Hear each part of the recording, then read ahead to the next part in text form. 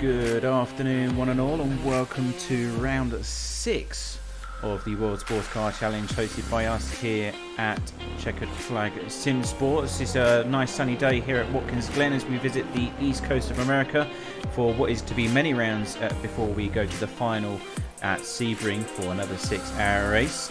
Join us as we're just going through the qualifying session here in the GT3s, and of course it is going to be a wonderful day here in this Eastern American circuit. Watkins Glen had a lot of history to it, of course. IMSA run here on a regular basis and was in fact the first time that Mazda ever won in the DPI category. As a fun fact for you there, just 2 years ago. I actually remember watching that race. It was a spectacular moment for them as a team and for the circuit as well. But Watkins Glen, of course, is very high speed. Coming out of turn 1, you've got that wide runoff area available before sprinting all the way up the hill with the drag race before you get to the inner loop and many other glorious circuits. Not much forgiveness in terms of mistakes as well. If any of the teams decide to go a bit off circuit or offline, you get sucked into the grass, it drags you off the grey stuff and into the barrier you go. High speed, high consequences here, and of course that is a very bad day indeed, because that means that double points are available because it is the 6 hours of Watkins Glen, so hours awarded at the 3-hour mark and the 6-hour mark, meaning it's one of the vital rounds in the championship going forward to the final. Now if we take a look back in time, just 2 weeks ago when we visited Mid-Ohio, a very condensed circuit, a definite change of pace for the guys that visited there. But coming out of that particular race, we have a very tight championship in both the LMP2 and the GT3 category, with Team Rookie Monsters leading for the prototypes with 131 points, and then On-Off Racing just a single point behind, entering this round here at Watkins Glen with 130. Go Team Racing occupy third with 110 points, so they're still not out of this fight, but they still could be a potential threat. And then we have the number 6 Black Hawk Racing. They took victory last fortnight, and they are in a strong position too. Quickly touching on the GT3s, it is the 87 from Bros Racing Ferrari, 150 points on the board for them. And then it is the 18 Team Simco car Porsche with 147 points on the board. So only 3 points separating your top 3 GTE cars, or GT3 cars, my apologies. Luna Racing not having the best of times. They've actually retired in the last 2 rounds with 100 points on the board, so they could still be a threat here if they do well at Watkins Glen, but they are a bit behind after those last 2 rounds. As just mentioned, we are in the qualifying phase at the moment. We're 20 minutes into our 30-minute session. For those of you that don't usually watch us, we split it into 2 different categories, and that is GT3s and the LMP2s. GT3s are out on the circuit first and currently doing some laps. We're a bit behind because we're already 10 minutes into this qualifying session. Apologies for that, but let's get back up to speed as quick as we can and get this race underway. So on the top position for the time being is the number 13 from Go Team Racing. Very usual to see these guys up the top spot alongside Luna Racing, who are currently occupying second. But that Corvette really fast-paced in qualifying mode, as Borna is currently sitting on a 142.9. He comes across the line now, ready to improve. Not just as of yet, and here comes his next flying lap. In second place we've got Gregor Spielat for Luna Racing, and in third we have Milan Saran in the 18 Simco Porsche. So usual top 3, very good to see high competitiveness between those top running teams. Then it's the 111 just outside the podium positions with the Minato Boffa Sim Racing BMW. And then the 5th place position goes to the number 8 car, which is also the sister Minato Boffa Sim Racing Corvette. So the number 8 is sitting about 143.6, so there's a bit of time between those top running teams, about 0.7 seconds. And we're looking fairly competitive all the way down up into P10, which is currently occupied by Panica Gaming in the 29, and that's also a 143.8. So 0.9 seconds separating the top 10 teams in qualifying here this afternoon, and we have 20 GT3 teams out with us today. So no doubt we're going to have plenty of multi-class racing action, especially when those LMP2s jump into the mix and start causing a bit of havoc.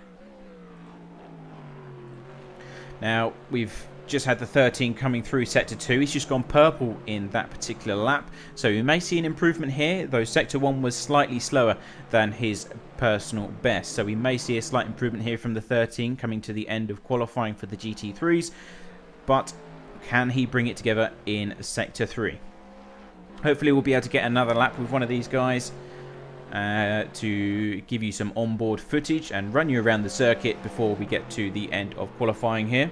And he does improve 142.6 there for the 13. So that is an improvement by the Corvette driver. As we're now watching Lunar Racing coming into Sector 3. And they're currently on a flying lap. Coming through Sector 2 is 38.5 seconds, which is green. But so he's improved his personal best, but not purple this time by. Hopefully they'll go for one more lap. As he comes across the start-finish line, they are going for a further. So let's go on board then. So it's braking on the left-hand side down into turn 1. They're allowed to use the runoff area until they get to that white strip on the left-hand side. Then it's all about that gentle touch as you come up the hill. Make sure you hit those apexes really well, and that will keep the momentum going very nicely before you go on to the back straight. Perfect overtaking opportunity, especially for the LMP2s as they approach the braking zone, but they need to time it perfectly because you have to really slam on the anchors for the inner loop. Make sure you don't hit the curbs too aggressively, it can unsettle the car. And then it's all about throttle management, not much braking required, and just let the engine decelerate for the outer loop, which is turn 5. Then entering the chute, which is sector 2, and it's all about that late entry for this particular corner. It's quite tricky to master, so you want to enter wide and then cut back really tight before running into turn 7.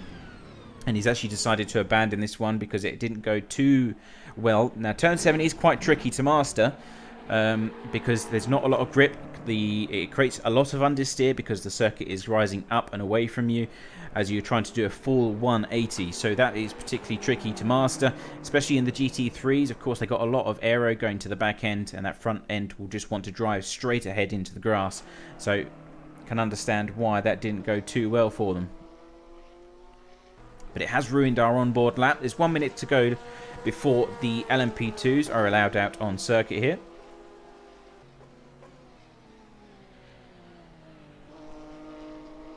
And the order still has not changed. Your top 3 GT3s is the 13 from Go Team Racing, Gregor Spielat for the 98 Lunar Racing, and then Milan Siran in the Simco Porsche.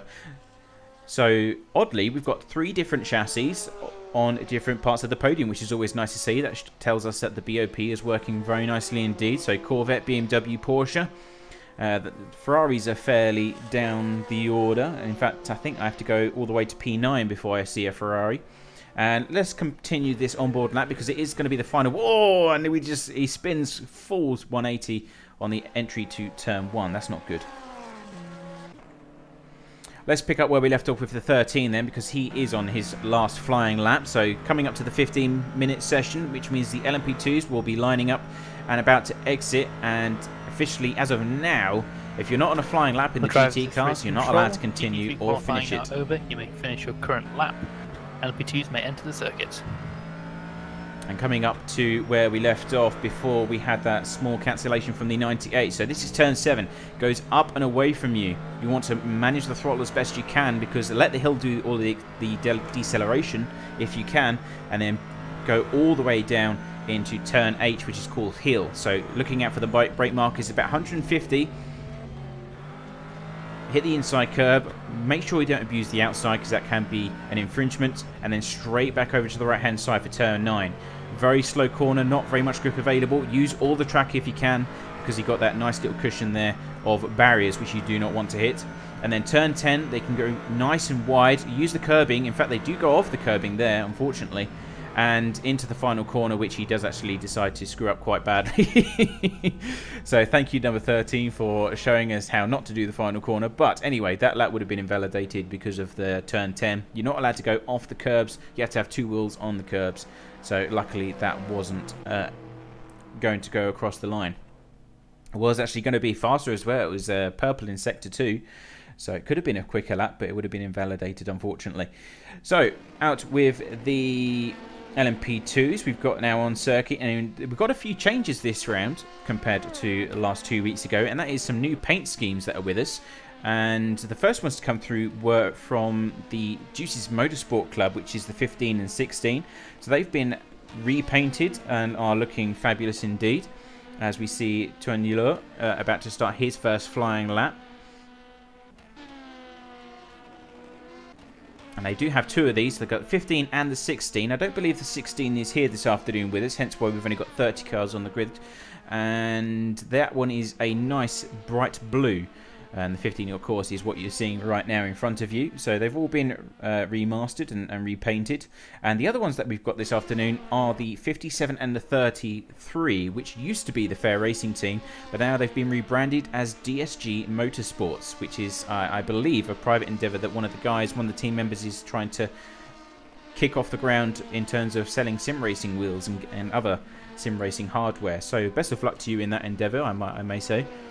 And because we live stream, do we get a free sample of these steering wheels? You know, just hint hint. Maybe a penalty for the nearest competitor if we if the race marshals decide that they fancy some new gear for their own rigs. Just saying. But anyway, we're about to start the flying laps. They've obviously gone 1 and 2 out onto the circuit and trying to find that open space that they so desire to be able to focus on the job at hand.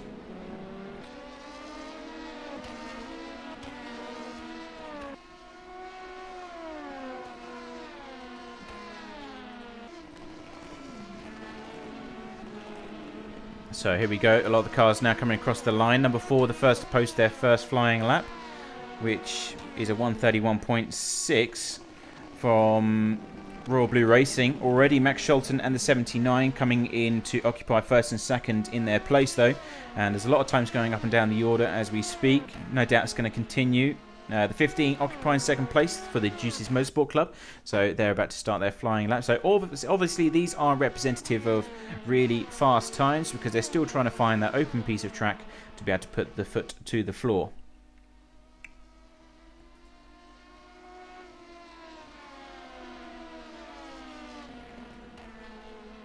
So on board with Charlie Rigo as he comes into Sector 2 now. So it's a purple Sector 1 so far from the guys.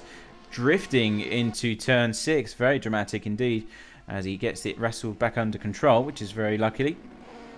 So that's not the fastest way to go around Watkins Glen, but it sure is entertaining for us. Coming into Sector 3 now as he comes down the boot, as it's called.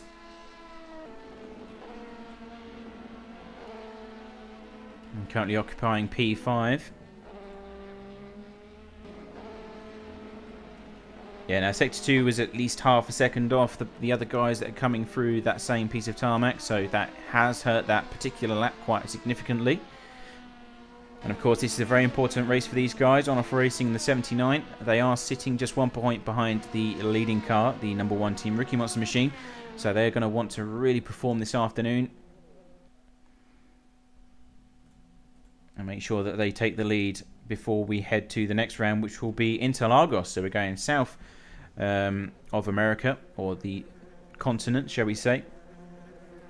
And going to Interlagos, and then it will be the final 3 rounds at Road Atlanta, Road America and Sebring. So there's a lot of American circuits here in the final few stages, but Brazil just had to be put in there as well. Occupying first place is a good debut so far for DSG Motorsports. 57 occupying first place, and the number 2 from Team Ricky Monsters in second. And then Max Scholten in third. So clearly they want to make sure that the new paint scheme is well received, scoring some good debut points.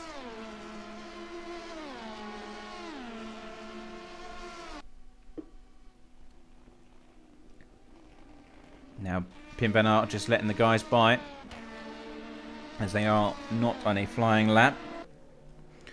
Another keen team to watch, of course, is the number 6. They've won 2 races this season and currently sitting in P4 as they come out of the pit lane.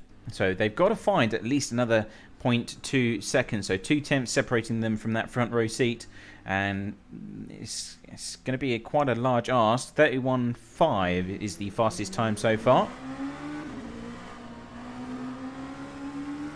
as he starts to re-enter track limits. So Black Hawk Racing are certainly on a strong recovery so far. They're on 107 points in total in the standings. They had a retirement at Spa, which was actually contact with the on-off racing team, on the first lap, entering El Rouge, which was unfortunate. Actually retired them from the race instantly before it had even really begun. And that meant that they missed out on a large portion of points, but they came back fighting for Mid-Ohio. Really strong performance there.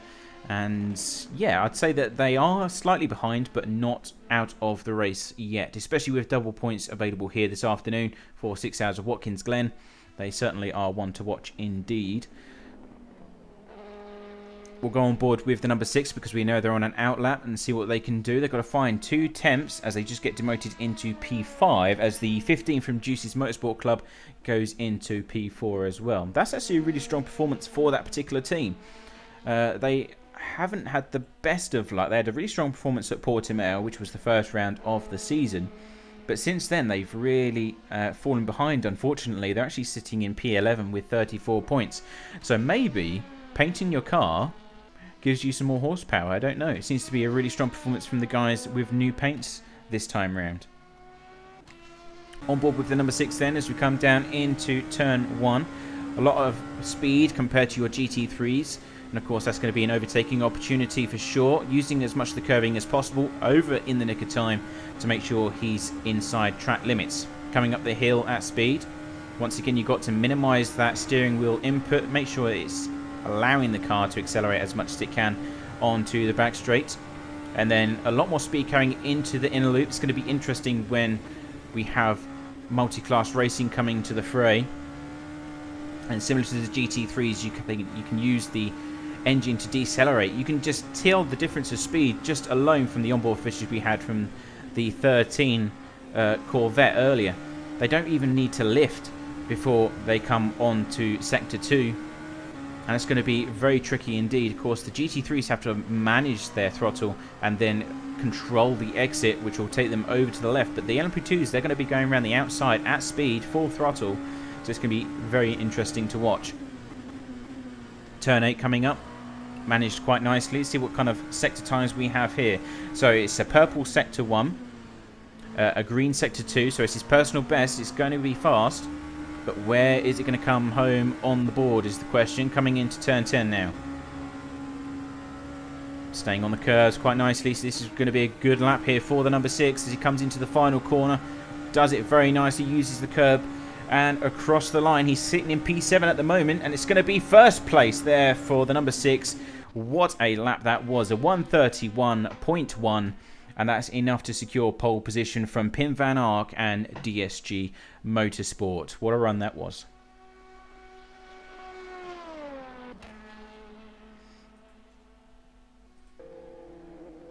Now it is still not over, of course. We have 5 minutes left here in the LMP2 qualifying. And Pim Van Ark is about to start another run. We also have Henry Drury for the number 1 team Rookie Monster car. They are doing very well. They've just gone up into P3. So there's your championship leaders at the moment. And they are about 4 tenths down from the pole position time. Just came across the line doing a 131.9. So it wasn't a previous best. Well, it wasn't an improvement over their personal best. But they still are on those podium positions.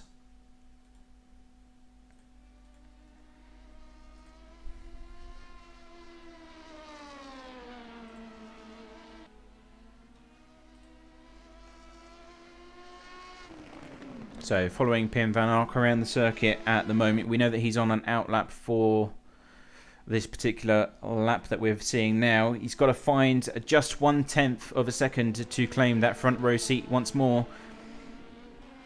Gap is down to 0.085 seconds. And then if you look beyond that, the number 1 machine, 0.4 seconds behind. Very close as always in the LMP2 category. In fact, all of the cars here seem to be within 1 second of one another. Charlie Rigo's not having a very good time in the 79. He's actually all the way down in P9 of all places. So that's a 131.9 for him. 0.8 seconds off pole position, which is a very strange place to see that particular machine.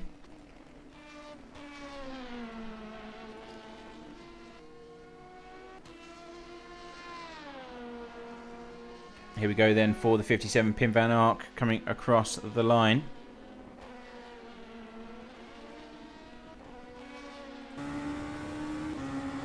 On board with DSG Motorsports.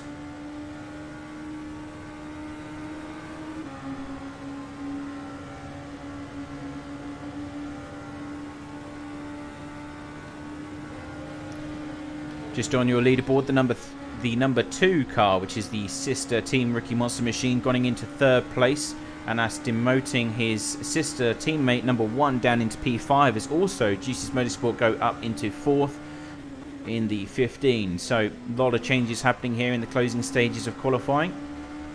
And 57 coming down into Sector 2. Let's see what time he's going to post. So it's a 21.5 on the board, which is just shy of being purple. And Sector 2 is fast indeed. 34 seconds. That is at least 2 tenths faster than anyone else. So it could be a victory here for the 57 if no one else can respond. And Sector 3 coming up now. Final 2 corners. These are vital. Oh, he could have carried a bit more speed through there if he really wanted. And coming across the line now, here comes Pim van Aert. Is it going to be quick enough? He needs to find a 131.0 something, and it is. It's a 130.971. That is pole position once again for DSG Motorsport. And number 6 is still out on circuit with 2 minutes, just shy of 2 minutes to go. So they can respond if they get across the line in time. But Sector 1, in fact, is slower than their previous best, 21.621. And they are, again, purple in Sector 2. So it's 33.8. So we could see another change in the closing stages here, ladies and gents. So always tough at the top in the LMP2s. It happens every single time here at WSCC. It all comes down to that final lap. And here comes the number 6 now, coming into the final 2 corners. Coming across the line. Is it going to be purple? It's got to find 2 tenths or just over 1. And it is. So we have another pole position change in the final few moments here. There is your pole sitting car. Black Hawk Racing with Roman behind the wheel. 130.8. So another tenth to be found by the LMP2s. Just turning up the ante on those engines. Trying to harvest as much power as possible. And Pim van Aert still out on circuit. Trying to find time for another time by. Let's see if he can actually pull this one off. It's not actually a flying lap though, because either that or he went off circuit, because it's not giving me any sector times as he's coming through Sector 2 now.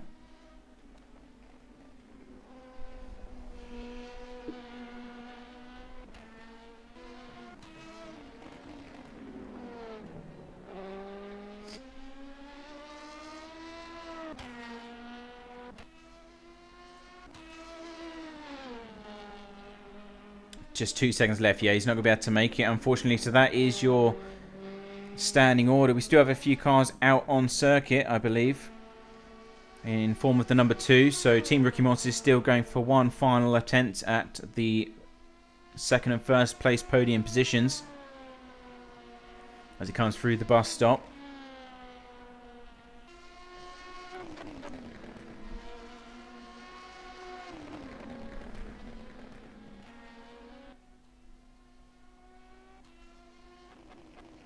Sector 1 wasn't a personal best, so he's still got to find a bit more time on this particular run.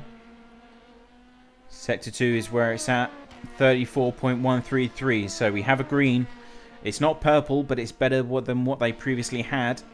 And they've got to find at least 0.3 seconds to move up by 1. Oh, and that's off circuit, unfortunately, so just barely coming through the 2nd sector there.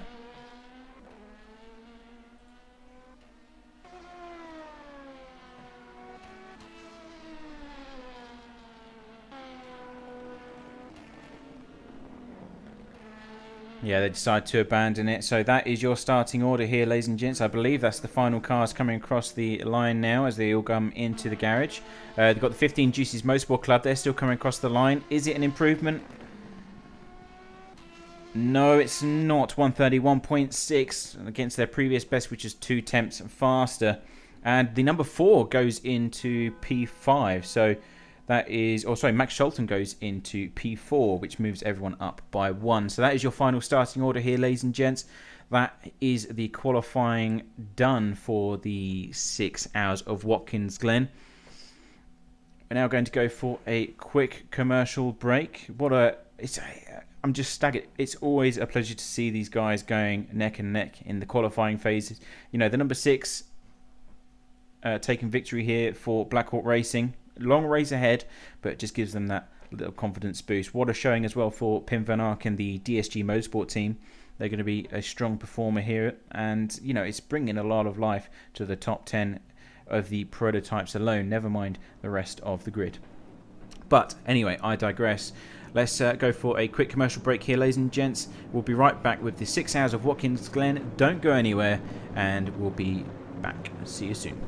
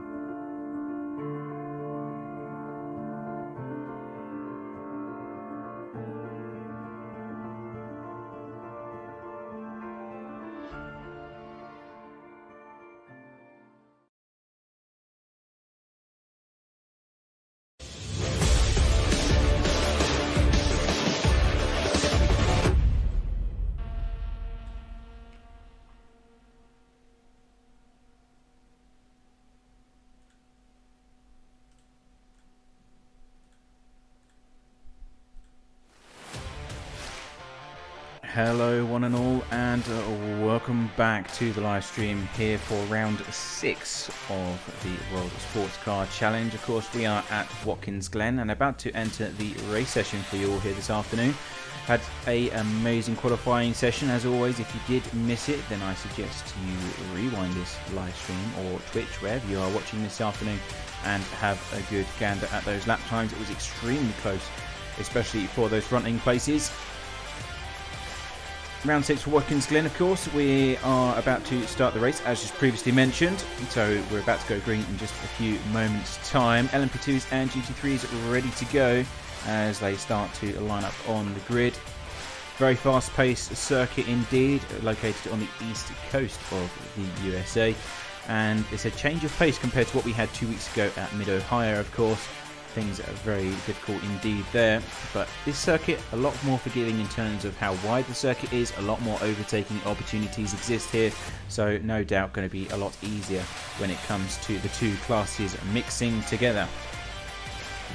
So we're just waiting for the grid to line up, and then race control will announce the start of the race as everyone's deciding to sound their horns in frustration, ready to go, clearly eager to get this event underway. Why do they put horns on LMP2 cars? It doesn't make any sense, does it? But anyway, we are here at Watkins Glen, and the starting order is as follows for you. So we've already just mentioned that the LMP2s was taken by Blackhawk Racing. So Roman behind the wheel doing an amazing job. Second place and close behind, giving it their all, is the debut performance for DSG Motorsports. Then you have the number 3 from Team Rookie Monsters, followed by the sister DSG Motorsport car. Good performance from Royal Blue Racing, and also the debut performance for Jesus Motorsport Club in their new paint scheme. On-off Racing and Charlie Rigo coming home in P7, and the championship leaders, number 1 Team Rookie Monsters, coming home in P8. Running at the top, the LMP2s, we have the 66 from Blackhawk Racing and the number 7 from Go Team Racing, before going on to the GT3s, which is in the number 13's hands from Go Team, and the 98 from Luna Racing. Milan Saran for the Porsche in P3, followed by the number 8 from Manapa Boss Sim Racing, and they're occupied by their friends who are close behind them, Triple One. Then it's the 19 Simco car, followed by Dylan Tarboten Arcadius Atriba. Colin Sanders for the Trax VR Racing team in 19th, and Daniel Ersling in the Ferrari in 20th. And then rounding out the final few positions here, as I'm starting to get behind the on-stream overlay just a bit, but you can see where everyone is as we come to the last position there. I believe we actually have lost a team. No, we haven't. We've got 30 cars here. Not too sure why. Yeah, it's only counting 29. But that is your starting order as the teams make their way onto the warm-up lap here this afternoon. It will be a race start announced by race control as they get back onto the start finishing straight as usual. And the LMP2s will be leading the way, and Blackhawk Racing have the outside line for turn 1, which may pose a few issues for them, as the 57 will be looking down the inside, potentially on the first lap.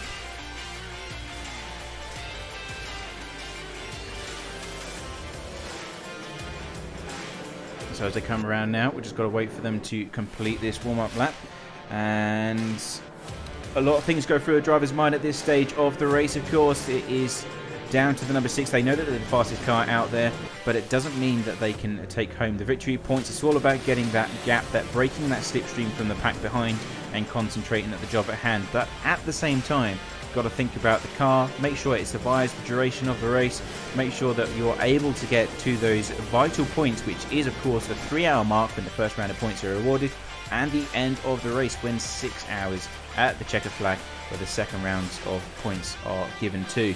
So a lot to play for, a lot of points up for grabs before we go south of the United States and the northern continent and down into Interlagos. That'll be a 3-hour race, so this one is certainly more important than this particular round. But let's see how things play out as we now enter the final sector before the race. GT3s all lining up behind as well, so it will be the 13 Corvette that takes position. And we're just going to turn off this music now because it's dragging on just ever so slightly. And ready for the race.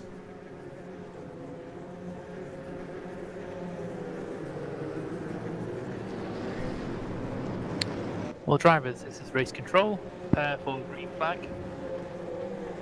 And we are now waiting for the go from race control as the number 6 comes to the start-finish line, waiting for the announcement. Green, green, green. And here we go. So the 6 gets off to a fairly decent start, as does the number 2 behind for Team Rookie Monsters. However, is the 57 going too wide into turn 1? DSG Motorsports trying to find that gap and widen it as much as possible. Their sister car is close behind too. There's a bit of a touch between the number 2 and the 33 with Max Scholl behind the wheel, all coming up through turns 2 and 3 up the hill for the first time. Behind is the GT3 13 Corvette from Go Team Racing. They're still holding on to first place. All drivers is race control, code 80 in 10 and looks like seconds. someone's had a incident in turn 1 already, which is very bad news indeed. And of course, they're still all going for it, and code 80 4, is being 3, called. 2, 1, code 80 enforced. And now all breaking down into 80 kilometers an hour. So that is bad news for the number 10, which doesn't have any rear wing attached. So that's going to be our culprit right there. We don't know. We was looking at a different part of the circuit at the time. So not too sure if that was another car involved in that, or if maybe they just gave it too much right foot on the exit of the turn 1. Got to remember that there's going to be cold tyres on these cars. And there's a penalty given to the 15 for some reason. Not too sure why that is. But I'm sure that will be cleared up by race control. But yeah, it might be because they went slightly sideways on the inner loop or the bus stop. I did see them go wide before the code 80 was called, so that might explain that. But I'm sure race control will soon clear that up.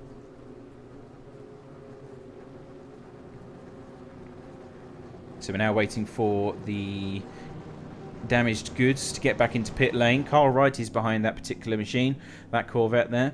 So he's just taking it nice and easy. Unfortunately, code 80 has to be called. Otherwise, of course, they will decide to get back to the pits as quickly as possible and cause more chaos.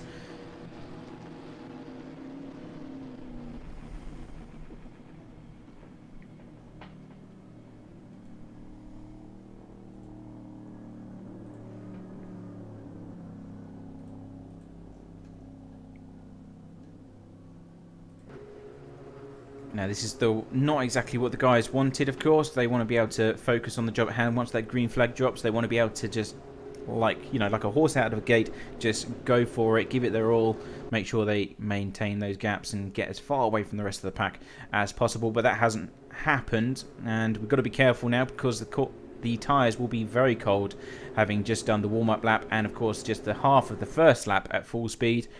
So they've got to be mindful of that fact that the tyres aren't going to be they're not going to be in their optimal temperatures anymore.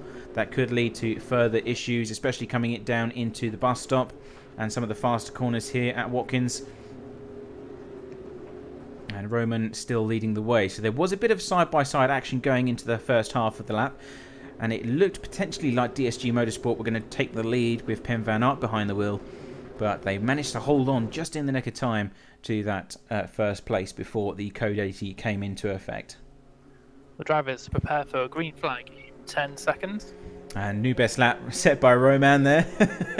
I don't think he can boast too much about that particular one, but regardless, Alpha 2 has given it to us. 4, 3, 2, 1, green, green, green. And back up to racing speed as GSG Motorsports on board the bonnet camera here. And they're firmly in the slipstream. Luckily, they were able to go back to green racing before the hill. Otherwise, that would have put them at a real disadvantage as they're accelerating down into the bus stop for the first time. At full speed, that is. And right on the tail of the number 6 Black Hawk Racing cars, they all come through now. The 15 runs into some problems as Chuan Lure once again has problems navigating through the bus stop. He's falling down the order into P9 in class. It's got a bit of a tangle going on here between the back running teams. And on-off racing with Charlie Rigo moving up by 1 into P7. Raw Blue Racing leading the pack for these guys as they all come bundling down into the next set of corners. In the meantime, back in GT3, Luna Racing with Gregor Spulak just moved up into first place and overtaking the Corvette from Go Team Racing in the opening lap. Milan Saran in the Porsche close behind in third, although that gap has widened ever so slightly. And for company, they are followed by the Manato Boffa Sim Racing Corvette.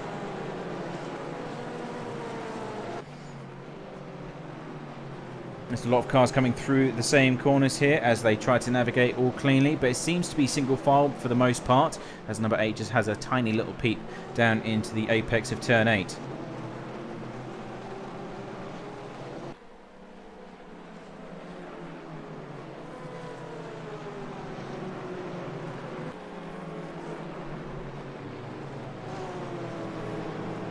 That's been a strong performance for the number 8 in the last few rounds. They are sitting in P16 in the standings, 20 points. They scored 8 last time by, so it's a really strong performance if they can come home here this afternoon. In the meantime, the 18, of course, is sitting in second place, so a strong performance from both the Porsches in this particular series.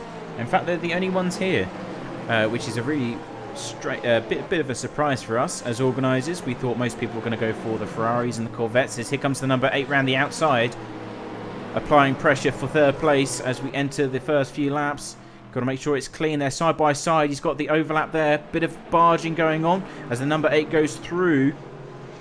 And the Porsche comes back straight at him. So, bit of grass for the Simco Porsche. Manages to hold it nicely. But the number 8 is through into third place for Minato Boffa Sim Racing there.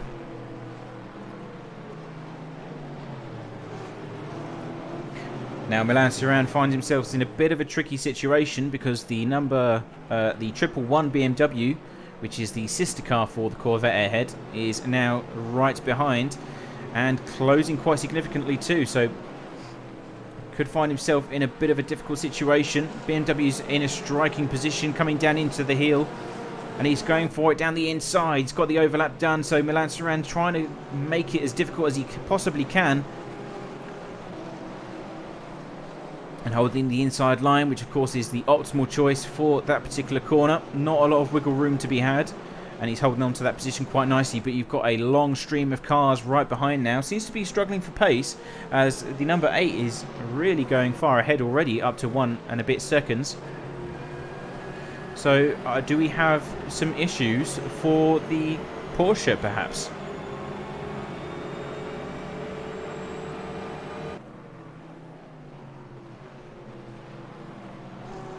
Colin Sanders for Tracks VR Racing also in the mist here as he comes up the hill.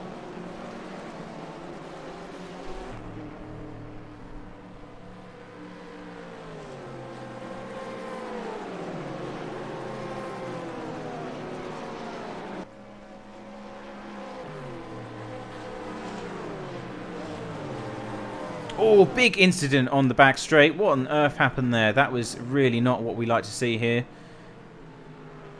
Very unusual for the number 11 to be involved in something like that as well. Usually they're quite well behaved, but there's going to be a lot of damage on that Corvette now. Of all the places to go 3 wide, I mean, that's not ideal. And there's going to be a lot of damage inside that cockpit now. And falling down the order like a stone.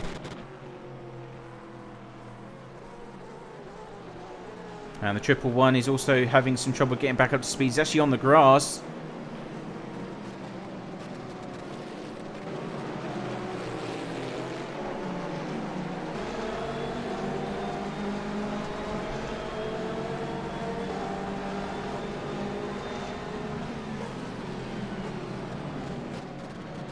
And there's a lot of damage on that BMW. You can see he's already struggling for pace. Team Ricky Mosses and their Ferrari going through.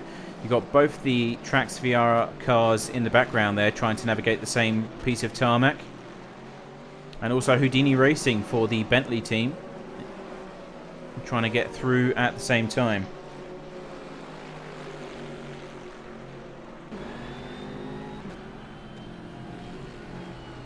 Yeah, both cars coming into pit lane. No surprises there. Back to the leaders here with the LMP2s. We have Blackhawk Racing still leading the way by at least a second. Strong performance from DSG Motorsports with their new paint scheme. They're sitting second and third. A second behind these guys.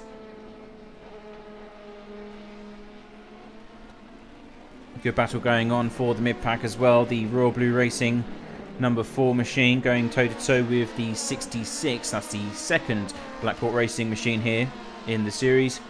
And Dimitri behind the wheel of that particular machine and fighting for 8th place in class.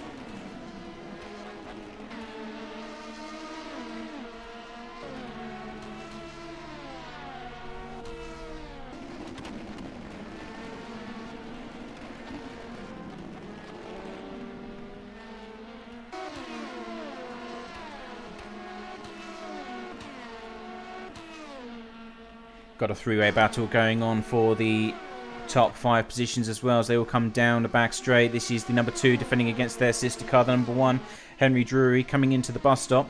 And a nice switch, and there goes the competition as well. On-off racing behind, looking for a opportunity.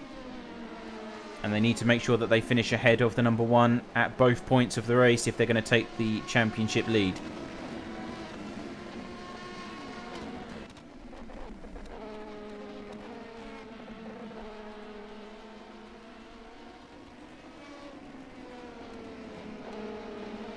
On board with Charlie Rigo.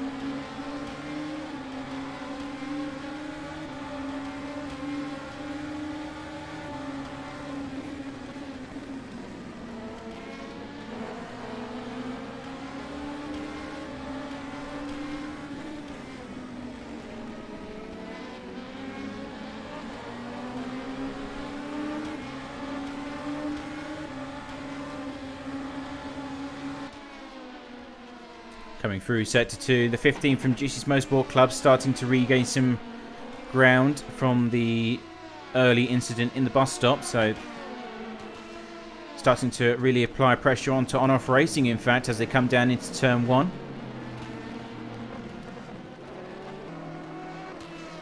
And you just saw on the left-hand side of the screen, that was the number 11 Trax VR Racing Corvette coming back up to racing speed. They're all the way down at the bottom of the order. And Colin Sanders still in control, but thankfully all the repairs appear to be done. It is still a long race, so a lot can still happen. They can regain that ground, and thankfully it happened at the start. So I don't believe they would have lost a lap at this point. Yes, they have, my apologies, but it could have been a lot worse, let's put it that way. There goes the 111 BMW from Minato Boffa Sim Racing. Be interesting to see what actually happened. I'm sure Race Control will be looking into it at some point, but be nice to see what the verdict is on you know, what actually happened in that particular instant. Both coming down the straight and just, you know, sideswiped into the wall. I've seen it happen there many times before, so it's not unheard of, but just unfortunate, shall we say. 10-second stop-go penalty for car number 76 for causing a collision. So that was 76. That's the Panica Gaming BMW, I believe. So 10-second stop-and-go penalty applied.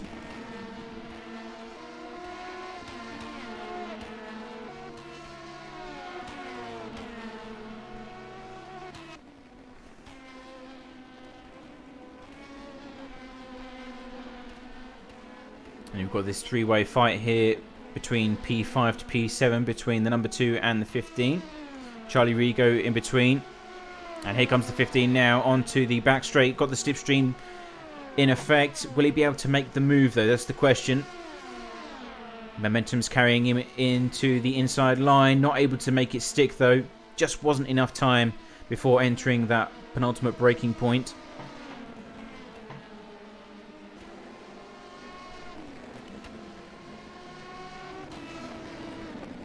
And we're keeping a close eye on the GT3 standings as well. Still Luna Racing in the 98, Gregor Spulat leading the charge. The 13 from Go Team Racing Corvette in second place. Got a nice battle between some of the mid-pack GT3s. Milan Saran still holding off Daniel Ersling, which is his championship competition. And they are very tightly packed indeed coming into set 3. Milan Saran, that Porsche, leading the way. And this is from P4 through to P8 in class. So a lot of points up for grabs here. On board with the 23. And it's currently sitting in 18th place.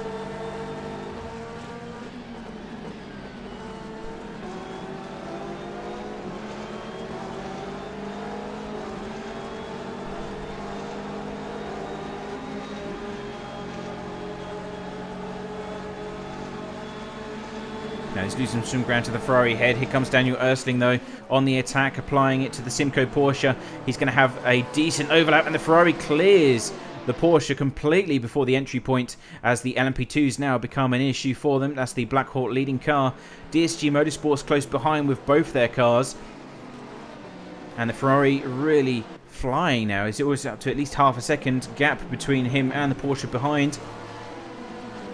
And the LMP2's coming in at the penultimate time as well, or the right time, shall we say, as they're able to clear most of the traffic before they even get into Sector 2.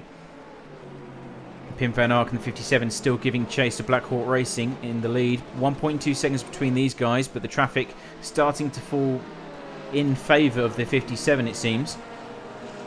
Although here comes RSA Sim Racers, they're taking the inside line, so that's going to cost them a bit of time. And it looks like the Black Hawk Racing have a bit of open space now.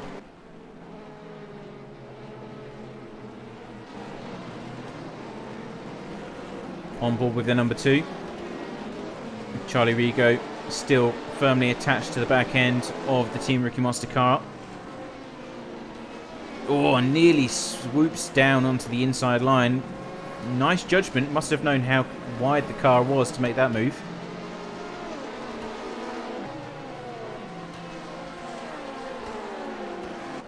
And holding on to that 5th place position. The number 1 car in the meantime has decided to go far up the road. He's at least 4 seconds ahead of this particular battle, as Charlie Rigo gets stuck behind the Ferrari from Daniel Ersling there. Here comes the 15. Of course, Charlie Rigo had to back out for the Ferrari coming up the hill. That lost him a bit of momentum. The 15 from Juicy's Motorsport Club trying to take advantage, not able to do so at that moment in time, as more GT3 traffic causes issues for the LMP2s. Looks like they're all going around the outside of turn 6.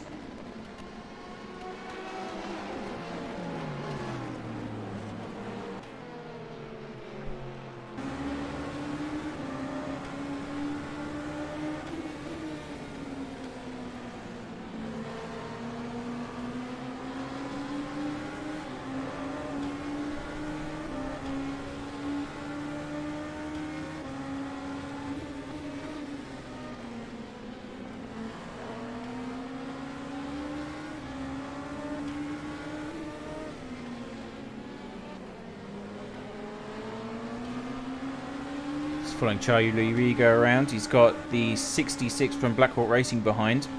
Looks like GT Motorsport run into a few problems there, because they've gone down to the bottom of the LMP2 order. No rear wing on the 15, so that is a big incident there for GT Motorsport, their debut performance in their new paint scheme. And they've decided to go and decorate it with some of the paint available on the railings here at Watkins Glen.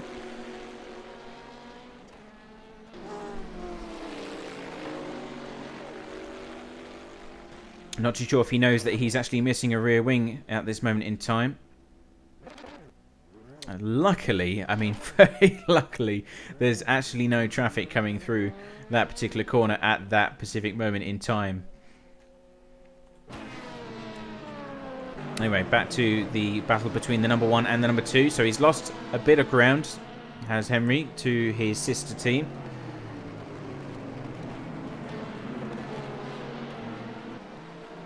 Now down to 0.3 seconds as they come into Sector 2. And then there's a nice gap before you see Charlie Rigo and the 66. So it's a 4-way battle for 4th place in LMP2 class.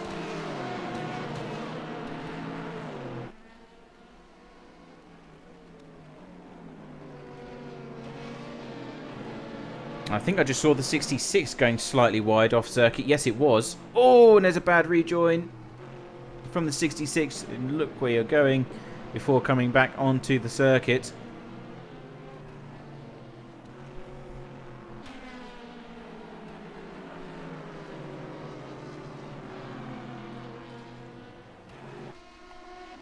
Back to the battle between Charlie Rigo and the number 2 from Team Rookie Monsters, holding on to P5 in class. As I said earlier, it's an important race for both these teams. The number 1 is in charge of the championship by just 1 point. So Henry's got a mighty task ahead of him to keep the 79 at bay. And if they finish ahead of them at any point of this race, then they may take the lead of the championship.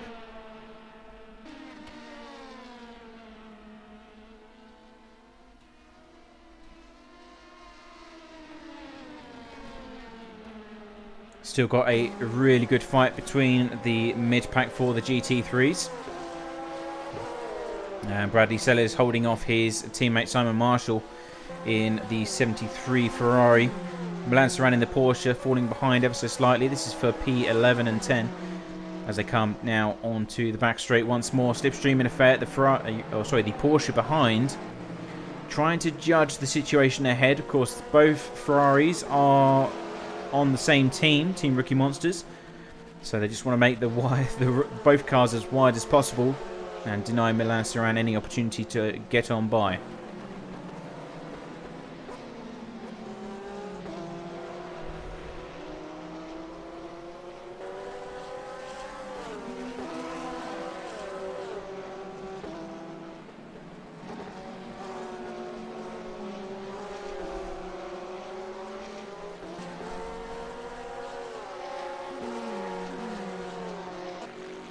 Houdini Racing trying to apply pressure to Shattered Windscreen Racing here. The Porsche and the Bentley, the only one that's here this season, in that lovely blue paint scheme.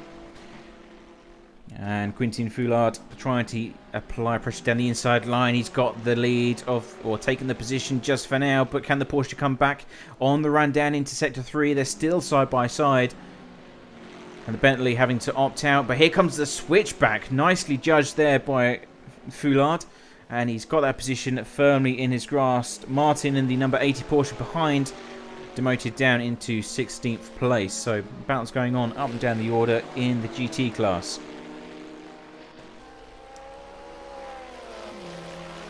Moving to the front of the pack, we have Daniel Erskine trying to fend off the the Lunar Racing BMW. It's their second car, the 97, although they're taking the stock skin, the 23 for Row Racing for this particular round.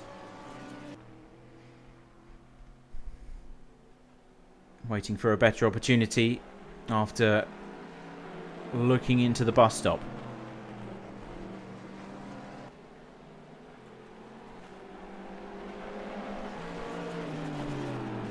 BMW decided to do a bit of gardening as he clipped the grass there.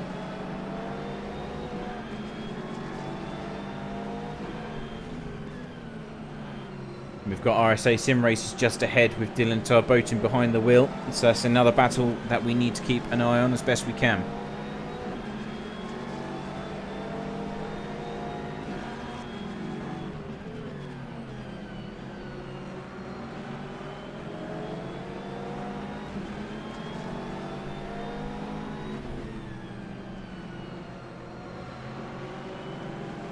Very wide approach from the Corvette in 5th place. But Daniel Erstling and that Ferrari seems to be very strong at this stage of the race. Oh, BMW's running wide off circuit before coming down onto the back straight, or the start-finish line, shall we say.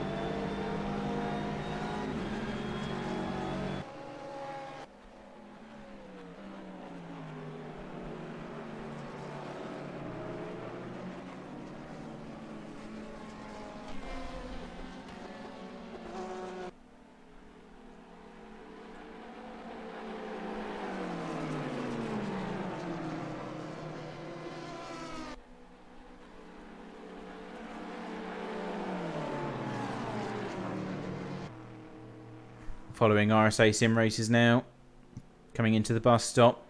Best overtaking opportunity available here at Watkins. But you need to have a really strong exit up the hill and maximise that slipstream potential. Here comes the 15 from last place, unfortunately. So 10-second stop-go penalty for car number 69 for causing a collision with the number 4. And some more issues for some of the teams here, unfortunately. So it's another penalty issued by race control.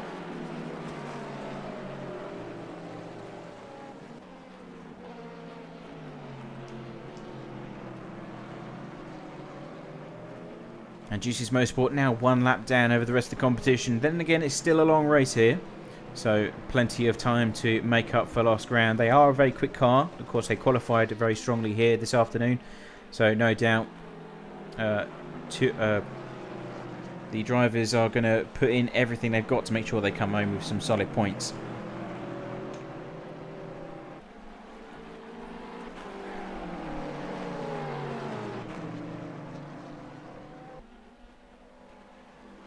GT3 seems to be where most of the action is unfolding at the moment. Daniel Ersling trying down into turn 1 to make up for some lost ground, but that has backfired spectacularly, as now we have Luna Racing on the attack up the hill.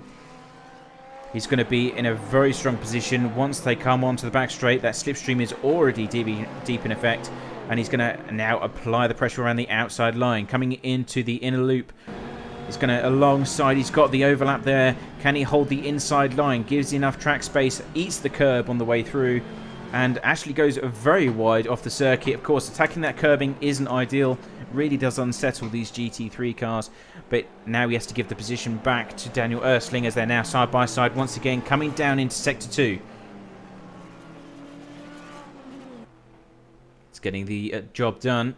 Now up into P5. So that is the move done there for Luna Racing, moving up by 1. Daniel Ersling in that Ferrari tried to make it difficult for them and thought that he may have been able to come back in the next few corners, especially after they ran wide into the bus stop, but just didn't capitalise. Not enough racing room, and good defending there from the BMW.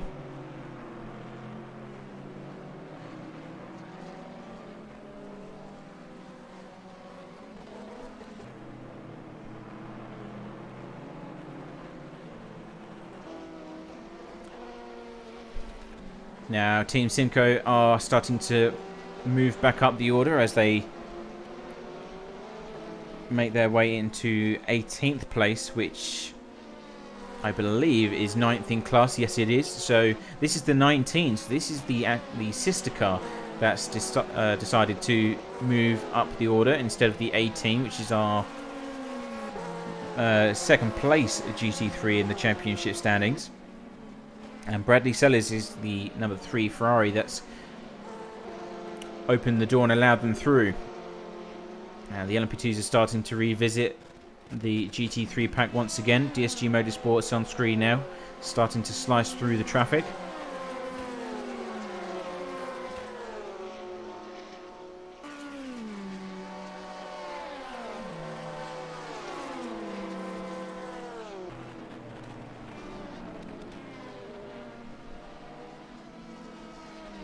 Strong battle between 5th and 4th place now. So Charlie Rigo in the outside line, taking the attack to the number 2 from Team Rookie Monsters. Gets the position done already. So P5 there for Charlie Rigo and On-Off Racing.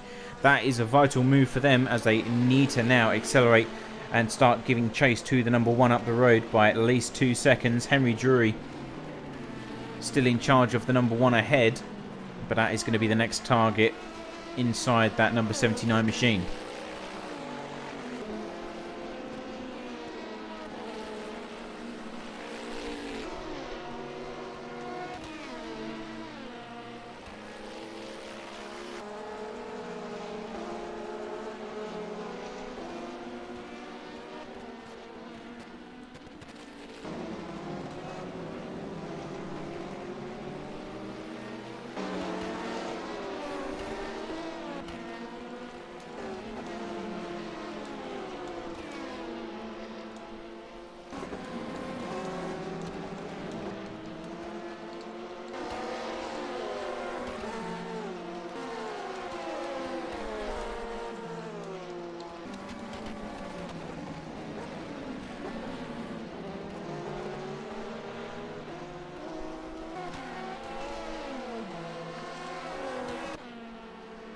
Now the battle for 3rd place in the GT3 class. This is a battle between Panica Gaming and RSA Sim Racers. Arkadis Triba behind the wheel for the start of this race this afternoon in that yellow and black BMW.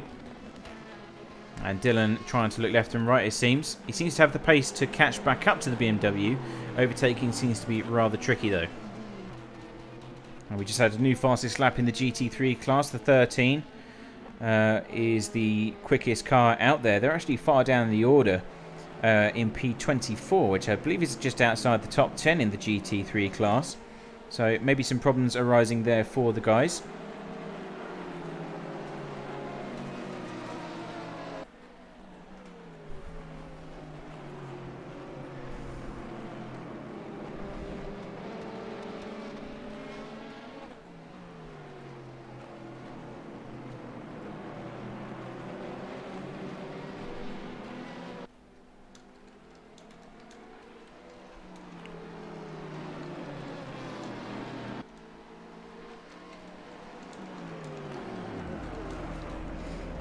Oh, and there's a big incident for Dylan Tarboton in the RSA Sim Racing car there. Might have just touched the barrier, so I believe there was maybe an LMP2 involved in that. I wasn't too sure. But he's now losing a ton of ground. Gets back up to racing speed as the traffic goes by.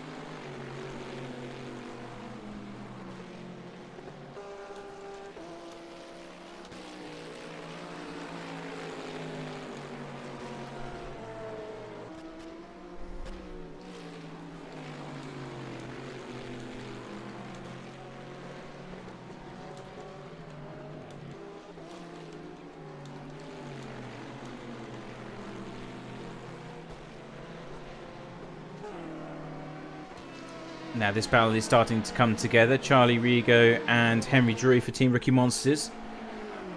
Our first and second place LMP2 teams in the championship. And coming down into the inner loop now.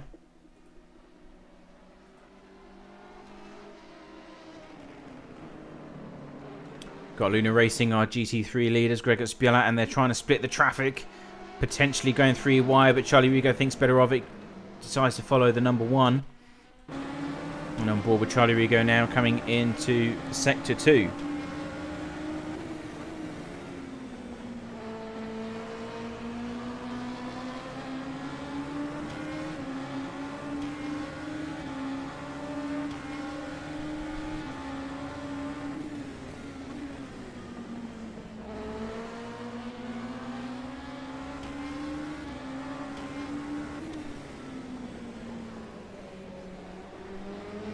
Bit of a wiggle there from Charlie as he tries to regain some traction, entering Sector 3. And I believe we just had our first... Oh, actually the number 6 is stationary. Is that beached? I saw that they were going down the order. I presume that it was part of the pit stop strategy, because we are getting around that time now. But we have the number 6 parked on the inside line of turn 9 at the top of the hill, and it doesn't look like they can get back underway again. So thankfully it's off the racing line, but even still someone could easily clip that if they decide to hug the apex. I don't even think there's even power on side inside the number 6. No, Blackhawk Racing doesn't sound like there's any life inside the engine bay whatsoever. Caution, there is a stationary car coming into Sector 3. Stationary car in Sector 3. So the rear wheels aren't spinning, or there's absolutely nothing going on. But that could be disastrous for the number 6 and their championship hopes, because of course double points on offer here. We're just approaching the end of the first half an hour.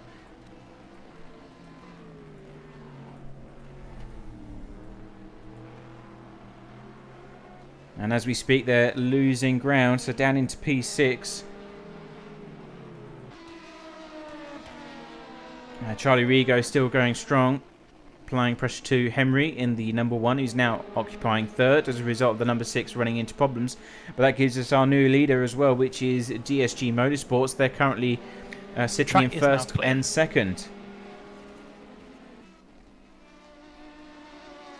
Has the 6 got back underway? Yes, they have. So maybe some hardware issues in real life, shall we say? Maybe their force feedback stopped working, etc. Not too sure what's happened, but the 6 seems to be continuing like nothing's happened. Doesn't seem to be any damage to it now that it's back underway either. That is very odd indeed.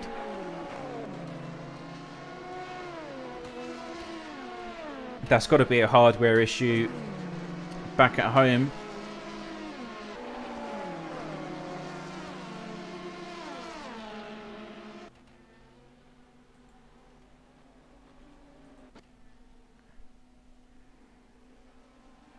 And back to the battle for third now with On-Off Racing and Team Rookie Monsters here.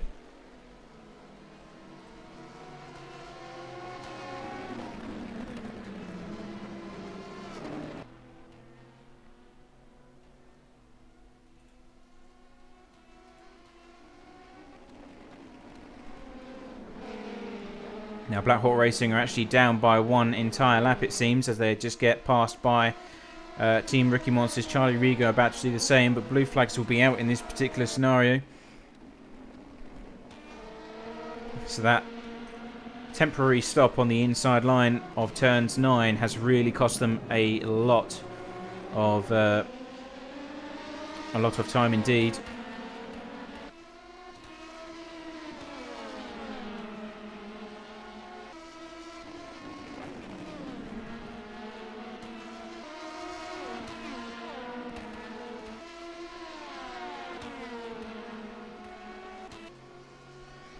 And yeah, we just had confirmation from the number 6 garage that it was indeed a hardware issue, so maybe the force feedback decided to stop working in that particular moment. But good to see that they're still up and running. It'd be a shame to lose one of the strong teams here this afternoon. In fact, there's so many strong teams here. You can tell that they're all tightly packed, and Charlie Riga is now going to have the difficult task of overtaking the number 6 to once again apply pressure on the leading Team Rookie Monster machine. I mean, he's still within striking distance, 1 second behind, so the slipstream will be in effect. And he's got the common courtesy of having the number 6 in between, so that's still going to provide some degree of momentum going forwards. But he is still going to be an obstacle when it comes to the point where he needs to overtake.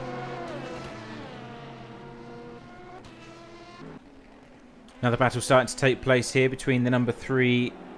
the 29 Panica Gaming and All also drivers, Luna a Racing. Reminder, any cars going all 4 wheels off the curb at turn 10 will receive a penalty. Remind you again, all 4 wheels off the curb is a cut track and you will receive a penalty. So I have seen that on the stream quite a few times already here this afternoon, running wide at turn 10. It's very easy to do, especially if you get the line slightly wrong. But race control just giving everyone a kind reminder that that is not on. You will be off track limits as a result. And Panica Gaming doing everything they can to defend against Camille in the BMW behind. This is for third place in the GT3 class.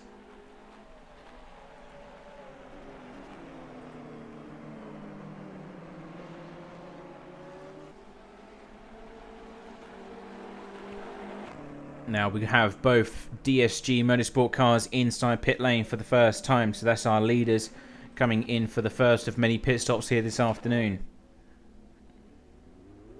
We've also got the number 2 back in pit lane as well, so a lot of changes going on. Charlie Rigo in second place. They've actually come into... No, they haven't, so my apologies. I thought that was the On-Off Racing car. This is actually the number 2.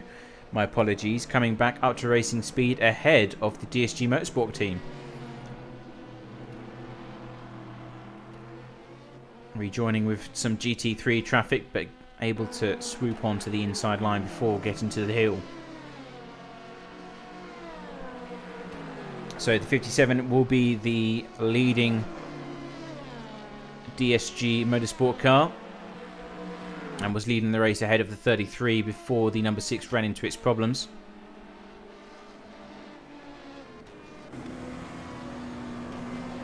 And they're coming up to the 15, which is for Juice's Motorsport Club as well. That's going to be a lap down, unfortunately, because they lost that rear wing earlier on in this race. And just overtaking Gregor Spilat as well, who is our leading GT3 car.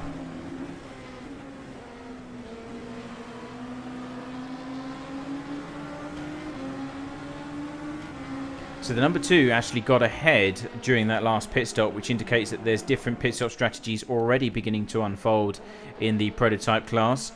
course, the GT3s don't need to come into the pit lane for at least another 20 minutes or so. So it's going to be a good time before we see them in pit lane.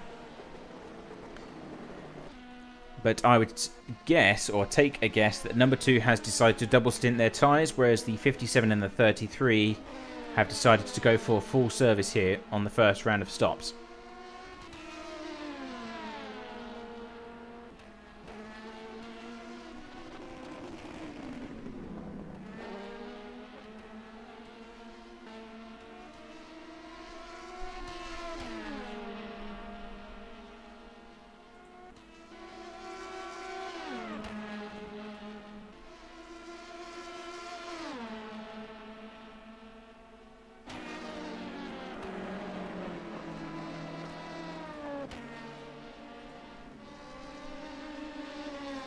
Now, we do have a few battles in the GT3 class, in particular the fight for third place, which is still ongoing. Daniel Ersling in the 87 Ferrari starting to come into this one, as he is just shy of 1 second adrift from the 23 BMW on screen now.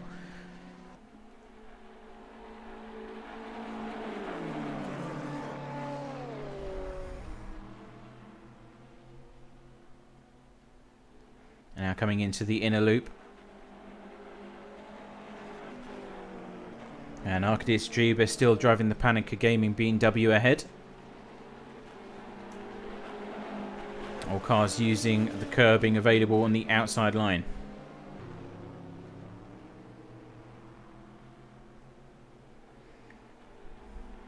Now have our new LMP2 leader in the forms of Charlie Rigo, though we suspect that he still needs to come into pit lane, of course, so don't take that one as gospel.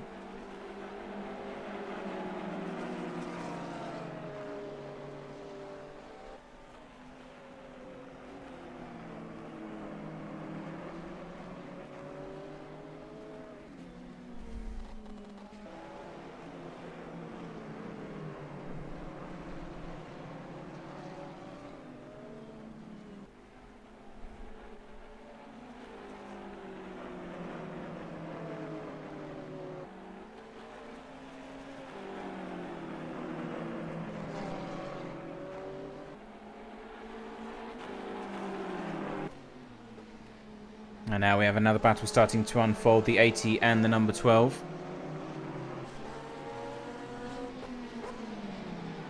And this is for 11th place. We'll keep an eye on the battle between the top 3 positions, or the battle for 3rd place, shall we say, as they come into Sector 3 now.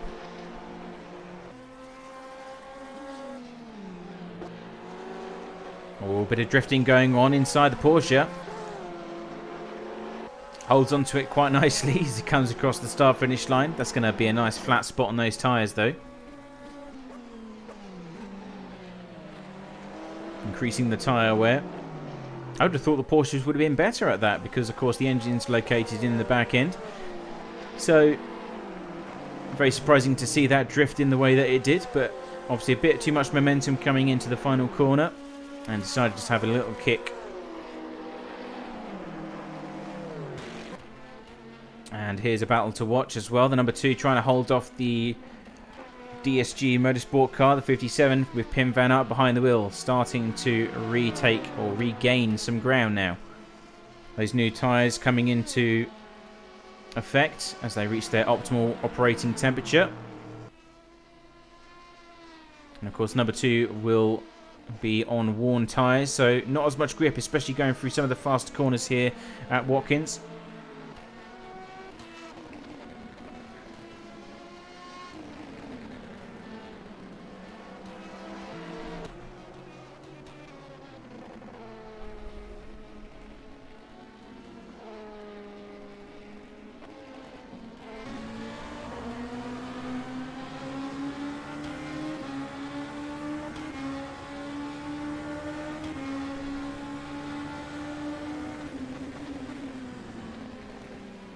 Oh, a bit of a moment there for the number 2. He opens the door for Pim van Aert to come onto the outside line for turns 9.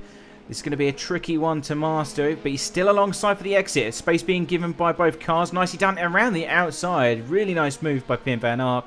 DSG Motorsports moving up into 2nd place after that spectacular move.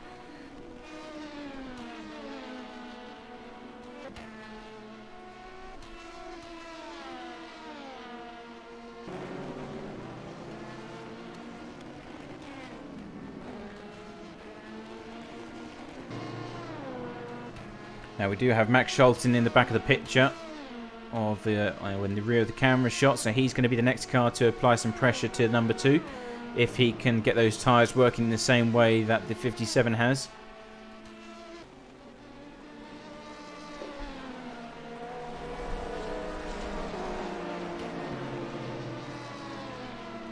And we still have this battle going on in the GT3 class between Luna Racing and Panica Gaming. Daniel Ersling also in the picture here, and it's three-way fight for third. I believe that's the number 6 Black Hawk Racing car, cutting between the two, as Royal Blue Racing also coming through from P7 in class.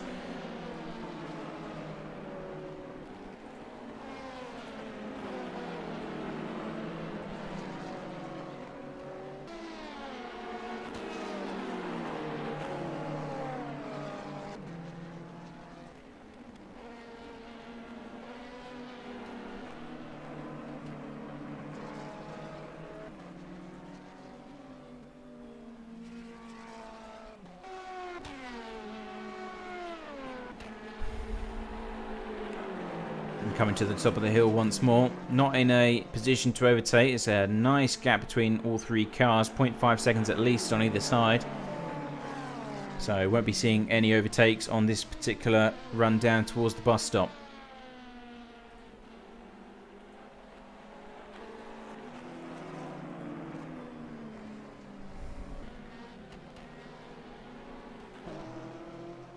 Just missed an overtake between the 13 and the 80. So Shattered Windshield Racing moving down by 1 into P13. In the meantime, Go Team Racing in the 13 Corvette moving up the order. And they run into some issues early on, but seem to be now on the charge once more. The next car up ahead is the number 12 from Trax VR Racing. And that's just about 2 seconds ahead of the Corvette.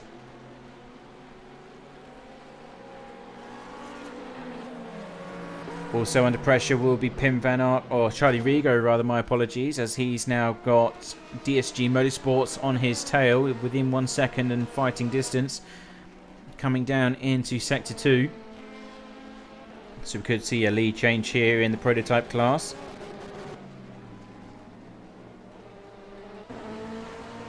On board once again with Pim.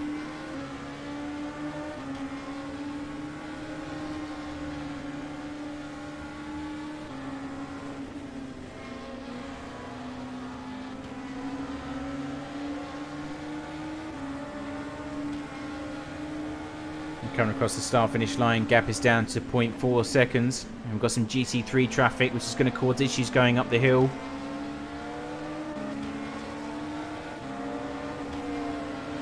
Both managed to get on the inside in the nick of time. It's the second corner here with the catch fence that really starts to narrow and provides a bit of a choke point, especially if there's GT3 cars in the way, but not an issue this time by.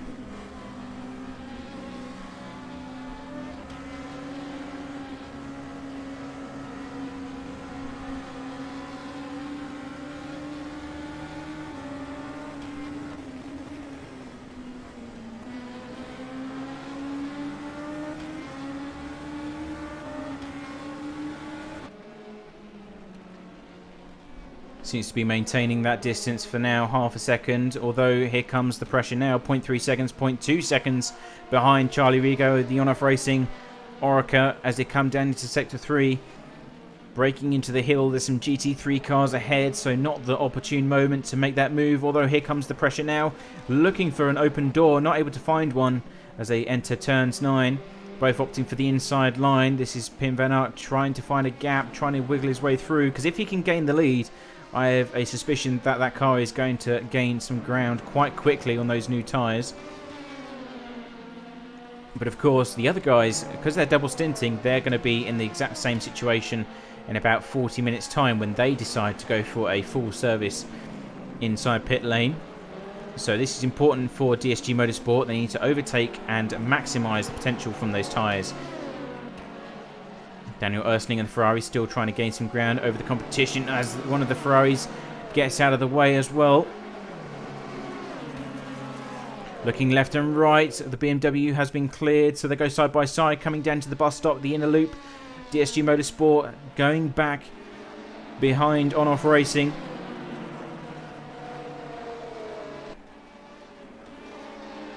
Panicky Gaming hugging the inside, making his intentions very well known. Pim Van Ark maybe looking for the switchback here, gets a better exit out of turn 7.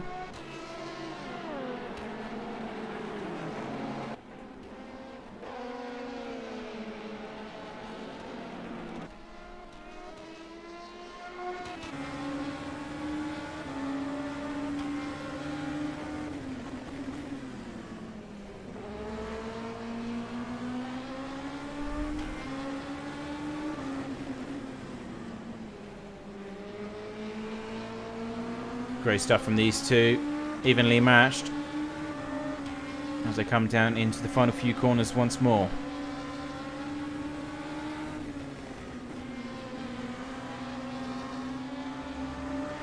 Now DSG Motorsport need to stay firmly attached onto the back end of this car. They could have an opportunity coming down the back straight. Nice exit there from the 57.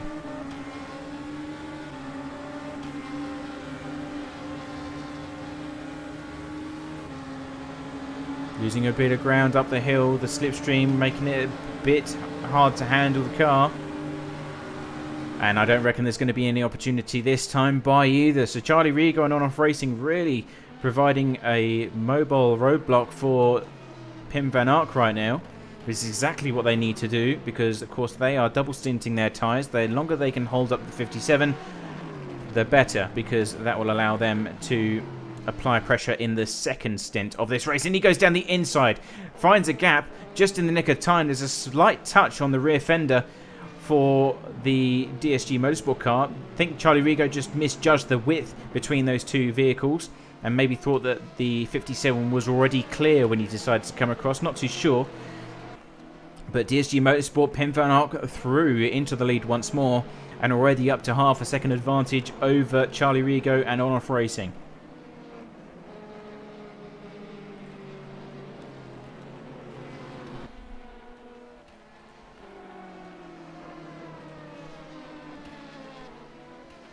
And you can just see the difference in pace already, up to 1.5 seconds entering the second to last corner. And across the start-finish line, the gap is officially 1.6 seconds. So DSG Motorsports really are starting to hammer down on those lap times, using those new tyres to their advantage. And it's only, well, the 33's already gotten into third place past the number 2. So they're doing spectacularly well with Max Scholten behind the wheel. And they are only 1 second behind Charlie Rigo. So we could see another battle for second place coming up very shortly. But we do have one that's currently underway for P6 in class. This is Go Team Racing and Black Hawk Racing for the LMP2 class. Dimitri behind the wheel of the Black Hawk car and Benjamin Sainz in the number 7.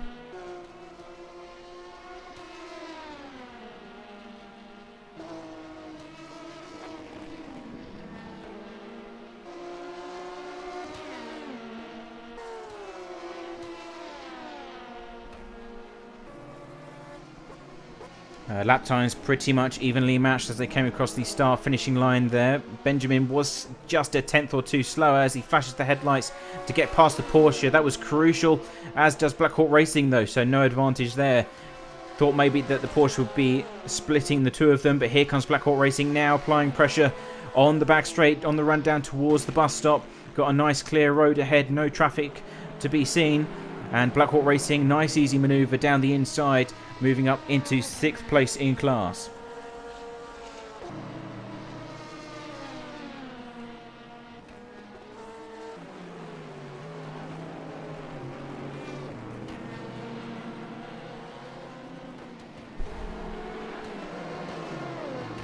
And we are approaching the end of the first hour here so far. And the 6-hour race this afternoon, so a long way still to go. And we'll soon be seeing the GT3 cars coming into pit lane for their first round of pit stops.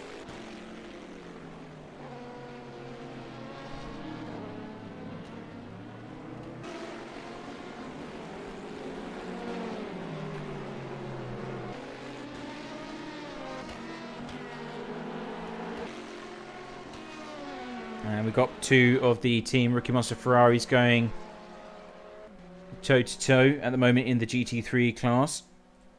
And they are just 0.7 seconds apart from one another. Don't expect too many battles here between the two. Of course, it's always good to beat your teammate in one of these events. Make sure that you're the leading car. Bradley Sellers behind in 8th place with Simon Marshall, of course, is the team principal or the team leader, so to speak, leading the pack. I guess that's quite fitting, as they both come through the bus stop now.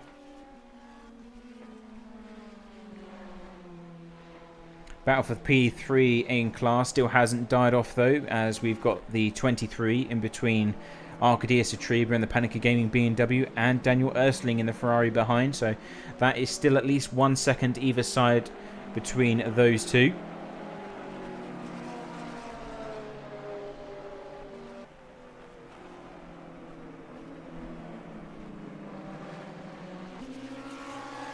And these two Ferraris now coming into Sector 2. That gap has come down just by a few tenths, 0.5 seconds between both these Ferraris from Team Rookie Monsters.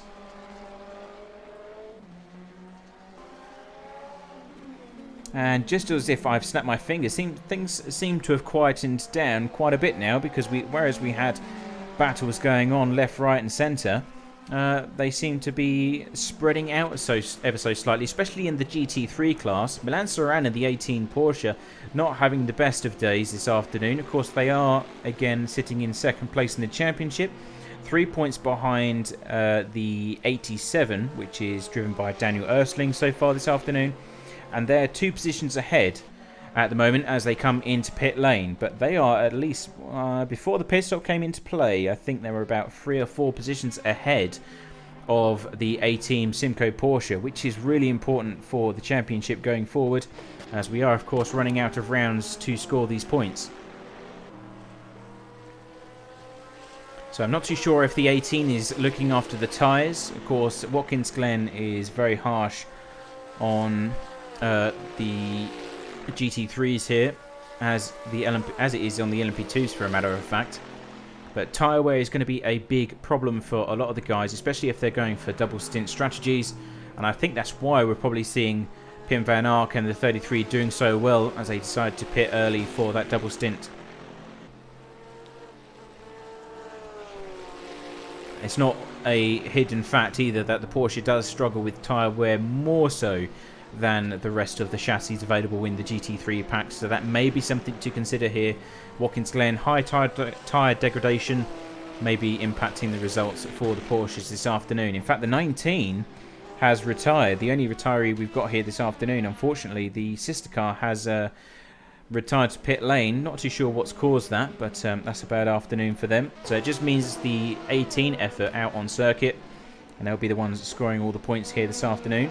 In the meantime, Max Scholten is starting to apply some pressure onto Charlie Rigo, so it's the sister car now starting to gain some ground for second place in the LMP2 field.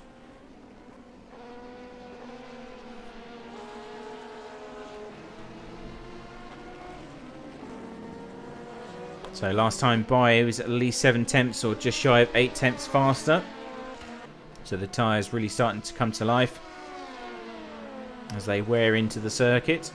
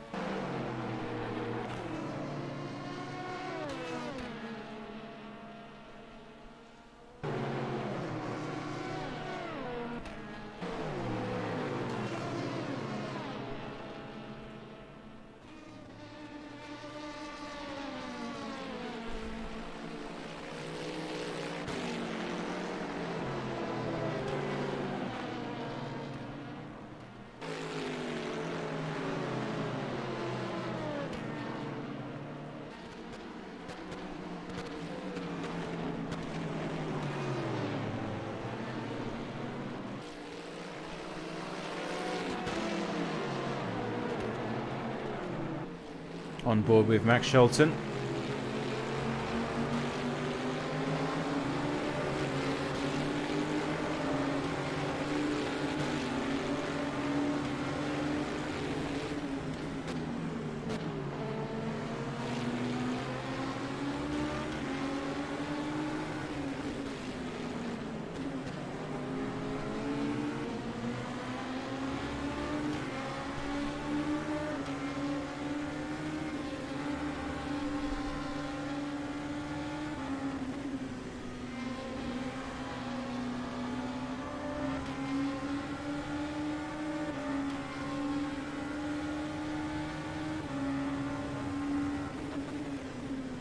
So both cars navigating through the GT3 traffic safely, and now back into nice clear air. So this is all about racing pace now. And down to at least half a second as I come through Sector 1 up the hill. Slipstream coming into play as they come down towards the bus stop. We've got a Corvette in, I believe that's Colin Sanders in the Tracks VR racing car. Oh, and Charlie Rigo tries to go around the outside, but he can't quite do it. Close the door, especially the GT3. Kind of bit of miscommunication there, but patience from the LMP2 drivers meant that nothing came of that, which is good to see. And they weren't too sure if to go left or right, and had a bit of a moment where... Have you done that? Has anyone ever done it? Don't you hate it when you're walking towards someone and they kind of do this left-right thing and you're kind of stuck, don't know which way to go? But I think that was exactly what just happened there with that particular Warning Corvette. to car number 111 for collisions made under blue flag conditions. So a warning being given to the 111 there, as we're still going to watch this particular battle between these two.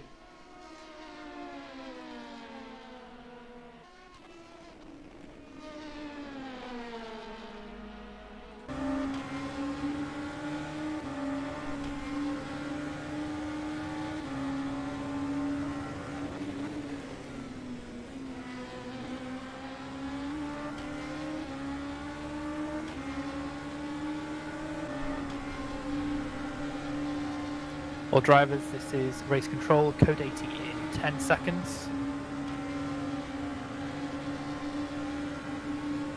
5, 4, 3, 2, 1, code 80 enforced. And that's code 80 coming into play, so we may have a stationary vehicle somewhere. Looking on the live timing, doesn't look like there's anything too obvious. Turn 1 and 2 would be the most obvious place to look, because that's where most people decide to go slightly sideways. Of course, the final corner is also quite tricky, but no, it doesn't look like there's many problems for a lot of the teams here, so not too sure what's causing that. But we're now approaching the end of the first hour, so the GT3s are going to be coming into pit lane. It's actually the perfect time to do so if they haven't already.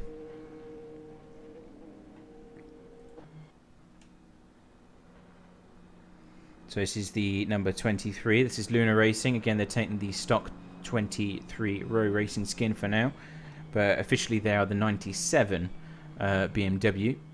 And 23 decided to stay outside of pit lane, as is Daniel Erskine. Of course, they've just already come in for their first service, so nothing too strange there.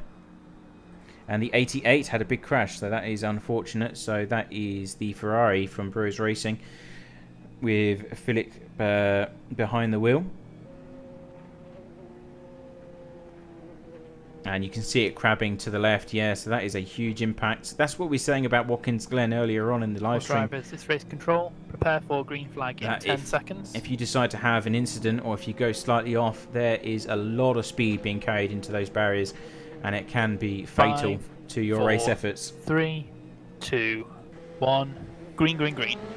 And on board once again with Max Scholten as he tries to regain second place before the first round of pit stops. And got to take it easy on the first few laps because cold tyres now on those LMP2s.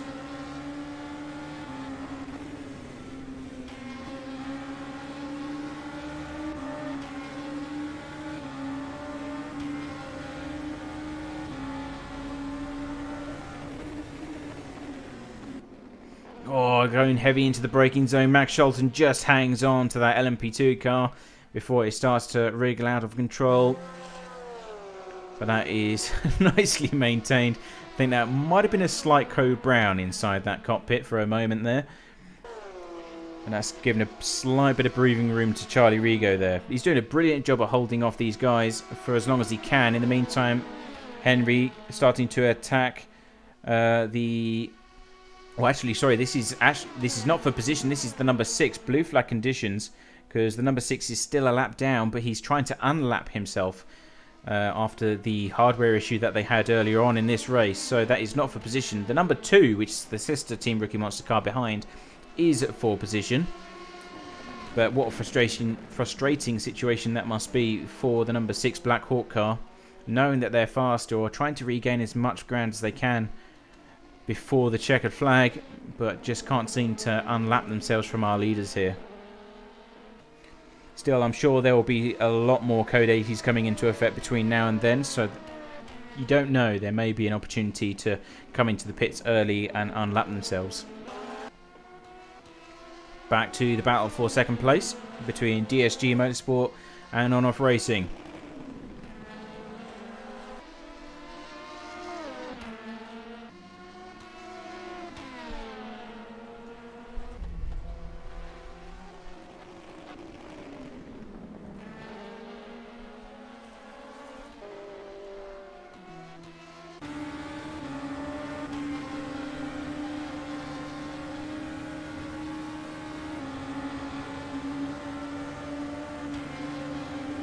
Starting to reel in the 79 on the run down towards the bus stop. Having a little peep down the inside. He's going to try to make the move, but not able to get the car alongside.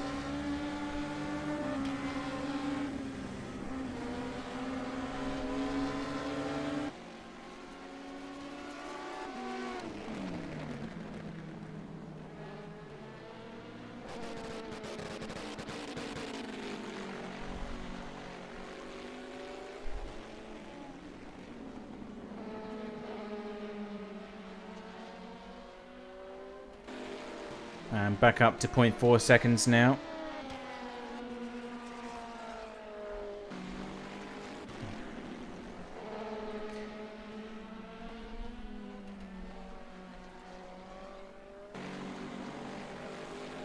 Now, in the meantime, Pim van Aert is really starting to hammer down in the lead. He's got at least 12 seconds advantage over the rest of the competition here. Charlie Rigo still holding off the sister car though. Max Scholten trying to find a way past. But that blue Orica ahead seems to be very wide indeed.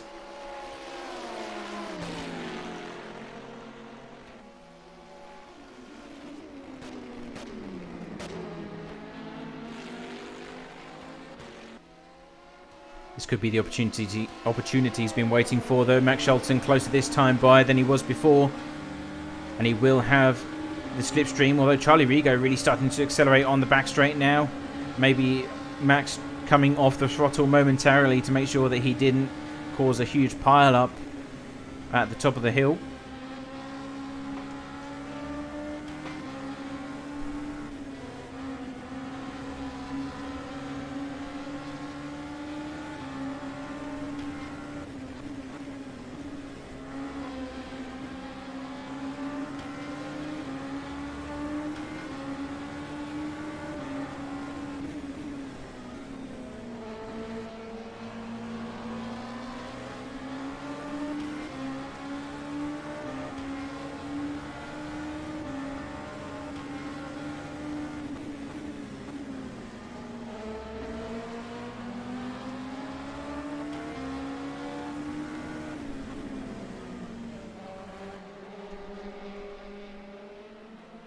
We have some GT3 traffic. I believe that's the 91 Ferrari. And that's split nicely, the two battling LMP2s. Nothing that the Ferrari could have done in that particular situation. So not placing any blame in that statement at all. But it was just the wrong place, wrong time. And that means that Max Scholten now has to do all of that work again. Now it'll be interesting to see how quickly he regains Z ground. He's got just about 0.9 seconds to make up. And of course we know that they're on fresh tyres compared to Charlie Rigo and the 79 ahead, but just how much pace does that provide the DSG Motorsport LMP2s in comparison to the rest of the grid? I mean, Pim van Aert is now 17 seconds ahead of the competition, so he's done a really good job of maintaining that gap and extending the lead over the rest of the competition.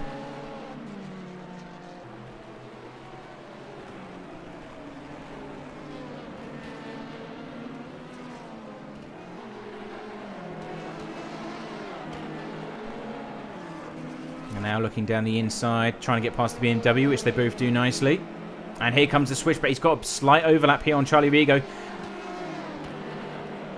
On-Off Racing able to just sneak ahead just in the nick of time. Here comes Max Scholten braking down into turns 9. Still no room to be seen.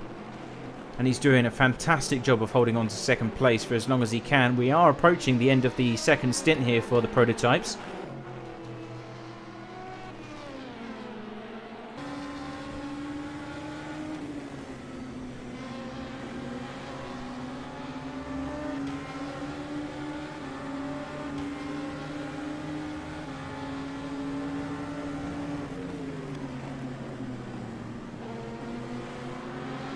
Okay, he's once again close as can be to the car ahead. He's got to make sure that he stays that way. Oh, he's had to apply maybe a small lift off the throttle there from Max Scholten. That's allowing Charlie to go ahead just by a few attempts as they come onto the back straight. This would have been the perfect overtaking opportunity, but it's not going to happen. He's going to have to wait once more for a better opportunity to come along.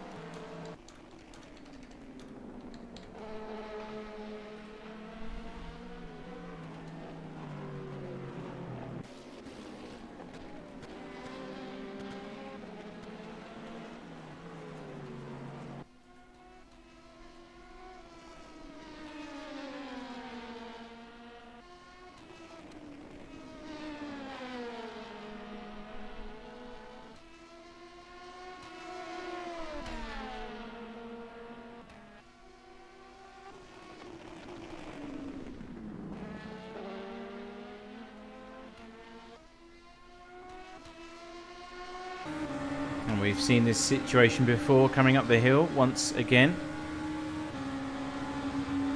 This time though the gap is significantly larger. And I don't think again he's going to be able to make a move for that particular position. Moving over to the GT3. Oh, actually, Charlie Rigo struggling in the bus stop there. So that's brought the gap down quite significantly. Down to 2/10 of a second. Coming into Sector 2 now. Here comes the switchback, trying to look down the inside. Coming into Turn 6, which was Shoot Corner.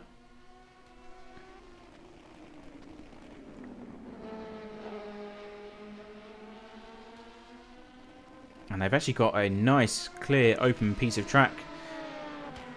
And the issue for these guys, of course, is that Pim van Aert is continuing to extend that lead. Now up to 21 seconds. So they are absolutely flying in the sister DSG Motorsport car. And we still have the number 1 from Team Rookie Monsters around 5 seconds behind. So they're still not out of the fight either.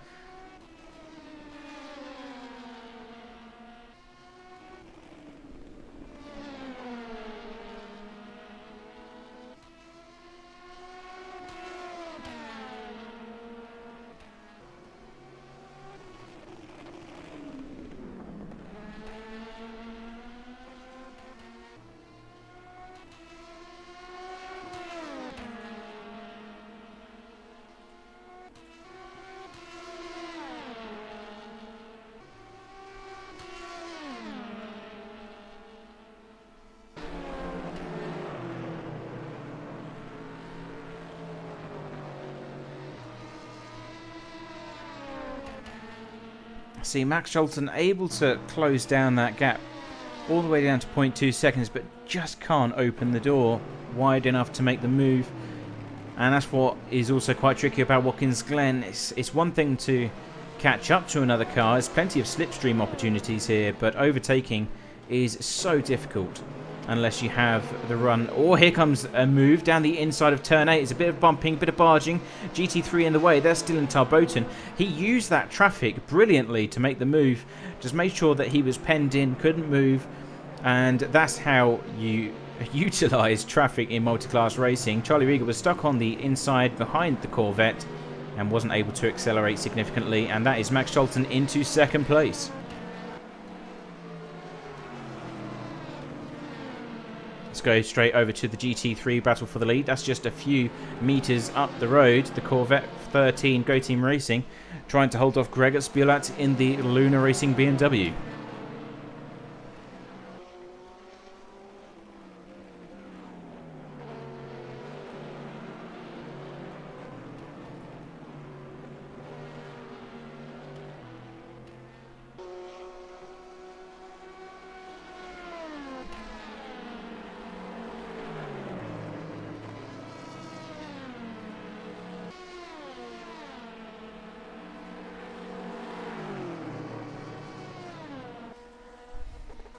Side by side into the bus stop here. Gregor Spielat really starting to apply a bit of momentum on the run down towards the braking zone. Still side by side even now, bumping, barging, exchanging paint on the way. The Corvette has already been in a few troubles this afternoon already.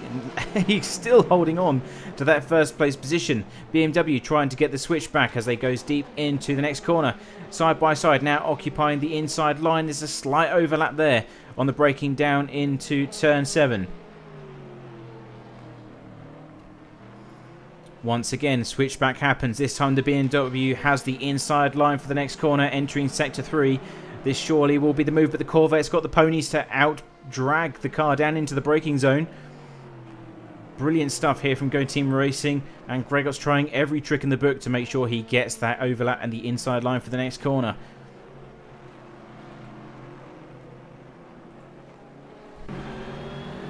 On board with the 98.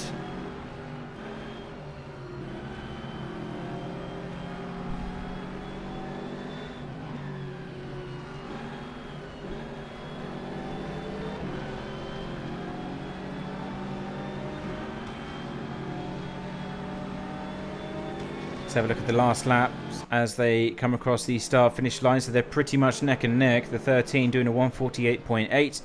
Gregor Spielat on 148.9. So, but they are fighting for those positions, so that would have slowed them down quite significantly.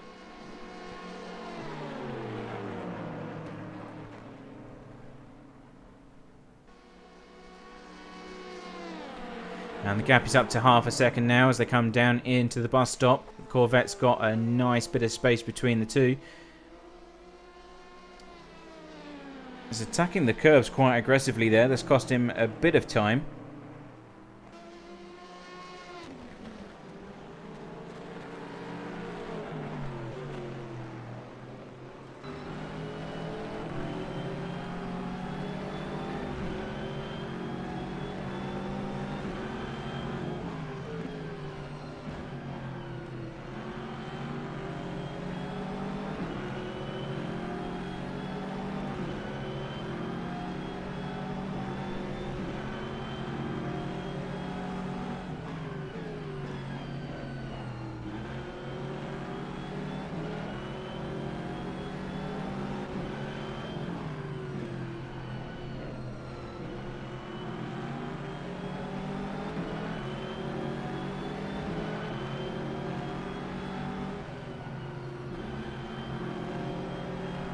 Gap's going back down once again, 0.2 seconds between the two. And Go Team Racing coming into pit lane with only 15 minutes into the second hour here this afternoon. So clearly that early issue that they've had has resulted in them coming into a completely different strategy. So we'll have to wait and see how that plays out. We know that the GT3s may need a splash and dash at the end. So that may be advantageous to be on a slightly different strategy compared to the rest. We'll have to wait and see. DSG Motorsports back out on track now in P5. So they've conducted their second round of pit stops here. And we're following the 57 as it tries to catch up with the number 2 from Team Rookie Monsters. Adam Shipstone behind the wheel. And that's the first time we've seen him in the car. So they've conducted their first driver change. And those of you that don't usually watch, it's 20% driving distance before getting to the checker flag. So they've got that out of the way nice and early. Although still need to be in the car for a bit longer in order to meet that target.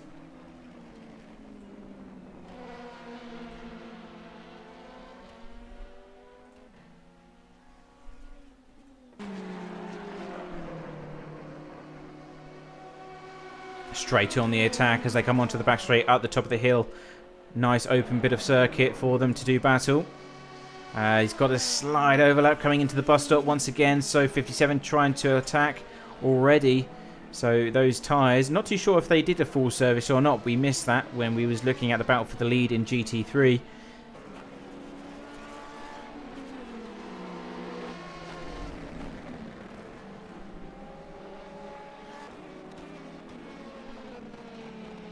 And some GT3 traffic for good measure, just to make things a bit more interesting.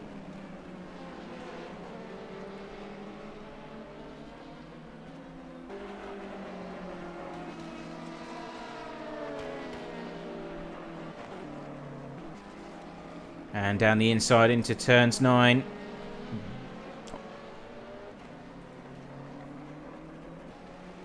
And gets it done nice and quick. Easy overtaking manoeuvre there for the 57. He had the overlap on the exit of Toe.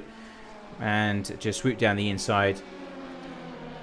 And that is now then back into 4th place.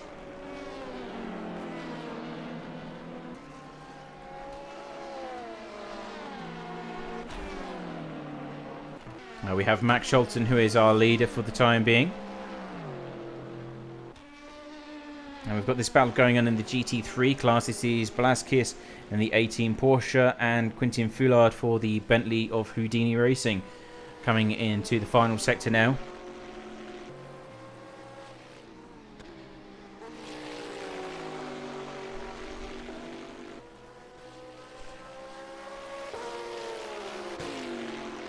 So we're just fighting for the last remaining positions inside the top 10. 9th place up for grabs here. Of course, the Bentley and the Porsche, very different sounds coming from these cars, but Bentley just sounds so grumbly and aggressive at the same time. Beautiful sounding car. Blackport Racing going by in the number 6.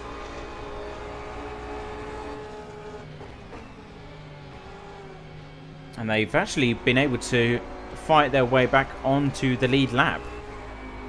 So really good job by the team there. Moussa Ben Amar behind the number 6 at the moment. So they're actually making good progress back into the top 10 positions.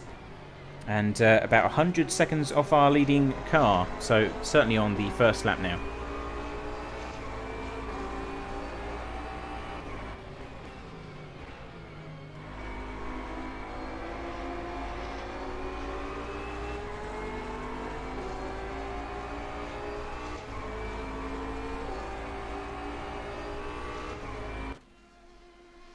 Now Charlie Rigo Nicholas Lemoyne. So they've had their driver change on the second pit stop here for On-Off Racing. Some fresh tyres going on that LMP2, no doubt. So they'll be in for the next 2 stints at least, as we come into the halfway point of the second hour here this afternoon. Not many battles going on. Things to be spread out quite nicely. You've got the number 2 Team Rookie Monster car still within 1 second of Pim van Ark.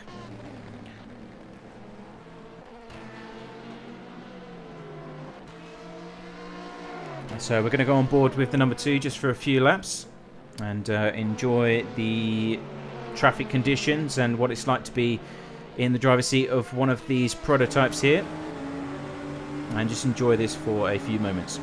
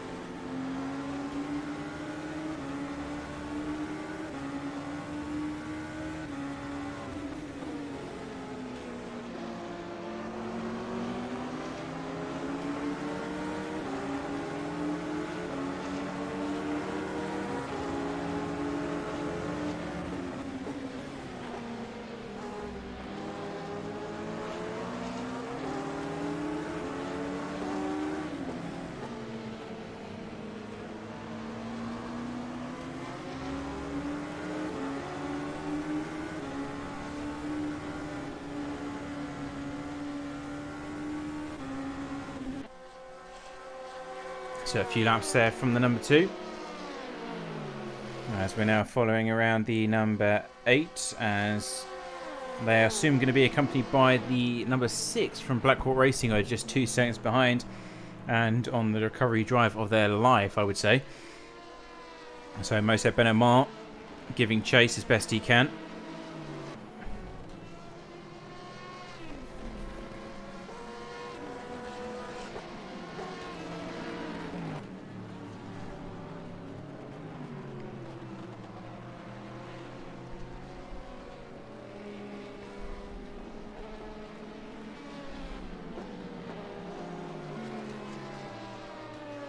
Drivers is race control, 10 seconds.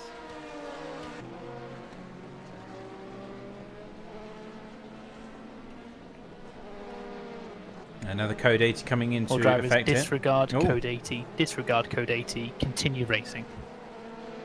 So I think that was the 111 because they've just retired on screen.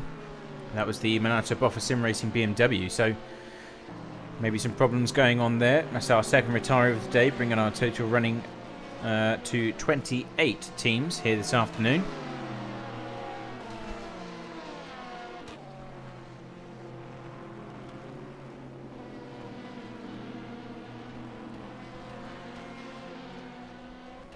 Now Mose Benamar within striking distance, half a second behind Royal Blue Racing here.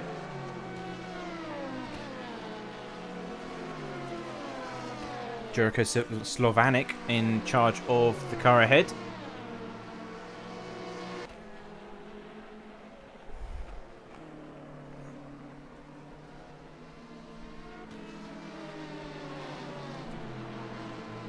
And this is going to be for 8th place. So all the cars other than the 15, unfortunately, are on the lead lap here in the prototype class. So very tightly packed field. I mean, if we had safety cars in this series, that would be a very interesting prospect indeed. But unfortunately, it's all code 80s. So those gaps are maintained if something goes wrong.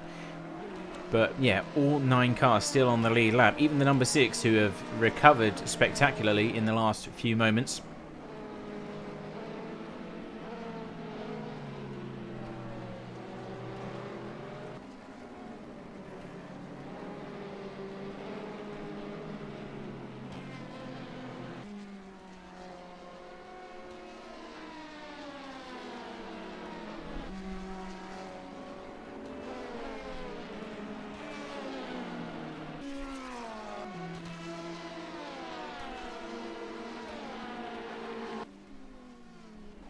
Okay, now striking distance, 0.5 seconds as they come across the start finish line.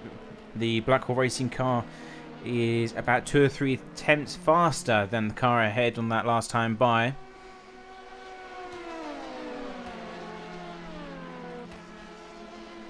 And on board now as they come down towards the bus stop once more.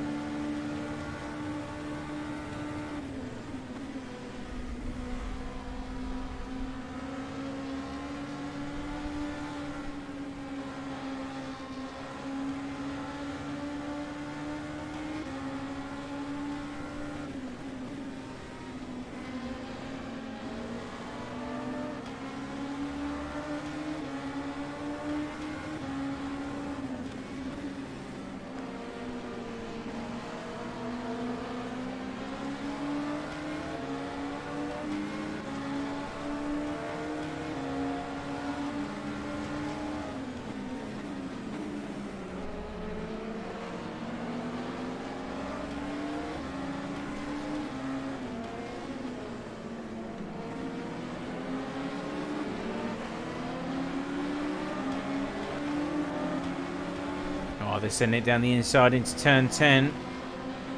Plenty of room, luckily. BMW on the outside line. Could be an opportunity here as Royal Blue Racing go into pit lane. So before that battle was able to get underway, they dive into the pits.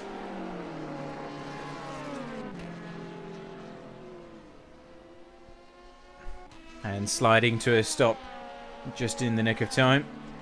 Let's go back to our GT3 friends.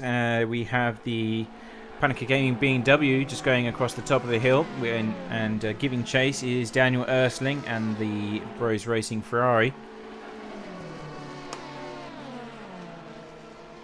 And Gap is up to just 1.8 seconds, and we also have another battle behind in the form of the 23 from Luna Racing and the 91 with Rogier Decline in behind the wheel of that particular Ferrari. And this is for third place in class, so Daniel Osling and the car ahead is for third place in class, and of course the position behind is for P5.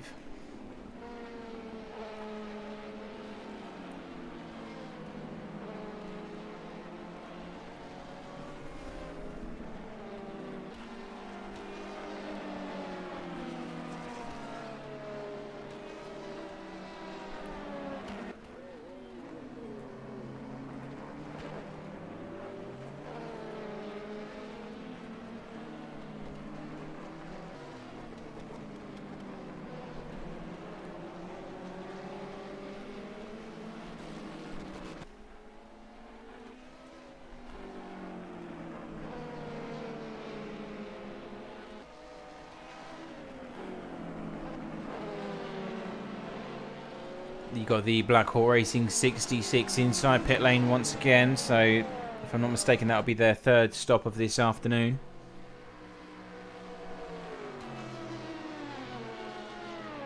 Oh, sorry, their second stop of this afternoon. That'd be a very short stint time, wouldn't it, if they were doing a 3-stop strategy in the LMP2s. But no, that'll be their second stop so far. Max Scholten is your current leader with DSG Motorsport, still performing strongly for their debut performance in their new paint scheme. Formerly Fair Racing Team. Oh, and the number 8 gets slightly tapped. I don't think that was at all Max's fault there. Looks like it might be a slight racing incident. The number 8 just came across when Max was already there.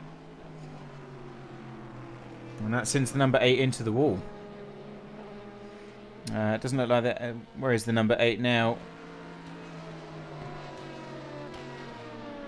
And that is one of the better performing GT. Oh, he's missing a front wheel, so he's actually gone into the barrier. So he's come down the hill, lost control once again, and he's now missing a front right wheel in that number 8.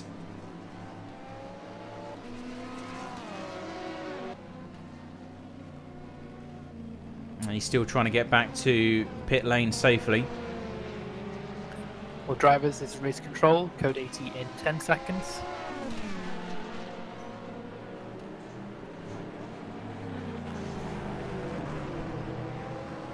5, 4, 3, 2, 1.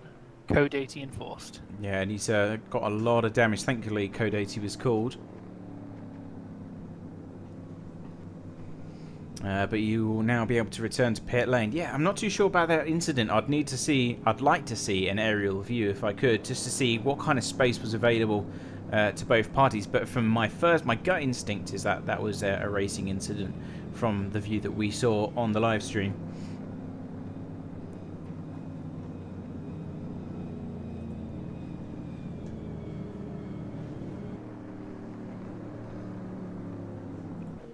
Now, a lot of teams have decided to come into pit lane at this moment in time, 57 being one of them. So Pim Van Aert coming in at the right time to get the car serviced. And be careful, guys, still code 80. It's still code 80. And he's completely forgotten. I don't even know how you do that, but still code 80 conditions, and that's going to be a hefty penalty coming for the 57. Well, drivers, prepare for green in 10 seconds. And in comes the number 8, so they're able to now continue the race. 5, 4, 3, 2, 1. Green, green, green.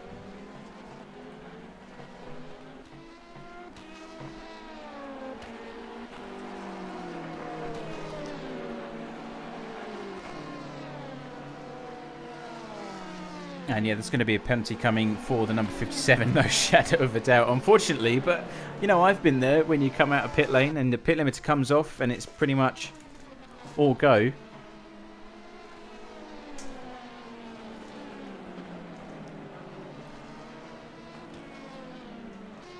So he obviously just thought, right, there's my pit stop done.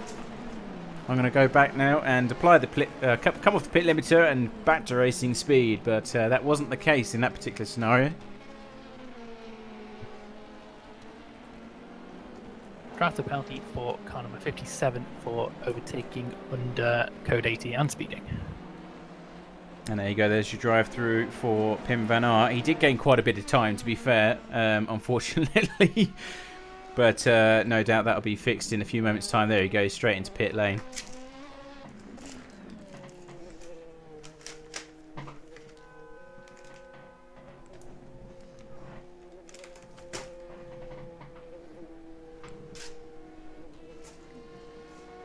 And where's that going to place him in the grand scheme of things? Here comes the number 2, Adam Shipstone for Team Rookie Monsters, now coming past. And that's pretty much a freebie there, if I ever saw one. And also comes the number 1, Henry, going past in the nick of time, as is potentially the number 6, who is going to unlap themselves. So very well done for Moshe Ben Amar. He's really starting to catch up to these guys. He's already into P7 after coming onto the lead lap once again. So very strong performance from these guys. And where is the 57 now? They're back into 4th place.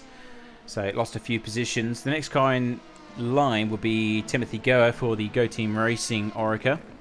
And they're coming through the last corner now. So he's got a nice gap between the rest of the competition. But the top 3, on the other hand, he's lost a lot of ground to them.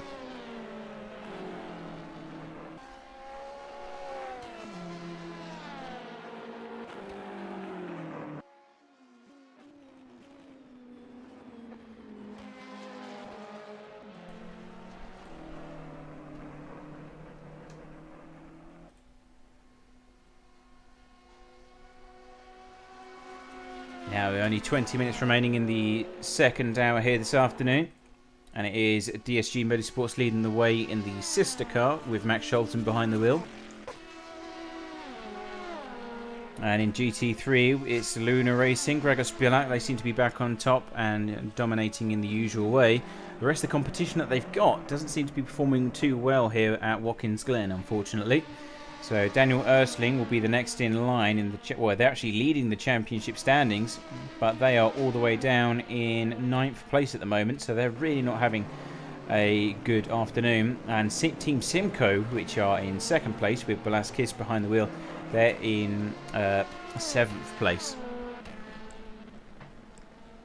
So it's quite a big difference in point haulage once they start getting dished out. So they've got to do something to address that. In the meantime, the 91 is performing strongly, and they're actually sitting in a 2nd place at the moment, with the 23 from Luna Racing close behind. That's the sister car.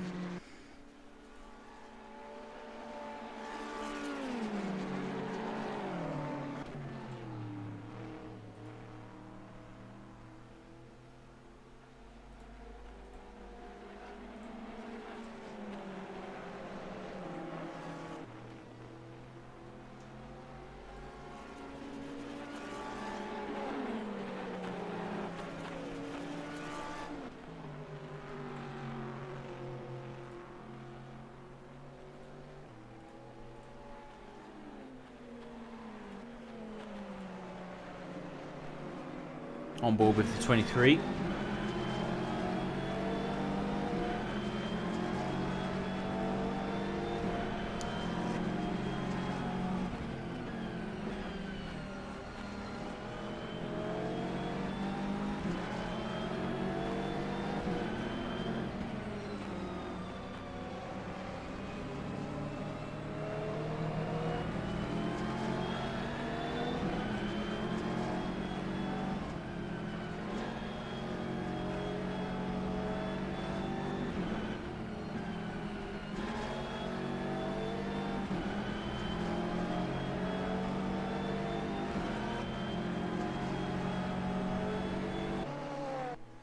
Now that gap has widened quite a bit. The Ferrari seems to be getting away at this moment in time, up to at least 0.8 seconds coming across the start-finishing line.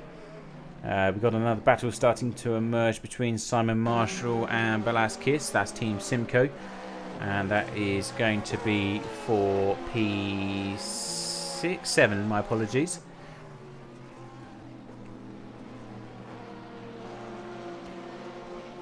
And the Ferrari starting to gain some ground quite significantly as they come through the apex of turn 1. Coming up the hill now, he will have the slipstream and the opportunity to pass.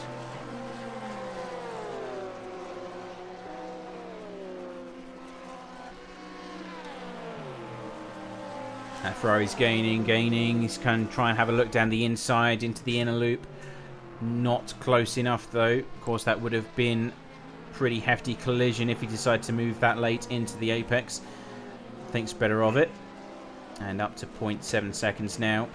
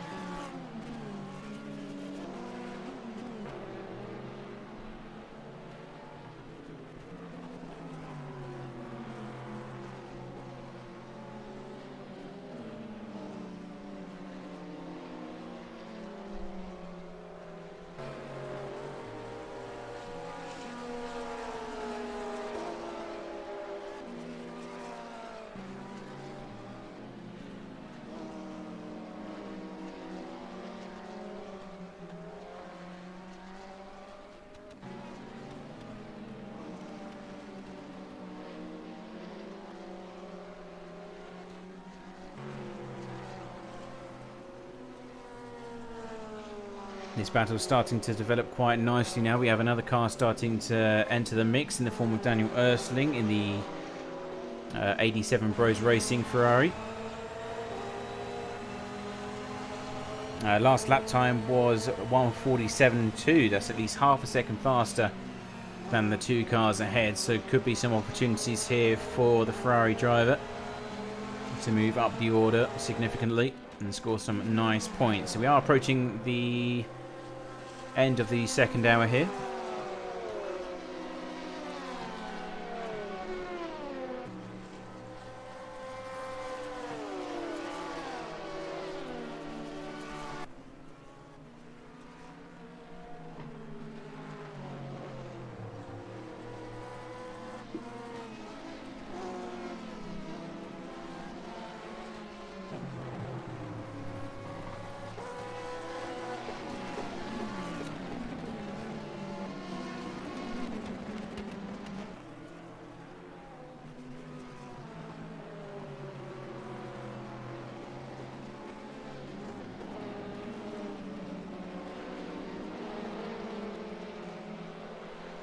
Got some LMP2s coming into the mix as well. DSG Motorsports going by, as is the, I think that's the 66 from Black Hawk Racing.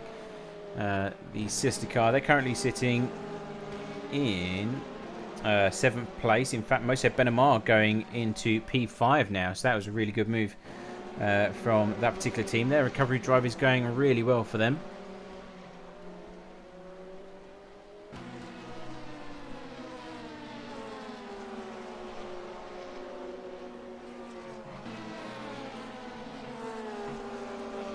And Daniel Ersling trying to gain some ground now. He's starting to close ever so slightly.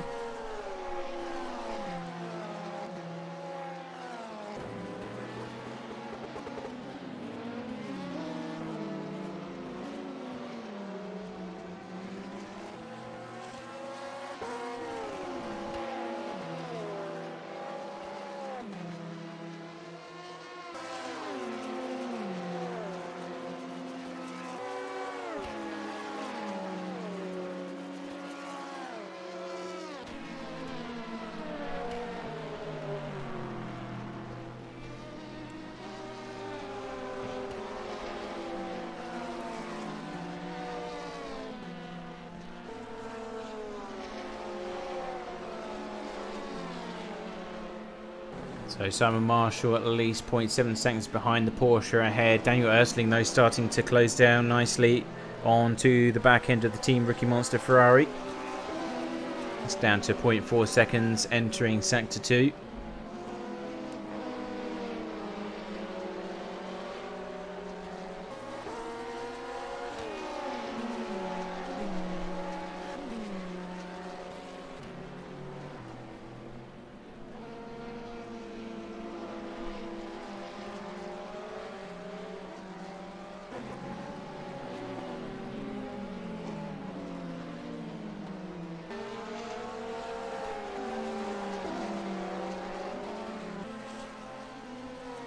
Go just a few meters up the road and we have this battle starting to unfold. Arcadis Treva and Bradley Sellers for the Team Rookie Monster car, and they're fighting for 4th place in the GT3 category.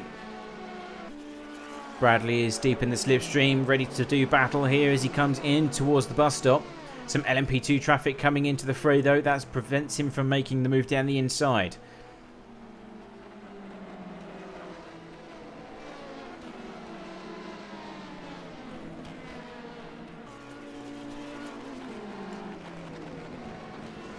In fact, there's quite a bit of LMP2 traffic coming in the mix here, so he's got to be very careful about what he does. Luckily, they've all gone through now, so he can focus once again on the job at hand, or the task at hand, shall we say.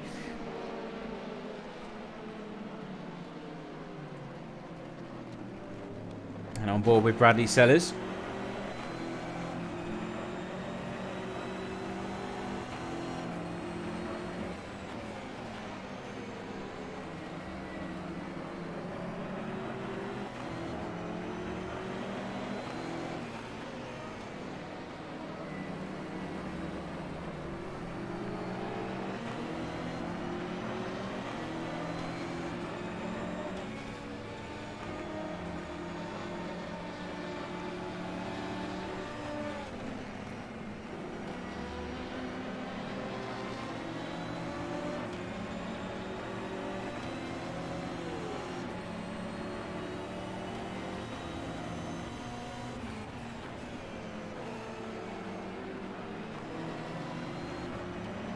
GT3 class is actually starting to spice up quite nicely now. We've got about 4 different battles unfolding all at once, all within a few second or two of one another. We've got a battle going on for 2nd place, that's 0.7 seconds apart, and we've got this battle starting to come into play as well, so we'll keep an eye on them as much as we can, try and capture as much action as possible as On-Off Racing gets between the 2 cars here for 4th place.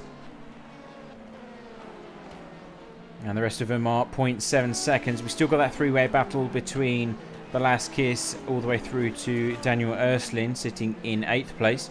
And we've got a battle between the 76 from Panica Gaming and Vaughan Freeman for Trax VR Racing. Colin Sanders also in the mix by about 1.5 seconds behind those 2. Let's go back to this battle though, because it is closing up once again. So Simon Marshall has refocused his attention on the back end of the Porsche and has started to gain some ground. 0.5 seconds as he enters Sector 2.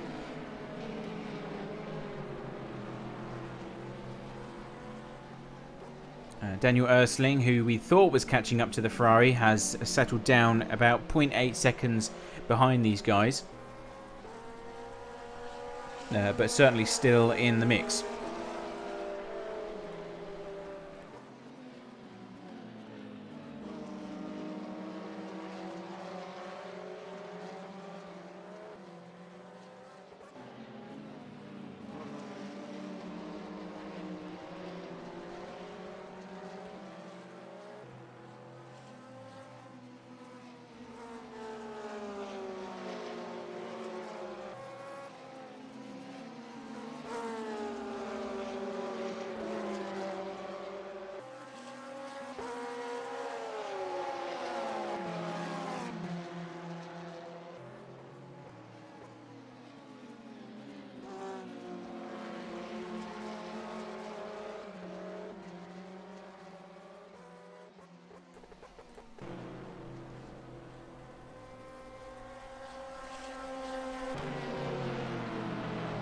Good battle taking place between these two guys. The 76 Panic Gaming and Form Freeman. He goes through. Just caught the back end of that overtake in the nick of time as they were side by side. Colin Sanders coming into the fray too. He's just behind in that Corvette. Now, this team performed strongly last round at Mid-Ohio, scoring 18 points. They're currently sitting on 76 in total after 5 rounds. And unfortunately running into some issues at the start of this particular event here at Watkins Glen. But nevertheless, they're still in a strong position. They're still going to score points here before the end of the round, it seems.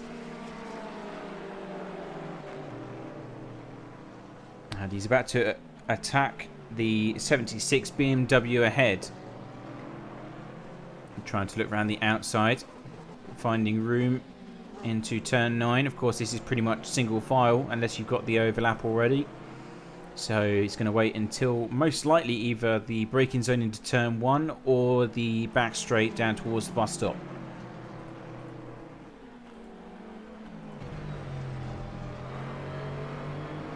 And 76 going into pit lane. So no battle to be seen, but let's switch over to this one because this is just getting started. Porsche, Ferrari, all within 1 second of one another as they come across the timing line. From 7th through to 9th.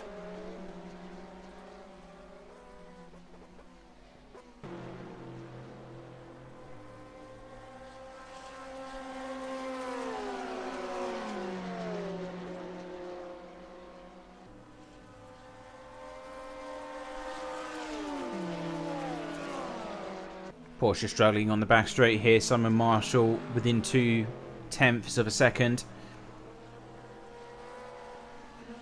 Touches the grass and kicks up some dust as he comes onto the exit and onto the outer loop.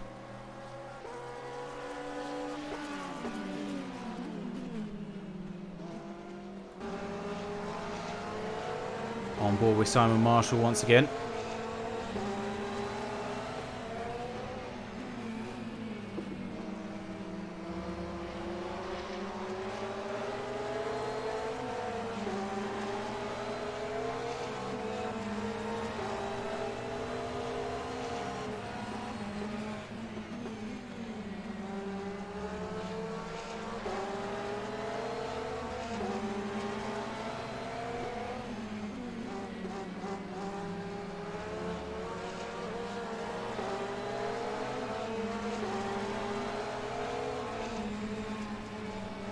Porsche seems to be very strong in the mid-circuit or Sector 2, the twisty stuff, whereas the Ferrari seems to be stronger in the faster corners here. We always seem to see Simon Marshall catching up in Sector 1, but then that gap seems to extend by a 10th or 2. It's just enough to keep them both at bay at this stage of the race as we approach the end of the second hour. So these cars are going to be running on low fuel and worn tyres as well, depending on what kind of strategy that they've opted for. Now the LMP2s, we've seen a lot of them going to double stint straight away, whereas the GSG Motorsport cars, for example, have decided to change tyres on the first pit stop that they had. So some differences coming into play there. Not too sure what the tack is on the GT3 side of things though. I would presume that the GTs would still go for a double stint strategy here this afternoon at Watkins. But the Porsches are going to be ones to keep an eye on, of course, because they do suffer quite significantly from tyre wear in comparison to the others. Stewart's producing some great battles here this afternoon. And we've actually got a fight for second place still underway. And a fight just ahead of them as well. Got this duo going wheel to wheel. This is Arkadiusz Treba in the Panicky Gaming BMW against the 13 from Go Team Racing. So Bourne is still behind the wheel. He's been there for at least 2 hours now from the green flag. And again, they are on a different strategy. They're running into issues early on inside the 13, but their recovery drive is going very well. As they come down the inside, they've already taken the position. That's P5 in the bag for the 13. Can the BMW respond on the inside is the question. He's coming back at them and he's going to have the slipstream down towards the bus stop. So this is going to be the perfect opportunity to retake that position if he got one. Corvette seems to have a few more ponies on the back straight though. And he's opting for the inside line already. A flash of headlights from the BMW behind.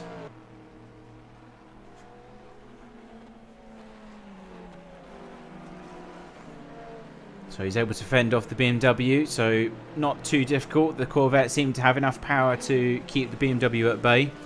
And already starting to extend that gap up to 0.4 seconds before entering Sector 2 here. Back to Velasquez in the Simco Porsche. Simon Marshall once again in the same situation, 0.4 seconds behind. And as soon as you enter the more technical corners, the Porsche seems to be at a slight advantage, already up to 0.6 seconds entering Sector 2 again. So it seems to be quite a regular occurrence between these two cars, and that's the balance of performance package coming into play here.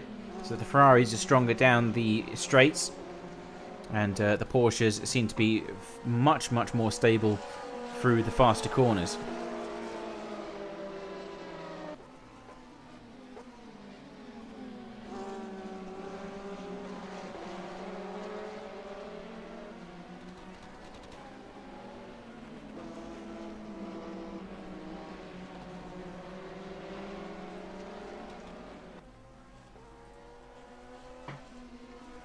Yeah, for those of you that keep mentioning the overlay, we are aware of the issue. I have to keep refreshing it every now and again just to get it to work as intended. So we do apologise for that, but we are just entering the end, or the last few seconds of the final hour, as Team Simco come in pretty much on the dot.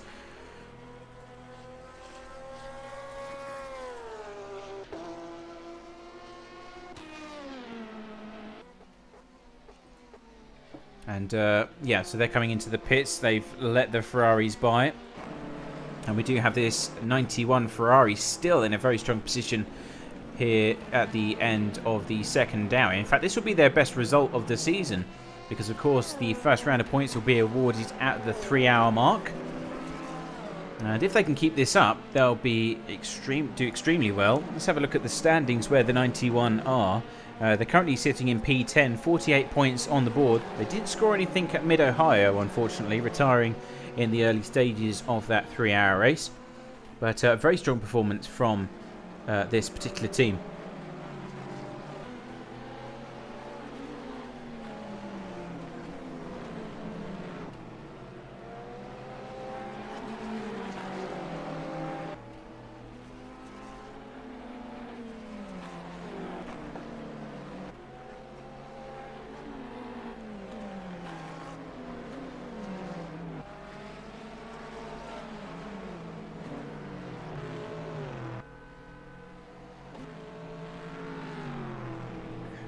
Now coming into the pit lane on the dot, where of course the GT3s are expected to come in at this Pacific window. Simon Marshall still holding off Daniel Ersling in the Ferrari for Bros Racing. And looks like they're coming into pit lane this time by, whereas the 87 still going strong. So they're going to make up quite a bit of ground here, as most of the grid is still inside the pits.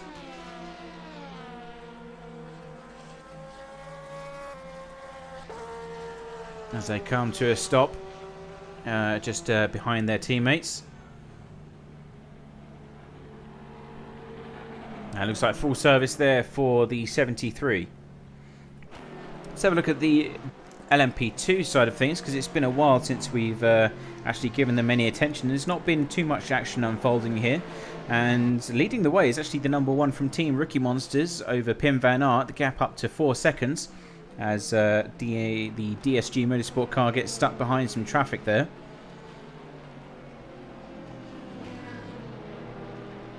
But things are going pretty well for this team. They were in the lead of the race, of course.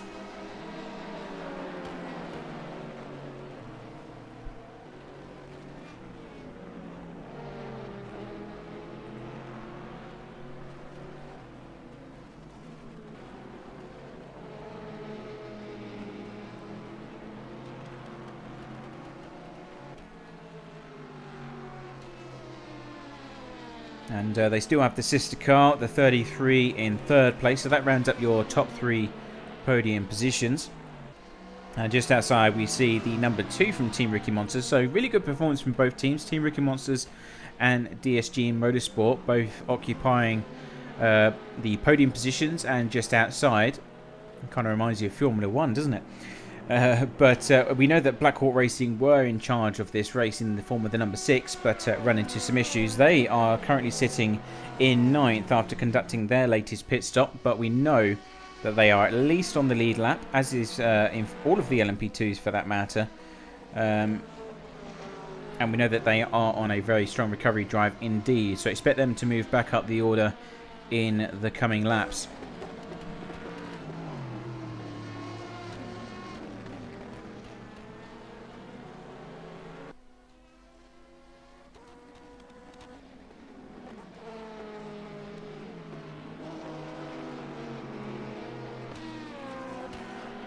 Now that the pit stops are out of the way, this battle has reignited itself. The 91 and the 23 from Luna Racing. That Ferrari doing everything it can to keep the BMW at bay. And of course their sister car of Luna Racing is currently sitting in 1st place up the order. Gregor Spilak still behind the wheel of that particular machine.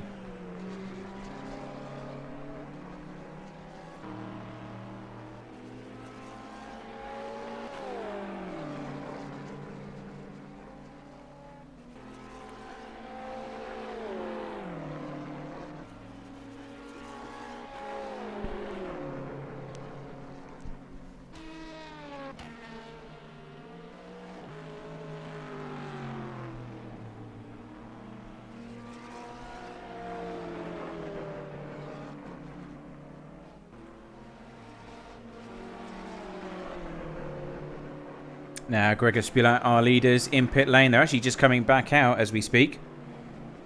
And back up to racing speed. That means that the 13 from Go Team Racing has gone through, as has Arkadiusz Triba for Panica Gaming as well. So a bit of work to do here. We know the 13 is going to have to come into the pits within the next 15 or so minutes. I'm not too sure about Arkadiusz Triba though, inside that BMW, the 29 though. So if he's going to retake the lead, he needs to overtake this car quite quickly, which he is already starting to gain ground as a matter of fact.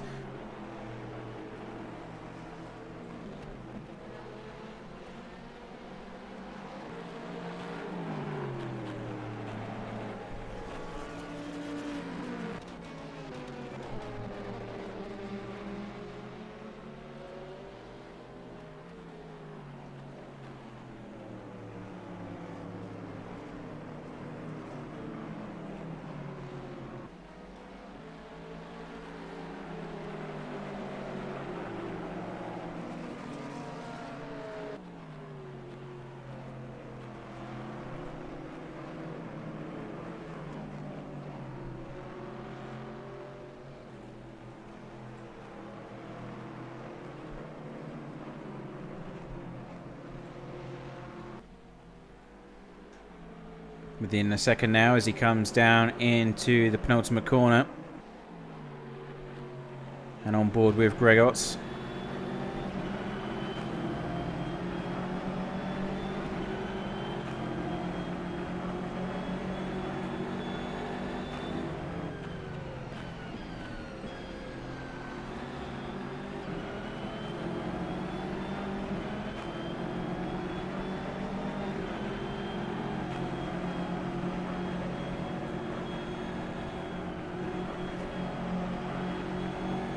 Gregots having to lift off the throttle just a bit there, making sure that he wasn't going to get an overlap at the top of the hill.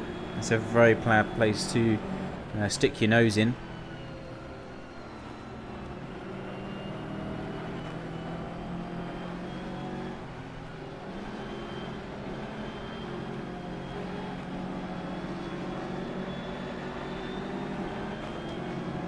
Down the inside into turn 7, bold move from Luna Racing. Arkadiusz Triba stuck on the outside, wasn't able to defend, left the door wide open. Nice easy overtake there for Luna Racing, and they move up now into 2nd place.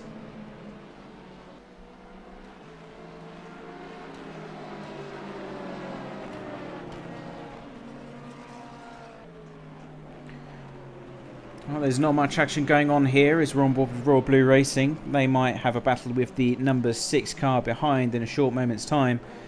But we're now a third way through this afternoon's event for the 6 hours of Watkins Glen. And we are just going to go for a quick commercial break here, ladies and gents. And we'll be right back with the action as soon as possible. So just give us a few moments and we will be back after these quick adverts. See you in a second.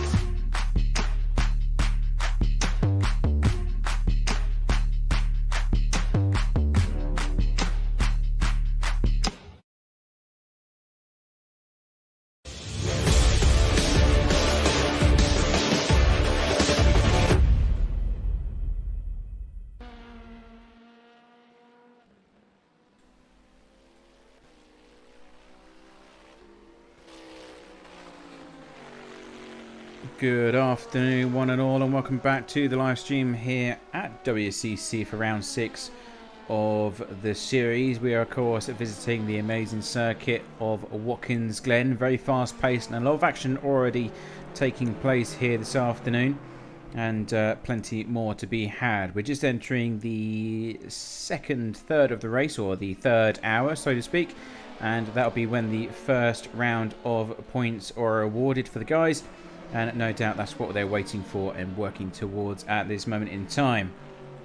I have a few different strategies underway here, especially for the DSG Motorsport guys as we approach the end of the first half. And this is your mid-race update, or the first of 2 mid-race updates. And let's have a little peek and have a look at the results for you. So first of all, with the LMP2s, it is Max Scholten with the DSG Motorsport 33 that's holding on to first place, and Team Rookie Monsters with Henry Drury in second, and the sister DSG Motorsport car with Pim Van Ark, who was leading for the good portion of the first half of this race, in third. Just outside those podium positions, we've got Adam Shipstone for the number 2 machine. That's also Team Rookie Monsters. And then we have Nicholas Lemoyne, who's just in his first stint for on-off racing here in P5. Dmitry Butchka for Blackhawk Racing, occupying 6th for the number 66. And then Timothy Goer for Go Team Racing in the number 7 in 7th place. Conspiracy theory right there. Blackhawk Racing, the number 6, Mohseb Benamar, occupying 8th.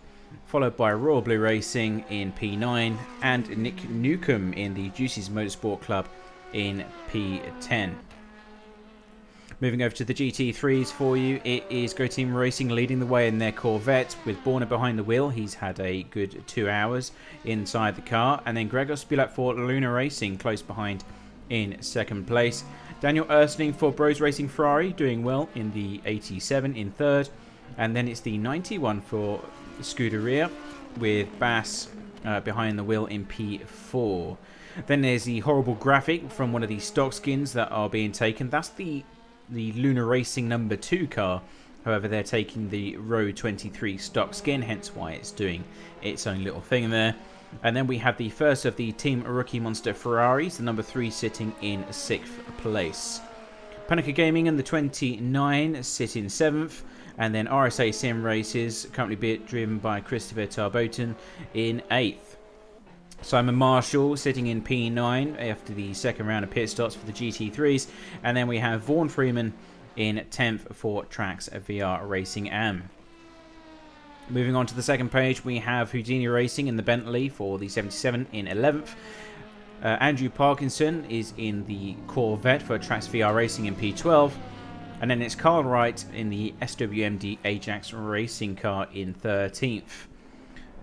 First of the Porsches with Christian Sign, it's the 80 Shattered Windshield Racing car in P14, and then you've got Simco, the 18 car, not the best day for these guys, in 15th. Panica Gaming and the 76 are in 16th, and then the first of the Corvettes for Minato Boffa Sim Racing, the number 8 in 17th place. Bros Racing and the 88 car are sitting in 18th. And then we have 2 DNFs to round out the rest of the field. So that is your order as of the end of the second hour. We are now, in fact, we're 23 hours and 41 minutes still remaining. So we're a good 20 minutes into the third hour of this afternoon's race. But that is your standings for you. And it's been up and down the order. Number 6 had issues. The number 11 has run into issues. And those are teams that you usually see high up the order. In fact, the number 6 was leading this race up until that point. So it just gives you an idea of how far they've come back into the fight. They are now 1 lap down off our leaders, which is unfortunate to say. So you've got 4 cars on the lead lap in the LMP2 class. That's both the DSG cars and both the Team Rookie Monster cars. As we come into the first round of points being awarded very shortly. And in GT3, I'm happy to say that quite a few cars are on the lead lap. In fact, the top 8 cars are still in with a fighting chance here this afternoon. with 3 hours and 40 minutes still to go until we get to the checkered flag. So it's been an eventful race so far, as I said. Watkins Glen showing its true colours for some of the teams. Only 2 retirements, luckily, so far, but many more have visited the barriers at some point or another, and the damage has been quite substantial for some of the teams here. We're now following the number 6 as it goes by the pit lane. These guys are on a slightly different strategy after their issues early on in the race. So they're going up and down the order like a bit of a yo-yo as the other teams come into pit lane. They've just overtaken the number 2 and the number 7, who both currently sit inside pit box, and going for a full service on both those cars.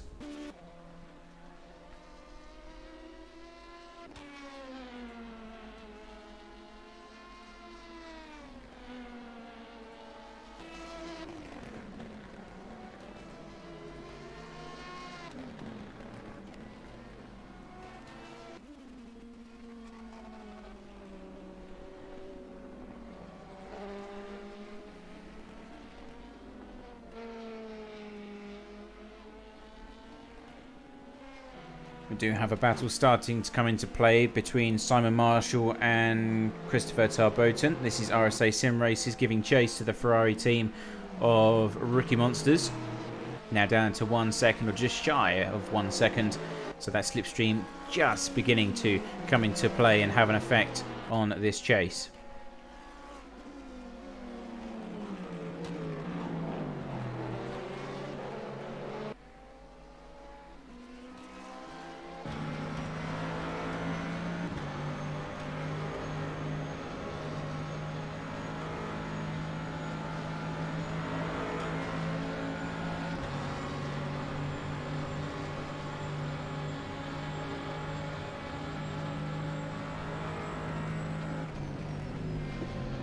There goes the number 7 from Timothy Goer, Go Team Racing in the LMP2 car. And they are, oddly enough, sitting in P7.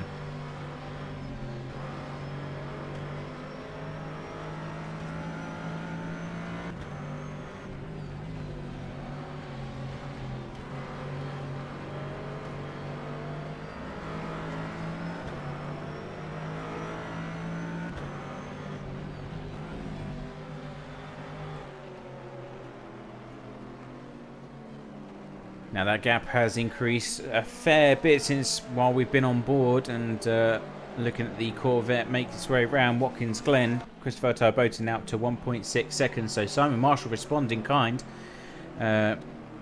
to the car giving chase and widening that gap. We've actually got Luna Racing in the back end of the camera shot. Of course, they are back in the lead here after the 13 went into pit lane just about 5 minutes ago, as predicted.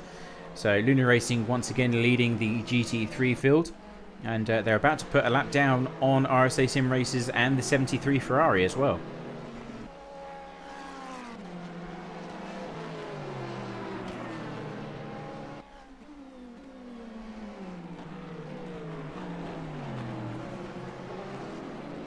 We've got Nick Newcomb inside that newly painted Juices Motorsport Club car for the LMP2 field. Unfortunately, they're sitting at the bottom of the order there, 1 lap down off our leaders. Or 1 lap down off the next car, which is the Go Team Racing machine. So they run into some issues. They actually had a really strong qualifying here at Watkins Glen. They were performing quite well, and then all went wrong in the bus stop at the early stages of the race, unfortunately. Which had a profound impact as Nick Newcomb finds... Oh, and that's a big off. That is a big off. And now, that is a very strange incident indeed. I think that was as a result of the 15 going wide, coming back onto the circuit, which then made the Black Hawk Racing car react. And then they didn't see the RSA Sim Racing Corvette, and, you know, one thing led to another, and you had this huge pile-up. But that is a massive impact for Christopher Tarboton. That needs looking at 100%. That's going to be a hefty penalty.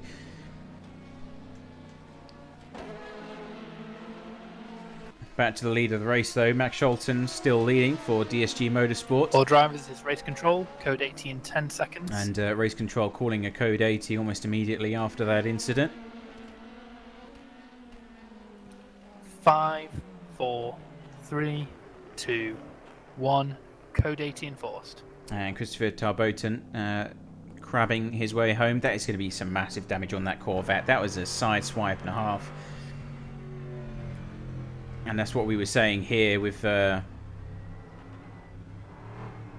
Watkins Glen. It's just the speeds being carried into these corners is so high that if anything goes wrong and you decide to pay a visit to the barrier, then it's going to be a lot of damage. In fact, if that was real life, that car wouldn't be moving at all, no shadow of a doubt.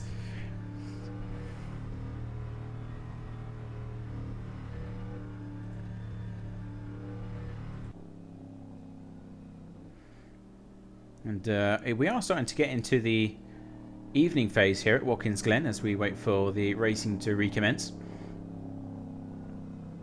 So you see a slight tinge. It's got quite a bit of cloud cover here this afternoon. And I'm not too sure which Black Hawk Racing car that was. The 66 is inside pit lane. The number 6 is not. So it may have been Dimitri that was involved in that incident alongside the 15. Let's have a look, see where the 15 is. I'm not too sure if Nick Newcomb is in pit lane. Yes, he is. Control. Green flag in 10 seconds. So that is a lot of damage onside the 15 as he just overshoots the pit box. Probably because he's got damaged wheels, brakes, the whole lot. 5, 4, 3, 2, 1. Green, green, green. And back up to racing speed. We'll pick off where we left, and that's this battle that's unfolding with the number 3 and the 29. We've got Perseus Miram trying to give chase to the number 3. And that is for, I think it's P6 in class, if I'm not mistaken, as I come through Sax 2 now. Yes, there we go. The gap's down to just 9/10 of a second, so the slipstream will be coming into effect as he gets closer. But if there's anything we've learned throughout this race so far, it's that the Ferrari seems to struggle in the slower corners here, and but it really does excel on the straights and in the faster apexes. Now the car behind, I believe, is one of the Trax VR racing machines, might be the Corvette, but that's not for position, so the BMW shouldn't have to worry too much about that one.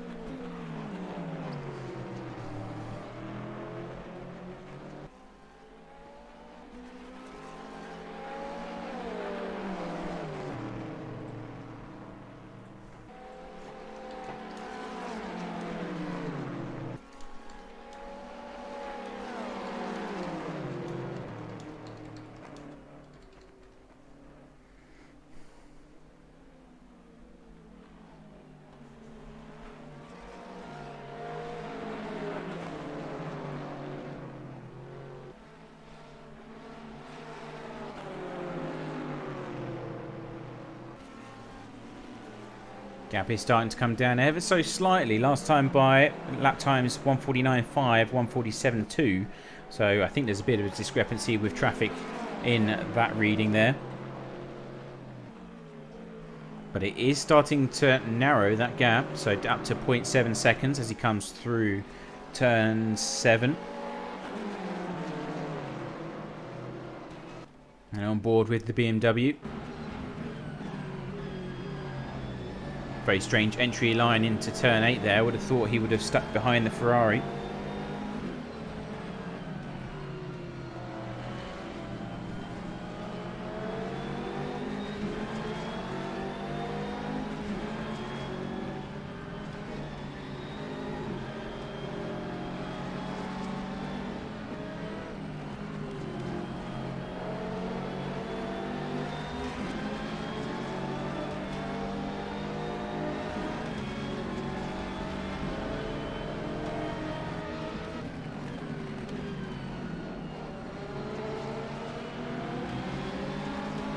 And funny enough, we've got both Black Hawk Racing cars coming through at the same time there.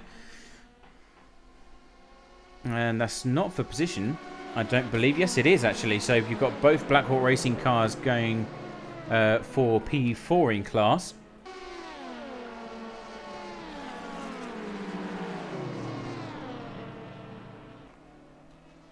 as Colin Sanders, or sorry, Andrew Parkinson 30 tries seconds to... stop go penalty for car number 15 for 2 incidents, one involving number 73, one involving the number 69.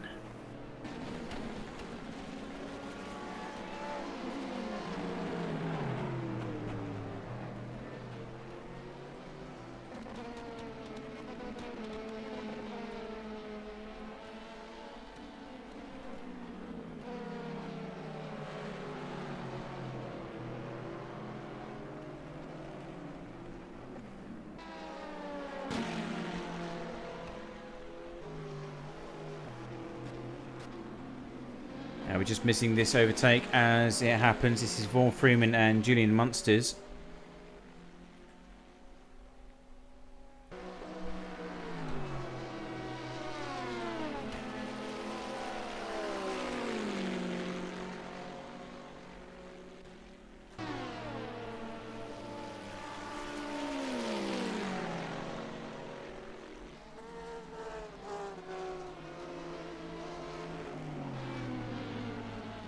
And Simon Marshall having to escape to the grass. Very nicely controlled there. A bit of 4x4 going on here. Colin McRae has entered the arena. But it was a blue flag situation.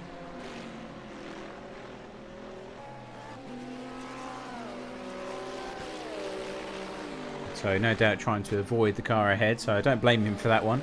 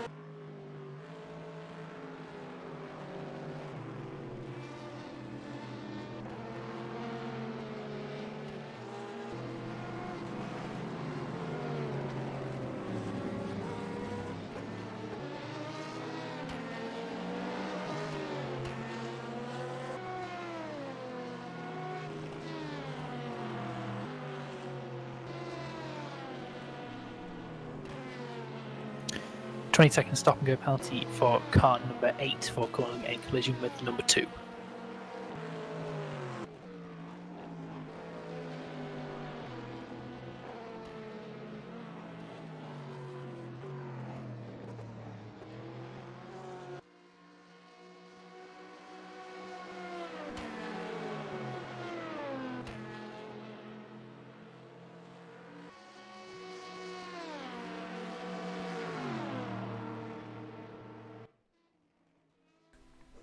So following our leaders here with Max Shelton, DSG Motorsport still in charge of this race, and the gap up to at least 30 seconds on this time by. We've got a few other cars who had just come into the pits just a few moments ago, but Team Rookie Monsters number 1 back out on circuit now and in second place.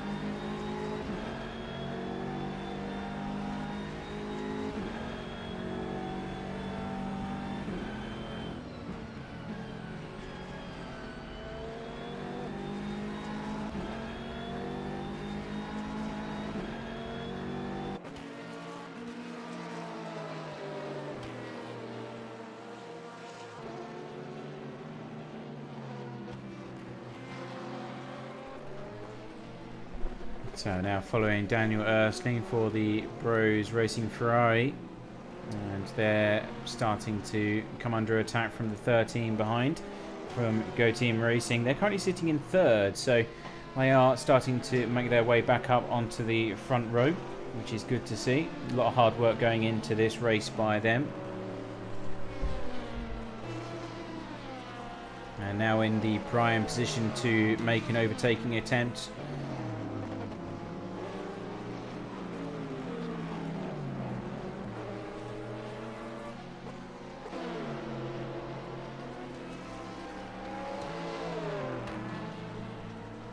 You got Nicholas Lemoyne slicing through traffic. He's currently sitting in 6th place, so on-off racing just shy of the top half of the grid. And we did have Nick Newcomb, after receiving that penalty, he did unfortunately retire from the race.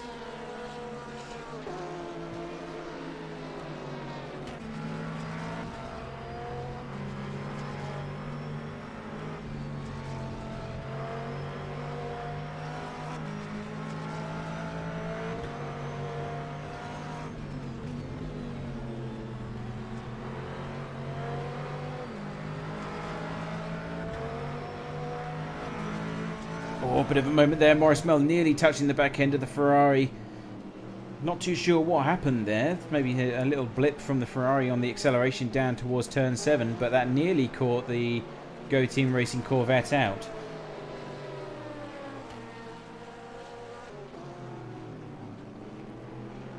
And keeps looking down the inside to each corner, but he's just waiting for that right moment to strike.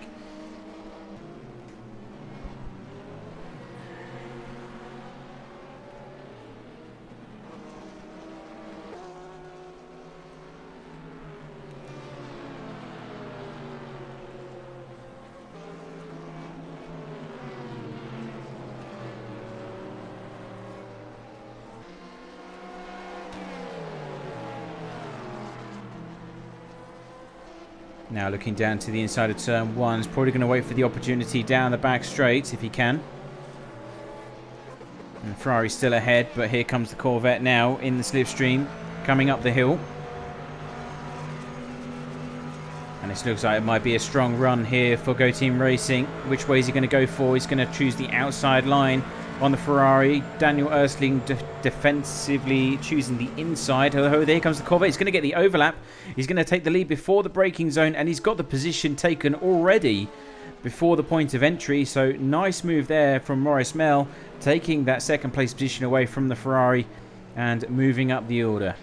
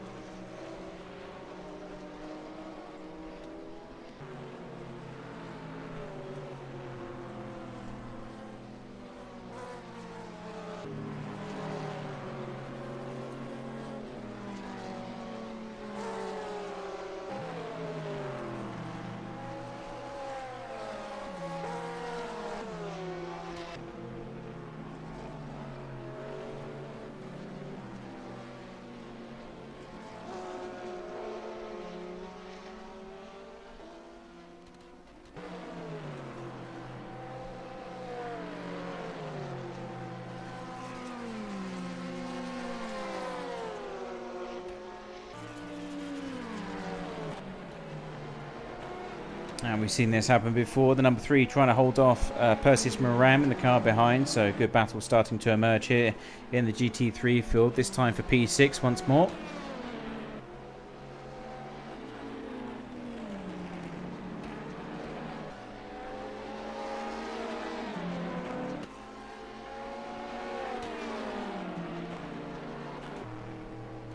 And Blackhawk Racing now coming down the inside. Risky manoeuvre, trying to break in front of the Team Rookie Monster car. Of course, the GT3's brakes aren't as strong, and here comes Panica Gaming trying to take advantage of that, but thinks better of it, going too wide through turn 2. Not the wisest of ideas, and luckily he backs out of that particular window of opportunity, shall we say.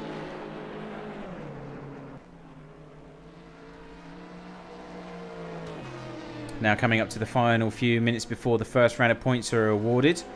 18 minutes still left. As here comes the number 1 Team Rookie Monster car. Henry Drew still behind the wheel and actually in charge of this race after Max Scholten steps out the car to let his teammate Tony Jansen in.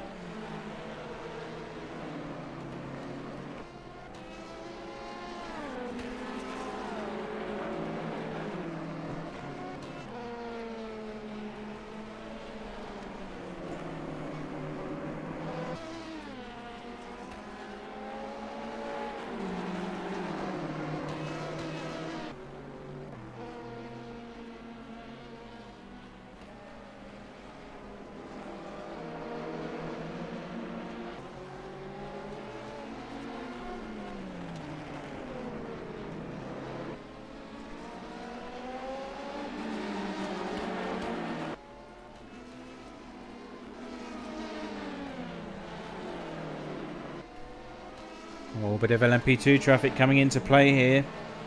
That, believe that was Pim van Ark trying to get past and following the Blackhawk Racing machine.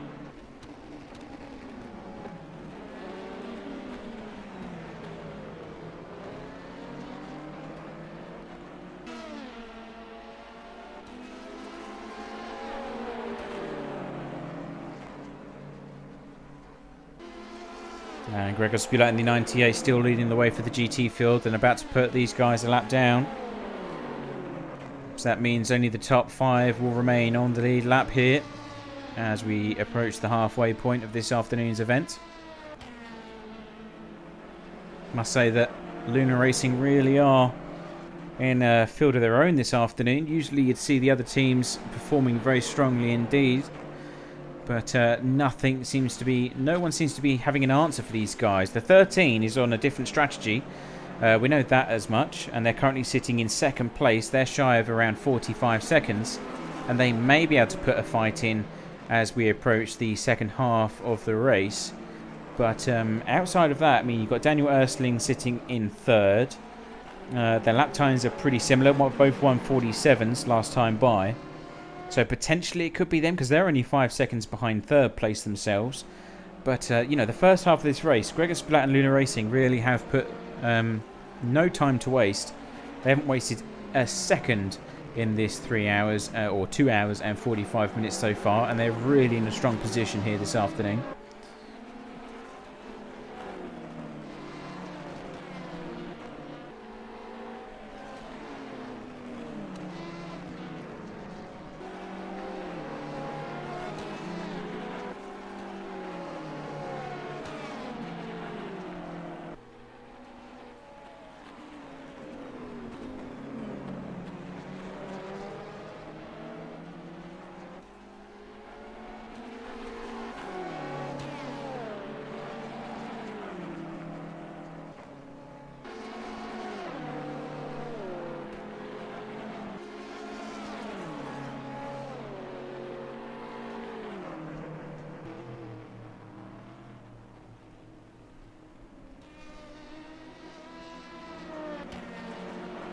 Now this battle is starting to widen just ever so slightly, up to 1.8 seconds now.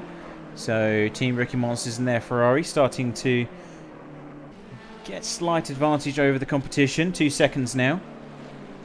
So let's move over to some LMP2 battles that are starting to come into effect. This is Moshe Benamar against Nicholas Lemoyne for On-Off Racing.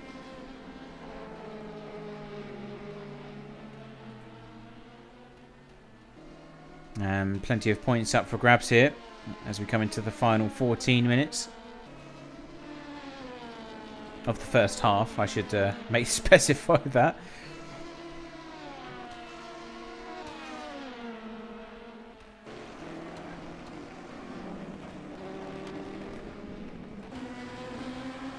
On board with Nicholas Lemoyne.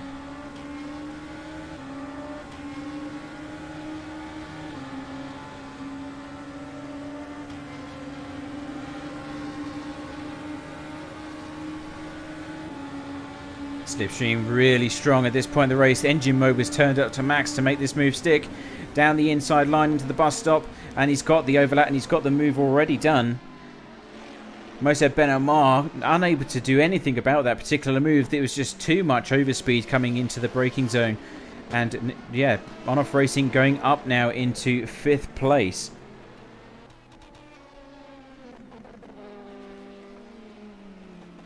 So that move was pretty vital for these guys. Of course, only 13 minutes left before those points are finally awarded.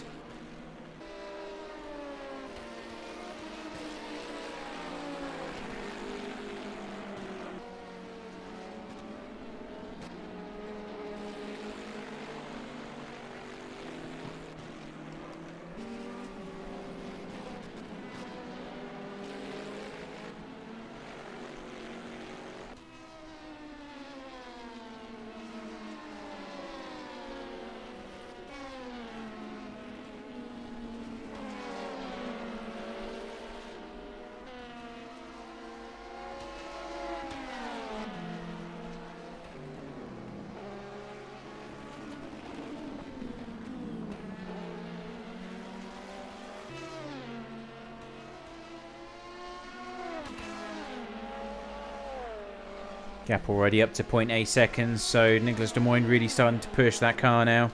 Maintain that gap and get as far away from the number 6 as possible.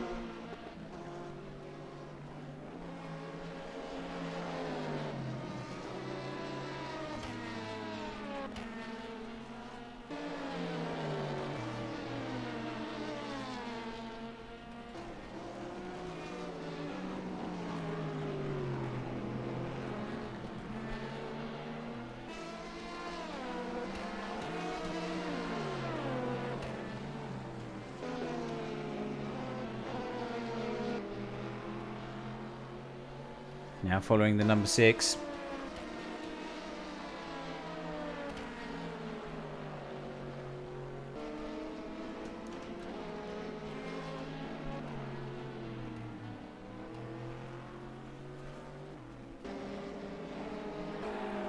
Got the battle for 6 starting to heat up once again in the closing stage of the first half. Miguel trying to hold off Perseus Moran for Panica Gaming here. For 6th place in class. Some pretty juicy points on offer if they can bring it home at the 3-hour mark. Number 3 is doing pretty good in the championship stand. He's currently holding on to P3 with 86 points in total. They're tied with their sister car actually, who are also on the same number, of course. And the 29 currently sitting in P11 with 38 points. So, of course, they've got a bit of work to do to be able to move up the order.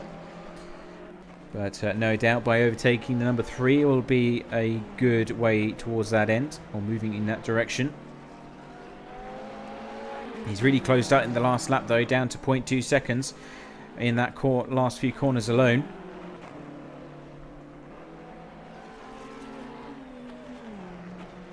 And yellow in sector 2 from one of the cars. It's disappeared now, but looks like we may have one car in a bit of distress.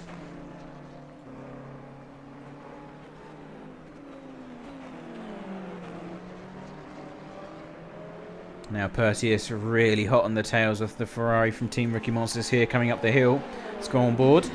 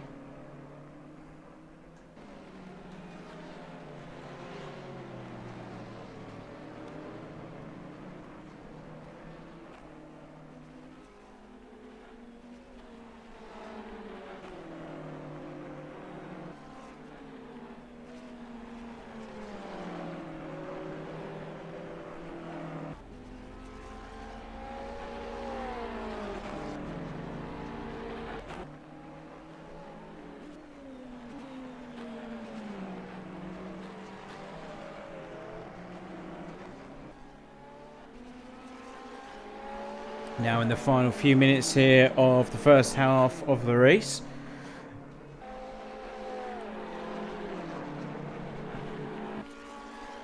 And we're kind of for the first round of points, of course, and looks pretty positive for the number 1 of Team Rookie Monsters, currently leading the race.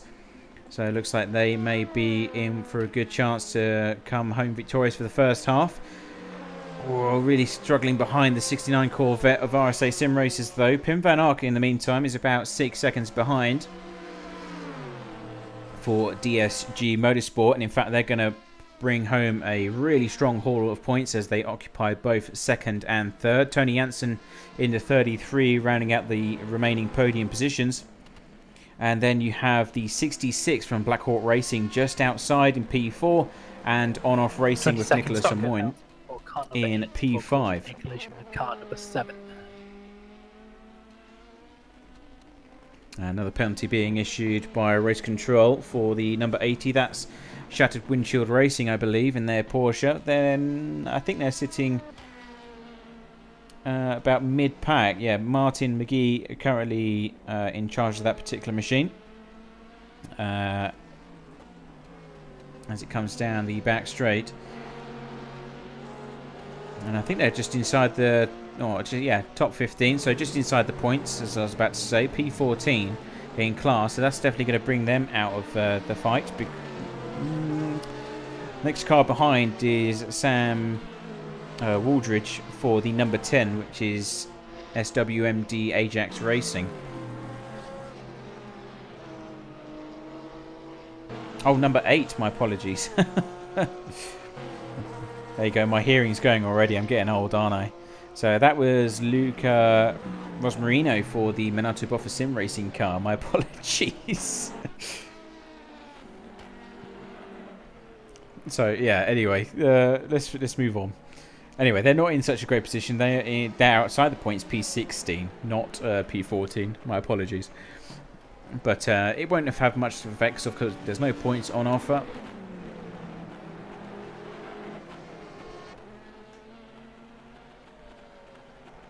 And we're back on board with this fight between the number 3 and Perseus in the 29 from Panica Gaming.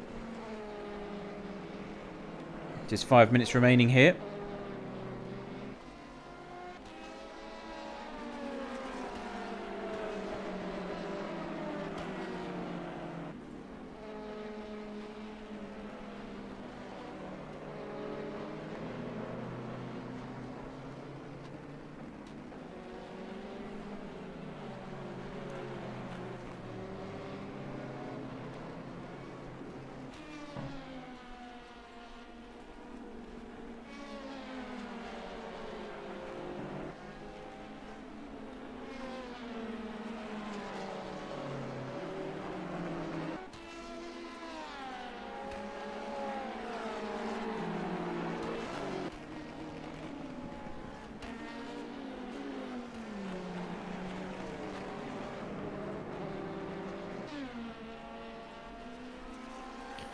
Warnings to car number 1 and car number 57 for dangerous overtakes while lapping. Please take care and be patient in the future, please.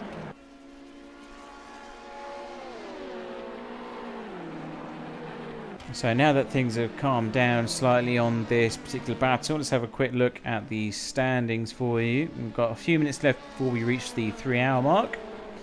And it is still the number 1 leading the way by 5 seconds. Pim Van Ark is giving chase with everything he's got. As in fact the race director gives a warning to overtaking slower traffic in the GT3 class.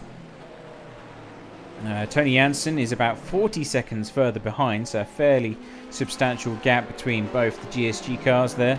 And Black Hawk Racing themselves are still a 40 seconds behind that, so fairly big gap between our leading car and the top 3 positions.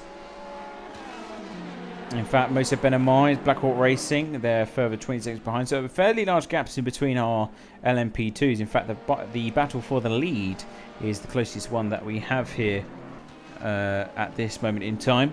GT3 wise is about 40 seconds between Greg Spulat in the Luna Racing BMW and the 13 from Go Team Racing.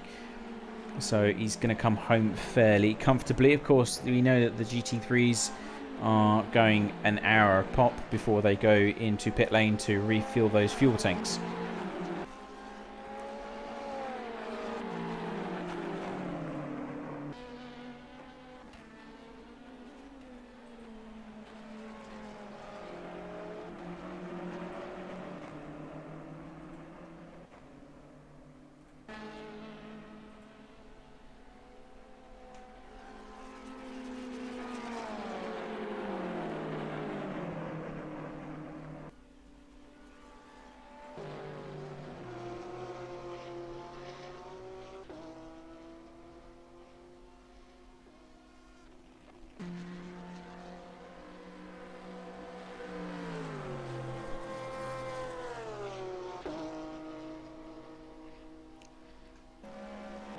Is that Charlie Rigo in pit lanes? Yeah, they've actually just come into the pits. And Charlie Rigo getting back inside the car. What a disastrous time to get that done. As the number 2 does the same. So the number 2 inside pit lane with Adam Shipstone. He's just exiting now. So back up to racing speed for them. So a few last minute splash and dash for some of the teams here. But it hasn't changed the grand scheme of things, it seems.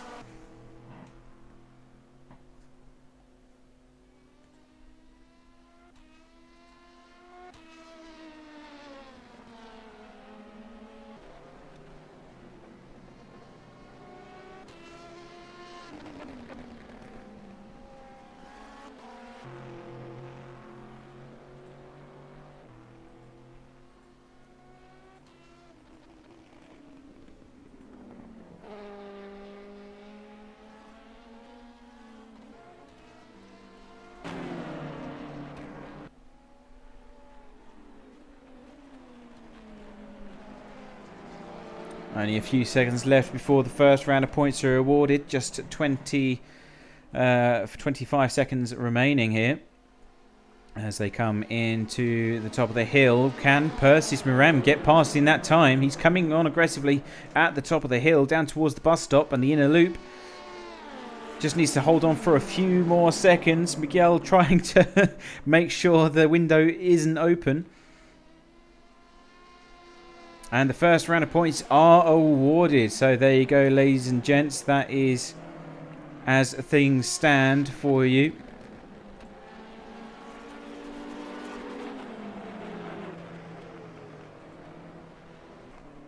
And let's quickly run through the results as we just entered the midway point here of this race. As here comes Perseus Miram down the inside.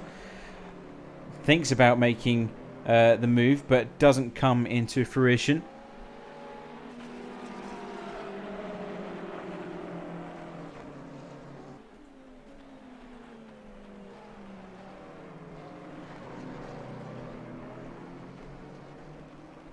And it is starting to get rather dark here now at Watkins Glen as we get to the halfway point of the race.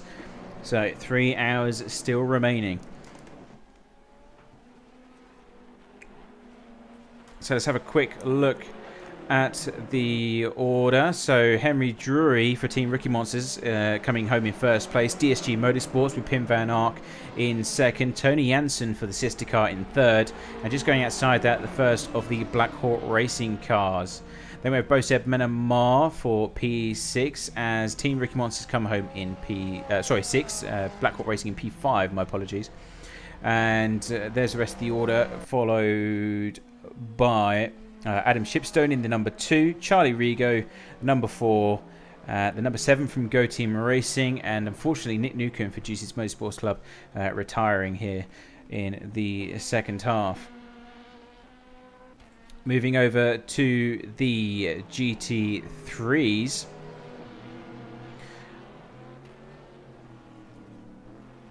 That's the wrong page. Well done, Matt. Great stuff. Luna Racing still holding the lead there with Gregor Spilak still behind the wheel. Go Team Racing in second place with Morris Mel. They're coming in at the 45-minute mark of each hour. Very strange strategy. We'll see how that pays off. Car number 8 for lifting off throttle on the exit of the bus stop. causing a minor collision. I will warn you on 4 penalty points. 6 points will result in a DQ, so please take care for the rest of the race. So third place going to the 87 from Bros Racing Ferrari. Daniel Ersling been in that car for quite some time. Then we've got the stock skin, hence why the weird graphic, for the second of the Lunar Racing teams in P4, followed by Panica Gaming in P5. We know that the number 3 went into the pit lane just now, so they will be in P5, not the other way around for those of you that are going to ask that question. The 91 coming home in P7 with Trax VR Racing in P8, and then Houdini Racing coming home P9 with Andrew Parkinson for Trax VR Racing P10. Team Rookie Monsters with Simon Marshall in P11, 18 Simco Porsche for P12 with Balaskis, RSA Sim Races for P13, and Shattered Windshield Racing coming home at P14. Last of the points going to the 76 Panica Gaming BMW, and the rest of the teams are lining up just outside. First of which is the SWMD Ajax Racing Corvette, the number 8 Manat Boffa Sim Racing BMW, and then the last of the runners here this afternoon, the Bros Racing Ferrari in red.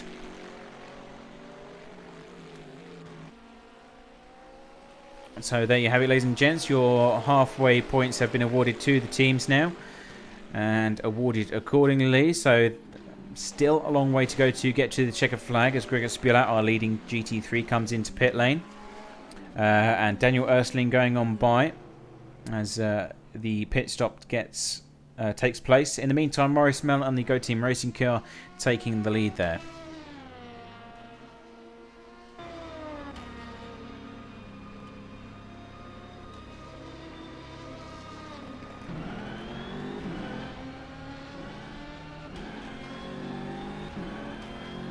And it's already starting to get very dark here at Watkins Glen. Gregor Spula still inside the car, so he's going for 4 hours of non-stop racing, and then he'll hand over his teammate Adam.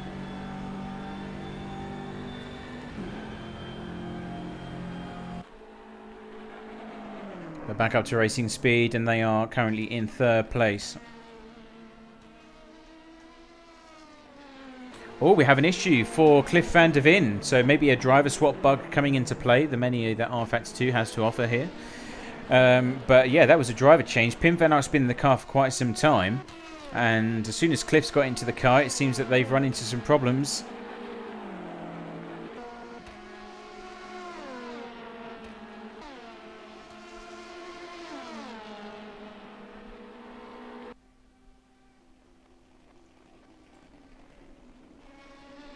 So hopefully they can get back underway, but that's a bad stroke of luck for DSG Motorsports. The only positive of that, of course, is that Tony Jansen and the 33 is currently in the lead of the race, but we're expecting them to come into the pits very shortly.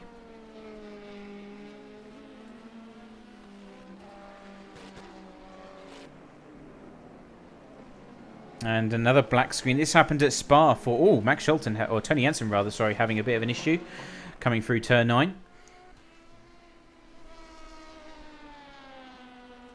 Yeah, reports coming in. Thank you from the chat of the drivers involved. It seems to be that Cliff has a few issues with VR. That happened at Spa as well for the team when they were actually going to win the race. So not too much luck going on there.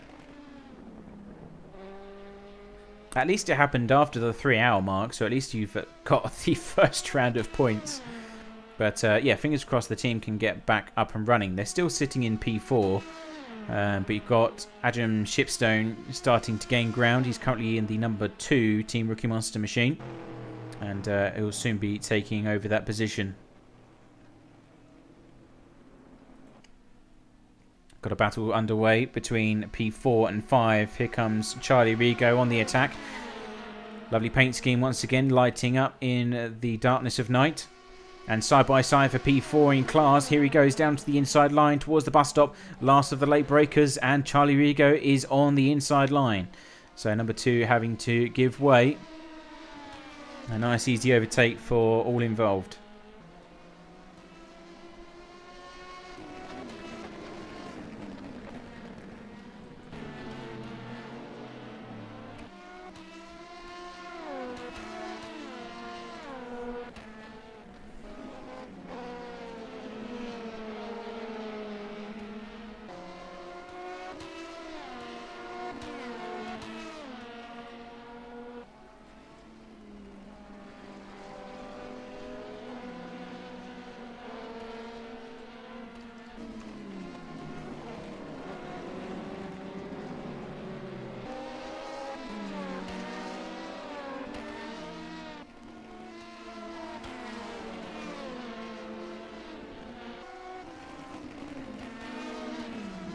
Oh, big moment for on-off racing. Charlie Rigo trying to squeeze into a gap there in the last corner. That did not work out. It's just exactly what happened with some of the LMP2s at Mid-Ohio, just going for a gap that didn't exist. Luckily, nothing come of that.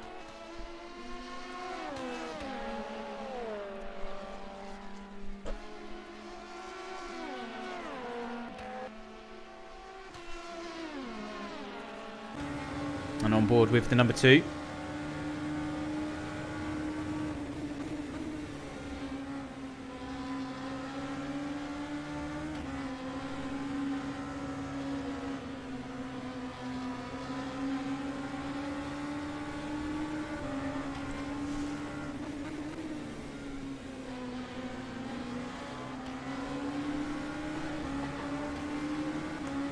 As we are now firmly in the darkness of night. Watkins Glen looking fabulous. Of course, not many side track lights here. Got a few on the catch fences. But other than that, it's pretty much down to the headlights on each of the cars. Which, in my own personal opinion, is the way to do it. There's no point in having a nighttime race if the track is fully illuminated.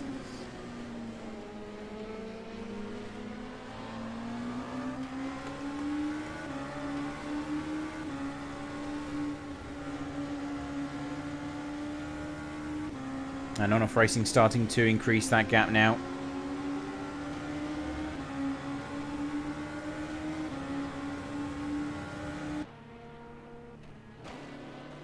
And a very quiet part of the circuit, if I don't mind me saying, as we switch over to this battle for P10. This is Balaskis trying to do battle... Or sorry, my apologies. It's Andrew Parkinson and Houdini Racing. Not too sure why it's showing the Porsche, because these guys are right neck and neck. 0.2 seconds between them, coming down into the bus stop.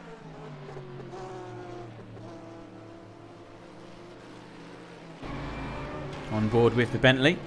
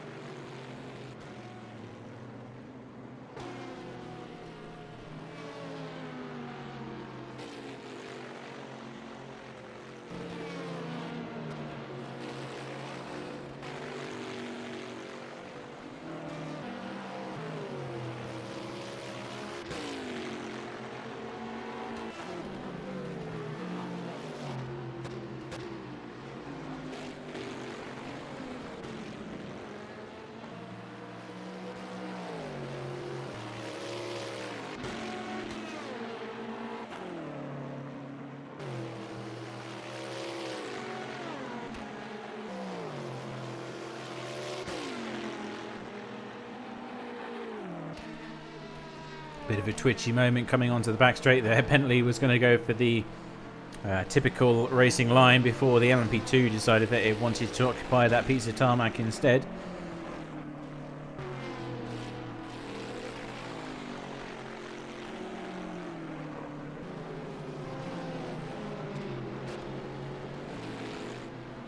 And unfortunately no sign of the 57 getting back up to racing speed. Hopefully they can still rejoin.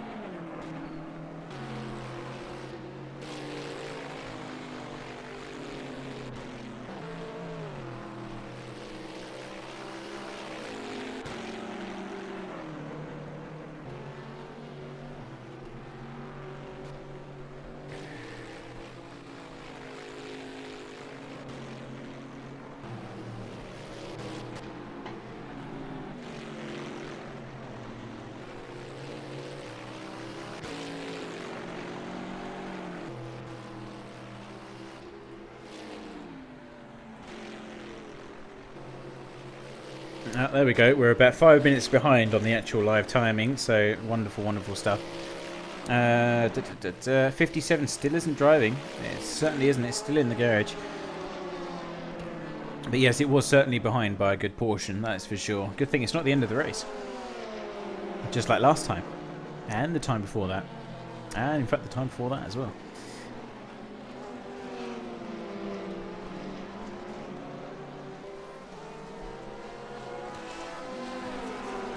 Following our leader, the 33 from DSG Motorsports.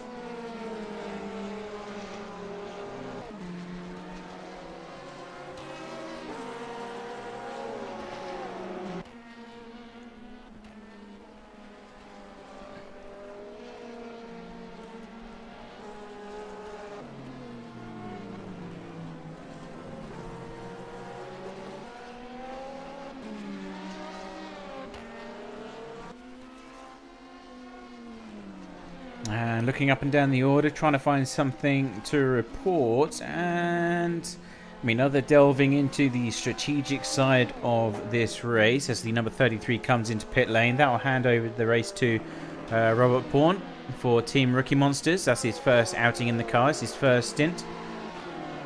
And taking the lead of this afternoon's race.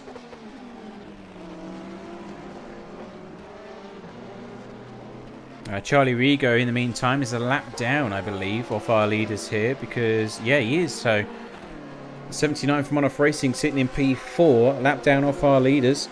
And around 40 seconds behind Dimitri in the 66 Black Hawk Racing machine.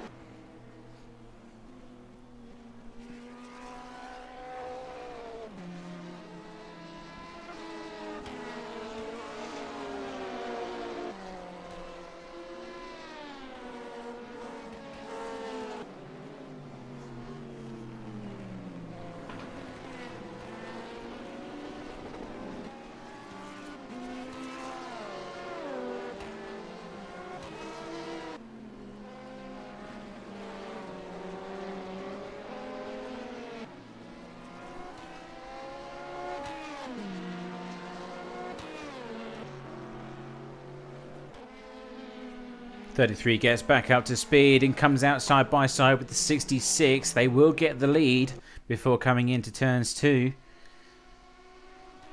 And they are now sitting in second place.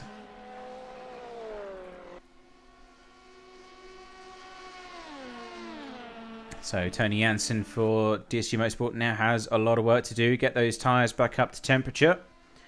And start to attack the back end of the 66 from Black Hawk Racing.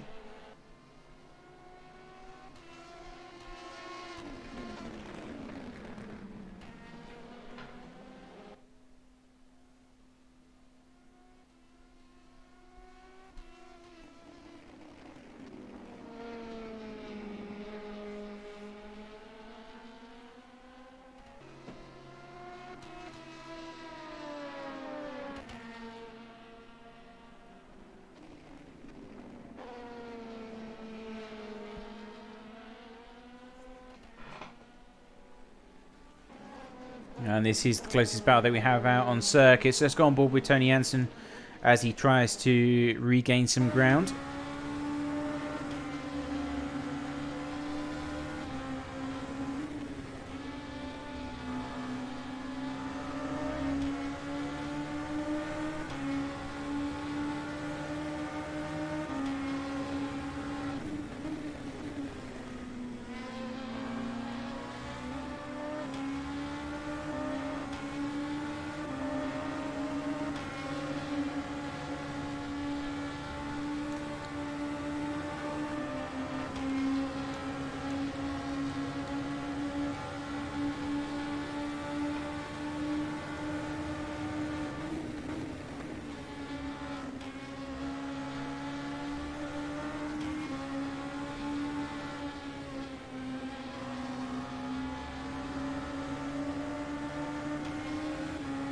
And 66 using all of the curbing available there on the exit.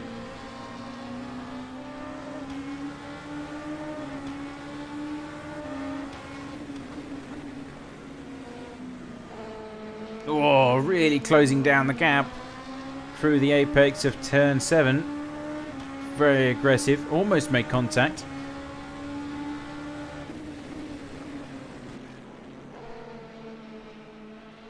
And we now have some GT3 cars up ahead coming into the mix.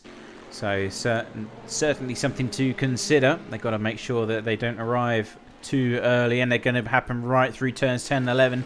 Probably one of the worst places here at Watkins Glen to come across traffic. Can Tony Jansen take advantage here? He's going to try as best he can. He's got a slight overlap on the run down towards turn 1 using the slipstream of the Bentley, but now he's boxed himself in. He can't make that opportunity work for him. Move down the inside, following Black Hawk Racing through the gap on the run down to turn 1 and back in the slipstream again. We've got another battle for P5 about to take place between the number 2 Team Rookie Monster car and also the number 6 from Black Hawk Racing. Here we go, making a move down the outside. Not enough space to make that work. Wow, really aggressively attacking the curbs. You saw the whole car bounce across the circuit in that moment. So fingers crossed he hasn't actually done any suspension damage, because that was a pretty rough ride.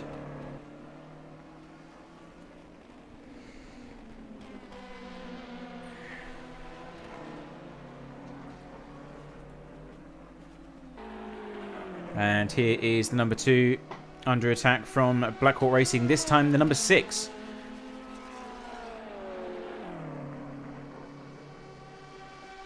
Looking down the inside. There's no overlap there just as yet. Here it comes. And he's trying to make the move. And he's got through already. Classic overtaking move here at Watkins Glen. Down into the bus stop and up into P5.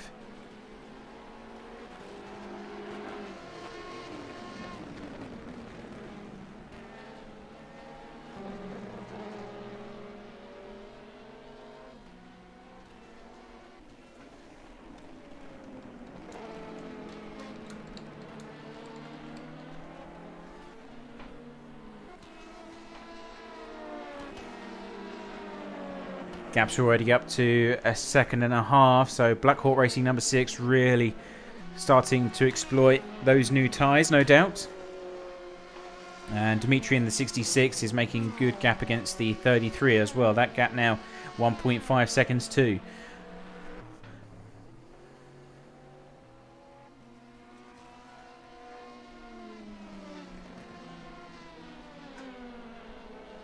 No sign of the 57 re-entering the race, unfortunately.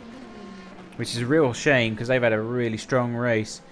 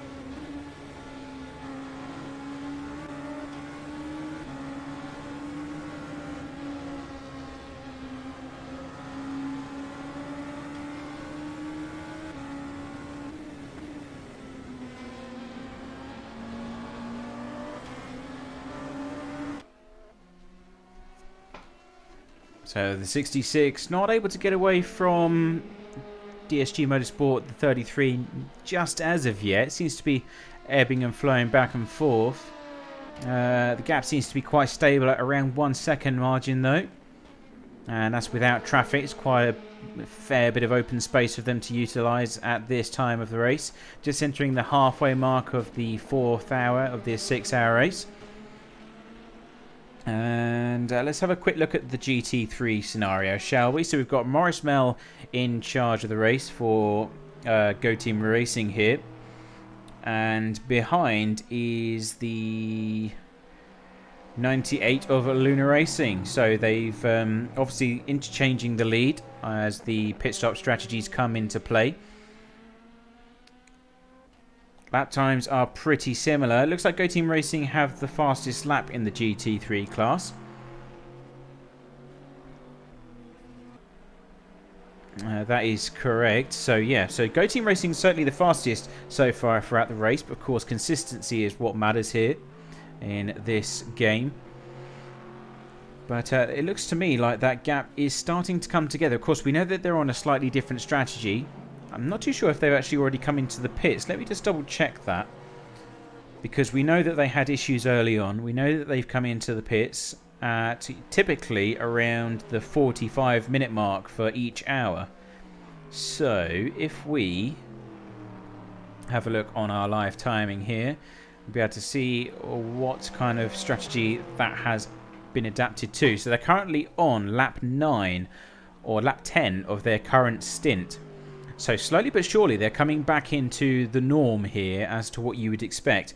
Meanwhile, Adam is also on lap 10 of his current stint. So this is going to be close for the GT3 lead, if I'm not mistaken. They're both on the exact same strategy now. Yeah, both on lap 10. So somewhere along the line, the strategies have kind of merged together. So very good thinking there for Go Team Racing. No doubt that's going to come down to the wire. Let's see what kind of lap times we're going to be producing here this afternoon in the dark hours of night. Maurice Mell coming across the line was a 46.2 and Adam was a 46.9. So the BMW slightly slower, but again that could be the tyres coming into their own, starting to bed into the circuit to get that performance going. But at the moment, Go Team Racing extending that lead ever so slightly, lap by lap. The gap is already up to 20 seconds as of now. And behind them is Dennis Castillo Sims for Bros Racing. So they are also still in this fight.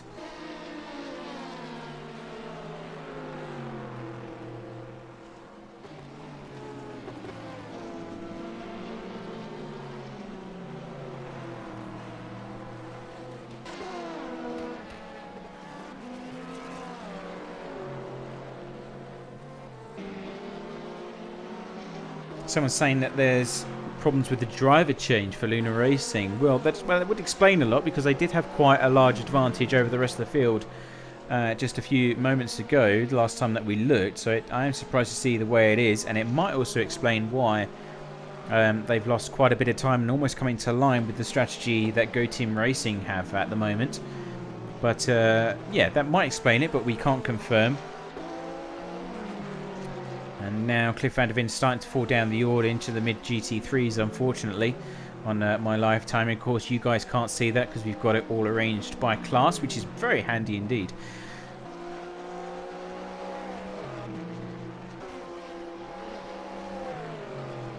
As the number 2 comes back out of pit lane. Lars now behind the wheel for the first time, I believe. Yep, that's his first lap here. Going for a medium compound tyre here, which is very strange against the norm for the guys. So a bit of strategy coming into play, maybe thinking that in the night time it'll be easier to manage. And somewhere along the line, ladies and gents, we've missed the overtake between Tony Jansen and Dmitry Buchka for the LMP2 field for second place.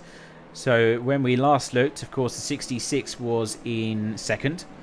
But somewhere during the last few minutes when we've been looking at the GT3 lead, they have exchanged places.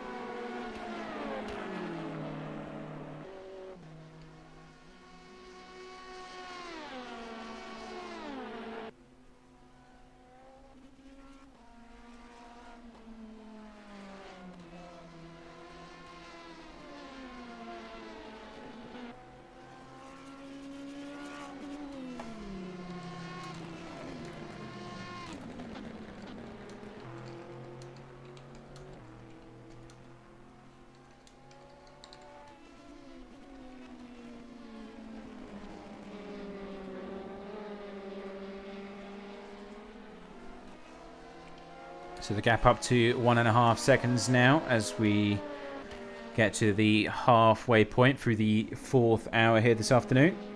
And we're down to 26 running cars out of 30 that started here.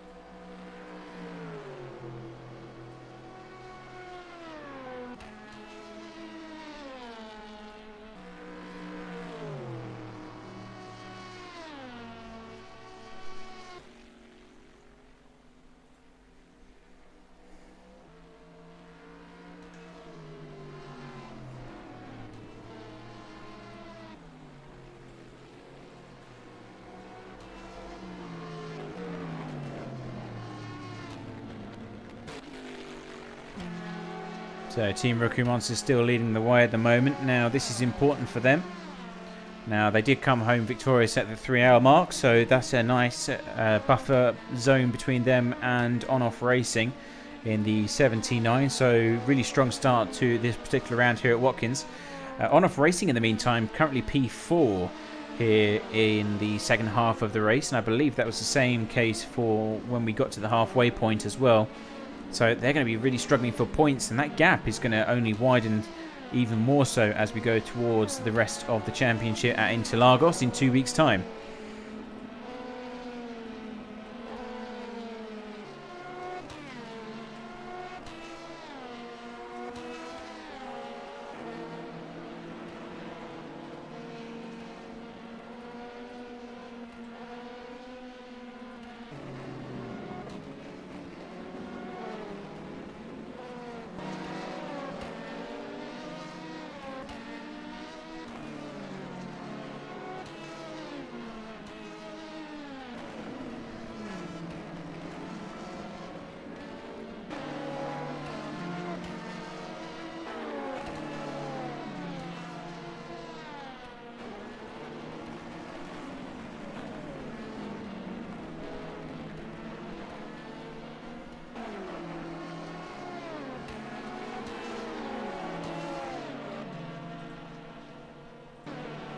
So at the moment, there's no immediate action ongoing. Of course, there's always stuff going on in the background with the strategies, the tactics, as they unfold in the second half of this race here at Watkins, or the Glen, however you want to call it. It's got many names or slang names.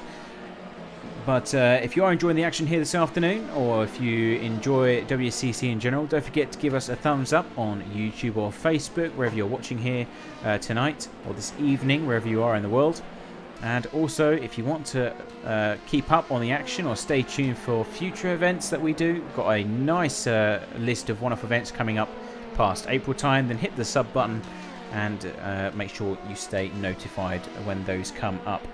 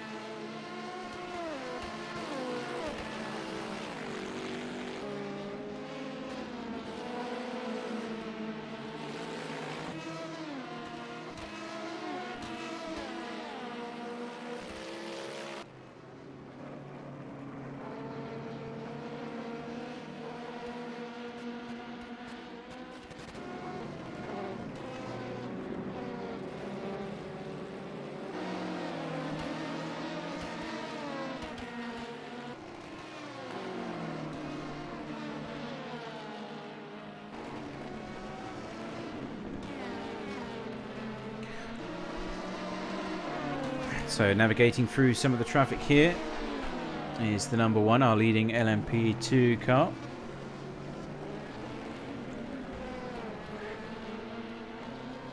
And 2 hours and 23 minutes remaining. Sorry for the short pause in commentary there. We are, me and the missus are discussing what to have for dinner, for those of you that are truly interested.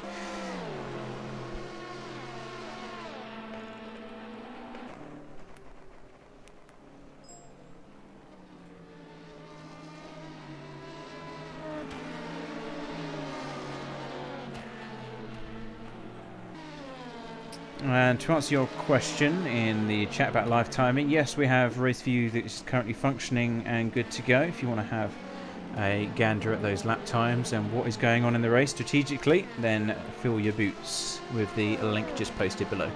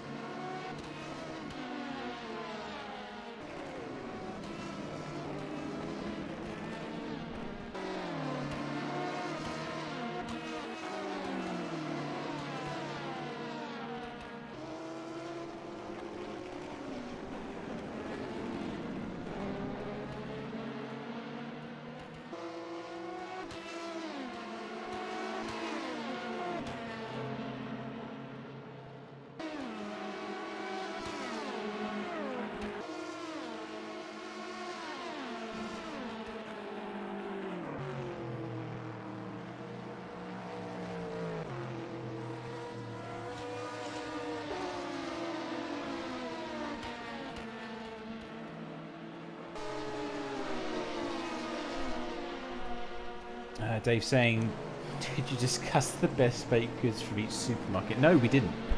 No, that wasn't the topic of discussion. It was more along the lines of, should we have jacket potato or something along the lines of steak? And still no answer to that question, to be honest. You know, it's a difficult decision to make. Even more so than when to pit for tyres, refuel the car. You know, doing this 6-hour race. The planning for stint times doesn't have any comparison really to what to have for dinner. It's just not up there, is it? But anyway, well, we're going to interview one of the first guys for this afternoon or evening, however you want to put it. And we're going to drag in Moseb Benamar, one of the drivers for Black Hawk Racing. Welcome to the commentary box, first of all. And yeah, you guys have had a bit of a topsy-turvy day, but walk us through it and what you're looking forward to ahead. Hello, so it's my pleasure to be here, and first of all I'd like to thank you for commentating the race and for the team for organizing such high level competition. We had bad luck today with Roman. Had a hardware issue with his headset VR. So something pop-ups on his screen and didn't see anything, so he stopped and we lost 1 lap.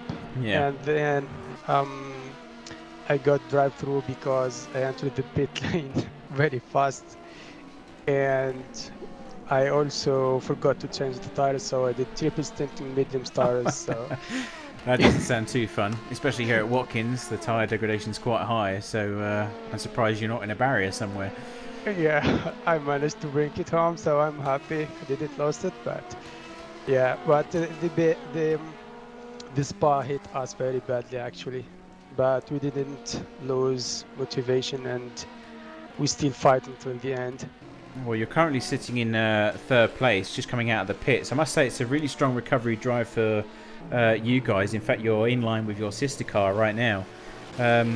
You know, realistically, what is your ultimate aim here? I know everyone wants to win, but have you sat down, done the numbers? What's actually achievable for you guys here before the checkered flag? We didn't discuss it. We are pushing as hard as we can right now. Maybe P4 in front of one off racing. we will be happy if we do so. Yeah. And how have you found Watkins Glen? Is it a circuit that you guys are comfortable at? Is it a place you enjoy? And, you know, has it rate against some of the other circuit we've been to this season? I personally enjoy it. I think Roman too. But yeah, tire degradation here is massive. Especially tire temperatures are massive here, so just pay attention, don't push too hard, otherwise you end up in the barrier. Just on that front, are we seeing, is it more manageable during the darkness hours? I know that the temperature's gone down ever so slightly. Is that helping you guys keep those tyres alive, or is it not too much of a difference from day to night? No, I didn't check with Roman, but we are going with softs right now. We are not going with mediums. And those are quite easy to double stint, I take it then, considering you still survived on triples. Yeah, yes. Well, I mean, yeah, you guys say that you're giving it everything. I can see that on screen. You're currently sitting P4 behind your sister car. Are they having a good race? Do you talk to each other between the two rooms, or is it very much you know, isolated to each car? No, we are on the same room. Oh, okay. So how are they finding the race so far? Are they run into any issues themselves? Dimitri had bad qualifying. His pace qualifying should be better. Yeah. But I don't know what happened. He didn't manage to qualify on the second row at least. And yeah, they did some changes to the setup, but they now rolled it back with the rear wing. Okay. And now they are more comfortable with higher downforce actually. Yeah. Just jumping ahead, just this last question. What's going to be your favourite round going ahead? We're at Watkins Glen. We've done all that we've done, but out of Interlagos, Road America, Road Atlanta, and then Sebring, which one's the race that you guys are looking forward to the most? Personally, Road America, I love it. Oh really? Oh, I think that's one of the Marmite circuits for me. I think it's just it's one of those, you know, depending on what part of the circuit you're at. I love Sector 1, but then Sector 2 it's just, oh no, especially when you're coming through the kink on the back straight. I don't know if there's going to be a stationary car whenever I come around that corner. Yeah. But yeah, if you love Road America, then yeah, you love Road America. That's your personal taste, but yes. not for me. But listen, guys, you know, best of luck for the rest of the race. I'll touch wood Thank on you that very one. much. Thank you. But thanks for popping by, and good luck for the rest of the race and the future rounds too. Thank you. All right, Bye-bye. take care.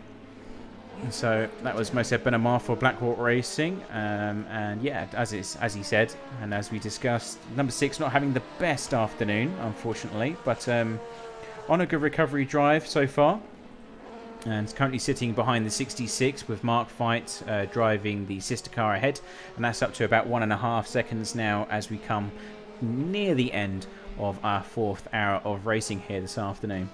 And we do actually have another person who wants to have a little chat, so let's drag them in. There's not too much else going on. Let me just have a quick look, make sure there's no battles that are about to imminently take place. Still no news on the 57 from DSG Motorsport. They're still retired, unfortunately, so that brings our total running down to 26. So Cliff van der Ven is still having a few issues, unfortunately. So let's drag in Daniel Ersling from the 87 Bros Racing team. Welcome to the commentary box.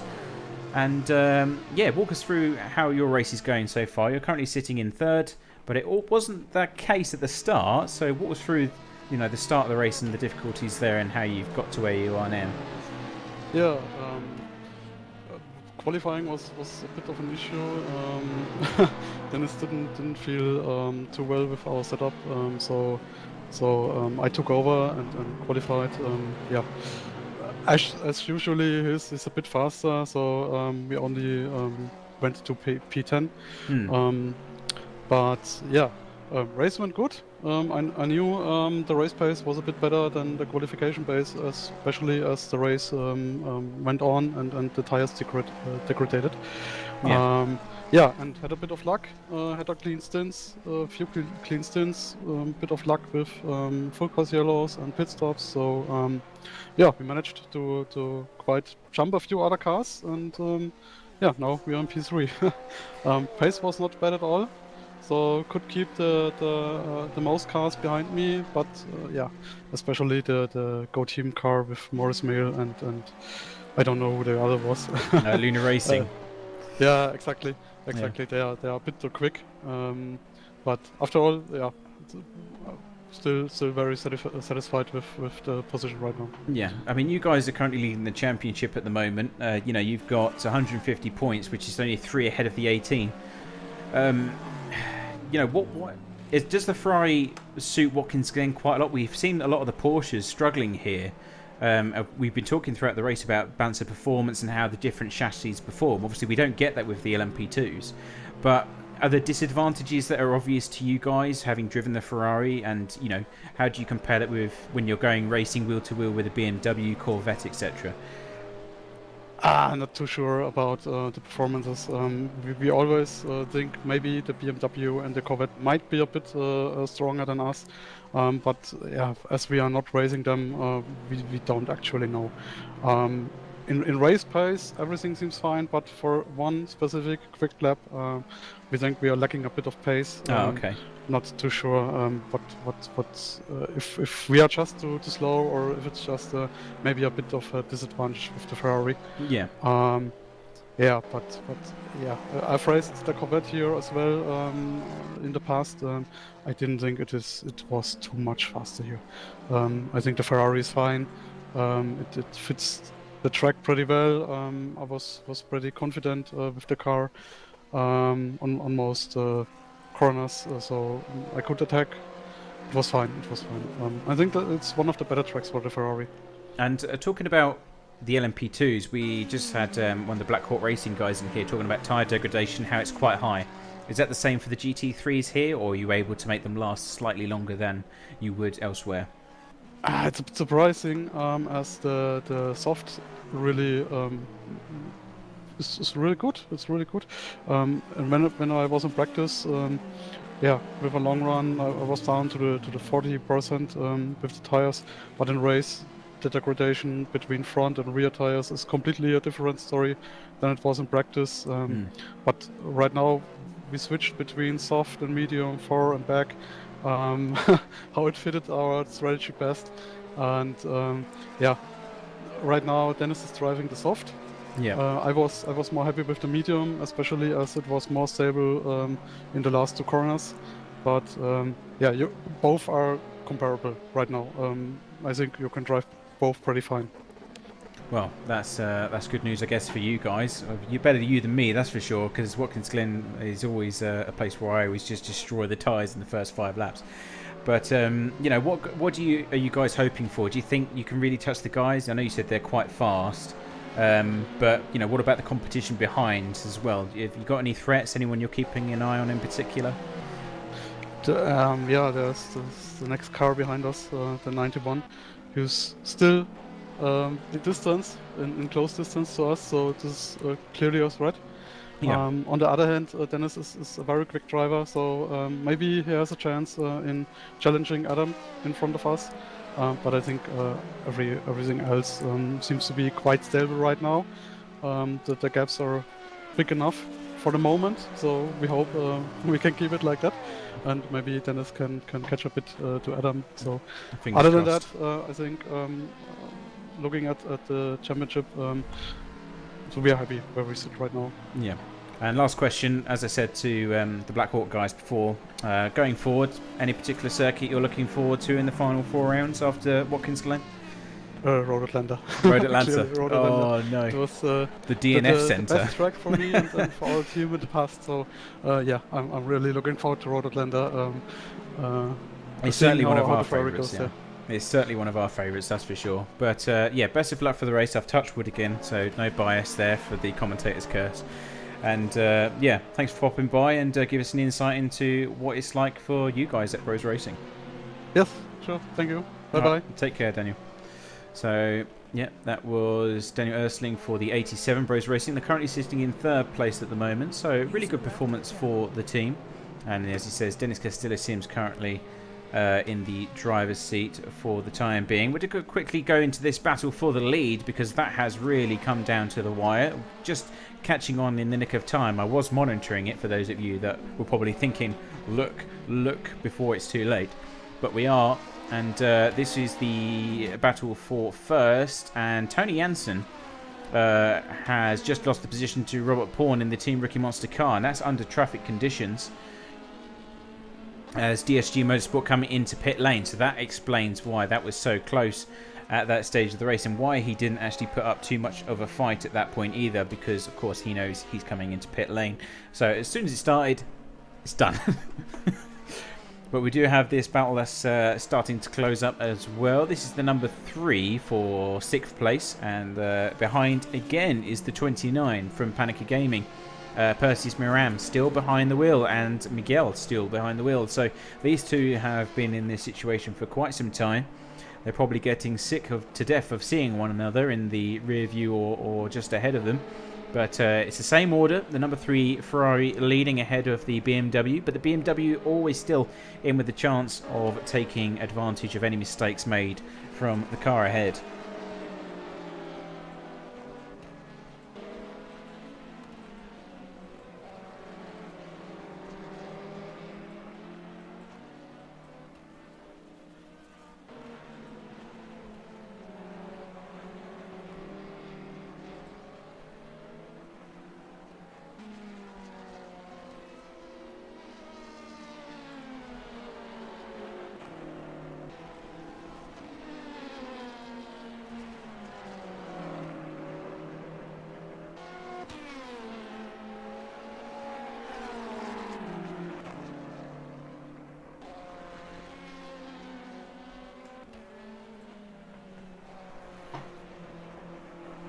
Give the overlay a quick refresh, and we've just lost 4 minutes, so that's always good to see. And we've got David Buckley looking to have a little chinwag, so let's bring him in as TeamSpeak says no. It's always wonderful to hear, isn't it? Thank you very much for that. No, still doesn't like it, still doesn't like it. There we go. It obviously doesn't want you to come in here, Dave. It kept saying error whenever I tried dragging you in, but we're finally here. So it's been a fairly busy day for you down there in race control. It has, yeah. The past hour or so has started to quiet down now, which is nice. Everyone's started to behave themselves as the gap's spread out. But yeah, there's been quite a few quite major incidents, a few Code 80s as well, which I'm not sure if that's played into any sort of strategy at all during the race. But yeah, so far it's been quite an interesting race. There's been a fair amount of action. Obviously, the last half an hour has been fairly quiet, but the gaps are starting to close in again now, which is good. I mean, we was always saying that the incidents, you were saying that they are always of significant size. You know, the speeds that's carried around this circuit, if there's any wiggle or mistake, then, you know, you're off into the barrier, the grass. There's no way you're going to stop in time. Especially with, you know, the one I won't forget from this round is the RSA Sim Racing Corvette that got absolutely sent into the barrier. And, you know, no fault of their own. But that just displays how large the consequences are here for incidents like that. Well, absolutely, yeah. I mean, it's the same kind of situation if we were speaking about at Spa. Oh, sorry, just going to have to interrupt you there, Dave, because we've got a fight for third place between the number 6 Blackhawk Racing and DSG Motorsports for Chris Gonzalez. He's just got into the car, so it's his first lap here at Watkins Glen for the team. And not the best way to start this this effort, but he's probably still getting those tyres up to temp as well for the final 2 hours here. Oh, looks like one of the Panica Gaming cars gone off as well. I'm not sure which one. I think the number 76. They are off the track and lost a wheel, so that will probably be a Code 80 unless they can get that. Unless they escape back to the pits. So I should probably head off. Yes, goodbye. So there goes Dave. Well, drivers, this race control Code 80 in 10 seconds. So Dave just coming in for quick chinwag, asked to give us an idea of what race control is doing, and as soon as he does, 5, he gets pulled 4, away. 3, 2, 1. Code 80 enforced. So instantly gets pulled away to do something else. And we are approaching the final 2 hours here of this afternoon's race. So what we're going to do, ladies and gents, we're going to take this opportunity while we're not under racing conditions to have a quick break. This will be the final one before we get to the checkered flag. So we'll be right back after these quick adverts. Don't go anywhere. See you in a bit.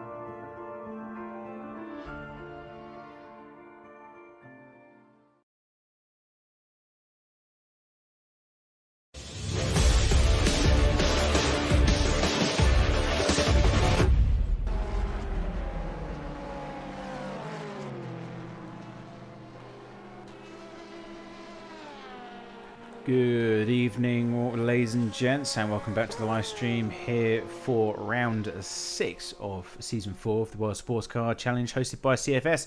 You're joining us in the last few moments of the race as we get back up to racing speed once again. We're just waiting for the last few tactical moves before we get a decisive winner here this evening, but so far it's been a spectacular event with lots of racing action to be seen. So if you haven't already seen what's been going on, if you're just joining us for whatever reason, then I highly suggest you hit that rewind button, whatever you're watching on YouTube, Twitch or Facebook, and have a look at the action thus far. Let's run through some of the results that we've got here for you and have a look who is doing well so far as our mid-race report, the final one of this evening, before we run to the checker flag. So Team Rookie Monsters in the number 1 car, Robert Pawn behind the wheel leading the way, and in second and third we have both the Black Hawk Racing cars, the 66 with Mark Fight the leading of those two. Outside of the podium positions is Charlie Rigo for On-Off Racing, so they're doing fairly well. And also DSG Motorsports with Tony Hansen running into issues in the last few moments of this race. They're all the way down in P5 now. The number 2 car, the sister for Team Rookie Monsters, in P6, Royal Blue Racing in P7, and the last of the running cars is Go Team Racing with Timothy Goer in P8. Cliff Vanderveen for DSG Motorsports, unfortunately some hardware issues with VR.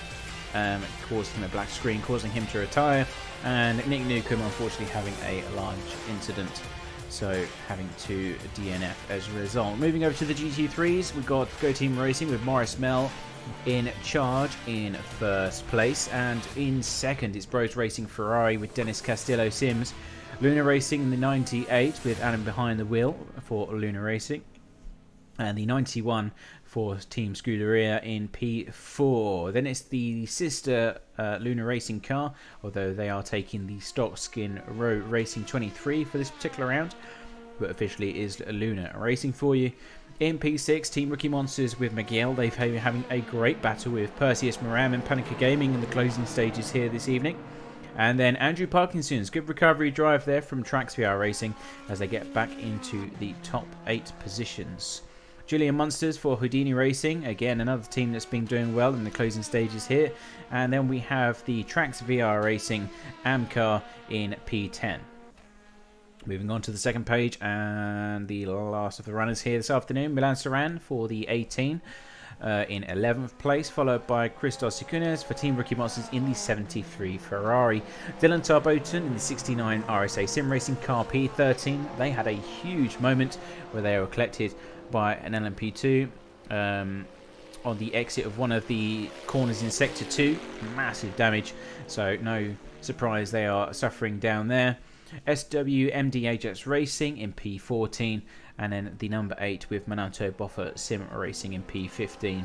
Shattered Windscreen Racing in P16, and then rounding out the last of the runners are the 17th and 18th place cars belonging to Panica Gaming in the 76 and the 88 with the Red Bros Racing Ferrari. So that is your order, ladies and gents, for the 6 hours Watkins Glen thus far. You're all caught up on the action. And let's continue with the race. Let's have a quick gander at the standings to see who is where. We've got some of the GT3s coming into pit lane now, and that is because we are just going past the 2-hour remaining mark, and that's pretty much on the dot where you would expect them to be at this moment in time. A lot of the cars did come into pit lane while we was on our short commercial break though, and that's why we've had a slight mix-up of things. Now, the surprise for me after coming out of that particular break is that Dennis Castillo Sims has a massive lead over the 98 of Luna Racing. The last time we saw that, before the adverts, it was the other way around. The 98 was in second place, and the gap was around 40 seconds, but it's completely switched in that small space of time, and I can't seem to understand in my head why that has happened. So let's delve into that just ever so slightly if we can. Dennis Castillo Sims on lap 32 of his current set of tyres and his current stint. Let's have a quick look, shall we? So he's double stinting the tyres in the 87 as far as I can see. This is his second stint now, because I'd say lap 27 is a 2:36. Oh, and that's not good. That's not good. I think there was a bit of hesitation there. And that is commentator's curse, I would say. I think that's pretty much spot on what you would explain that as, or describe that as. Because we were saying, oh, they're doing so well, and it's all going flawlessly for them, and what happens? Look what happens! And yeah, so that's not the best way to come into the pits. That's going to cost them a lot of time. So yeah, they are expected to come in. So there you go, 32 laps completed by Dennis Castillo-Sims in spectacular fashion. I don't think that was any fault of the LMP2. He wanted the pit lane, he wanted to go over to the right hand side, and there was traffic coming up the inside. That's exactly what was described in the driver's briefing before the race went underway. You know, hug the inside line as much as you can. You know, don't leave any door for anyone to come up the inside, especially not LMP2 traffic, as it will cause you a lot of problems if you're trying to get into that pit lane entry. And the car behind was just like, oh, what's he doing? He's slowing down, and had a big brain fart. And yeah, that's what happens, I guess. Anyway, so Dennis Castillo-Sims in pit lane. It's very quiet out here on circuit, I must say. A lot of the cars coming through Sector 2, it seems. And we're now following this battle between Kashif in the number 3 for Team Ricky Monsters and Julian Munsters behind. As the 77 comes into pit lane as well. So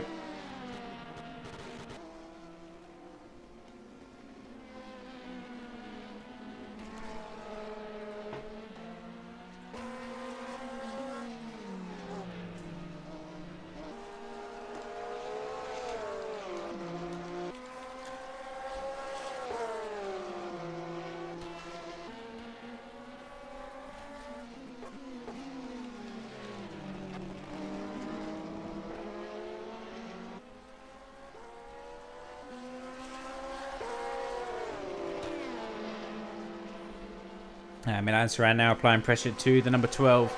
This is the Trax VR Racing and Ferrari. And for 9th place in class. So the Porsche starting to fight for those top 10 positions in the closing stages of this race. He's alongside for the bus stop. Space given from the Ferrari. However, that's going to push him wide. Here comes a switchback from the Porsche. And through he goes. Oh, bit of a tank slapper coming from the Ferrari as well. So Tom having to struggle to keep that thing in check. Just manages to do so.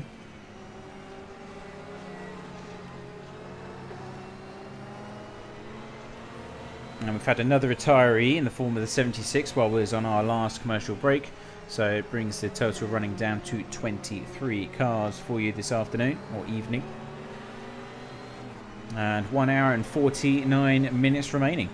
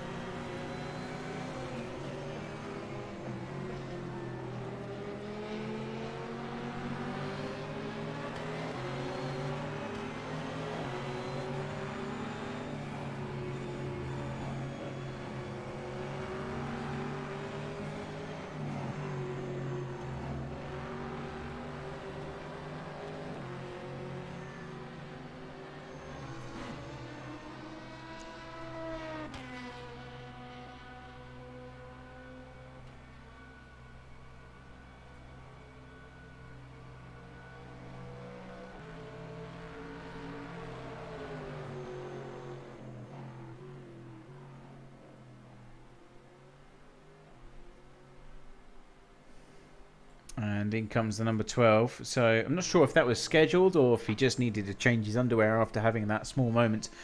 But either way, all seems to be calming down in the number 12. It's going to lose the position to the 73 from Team Ricky Monsters, Christos Sakunas, as he goes by. And we're currently following our leading LMP2 number 1 here.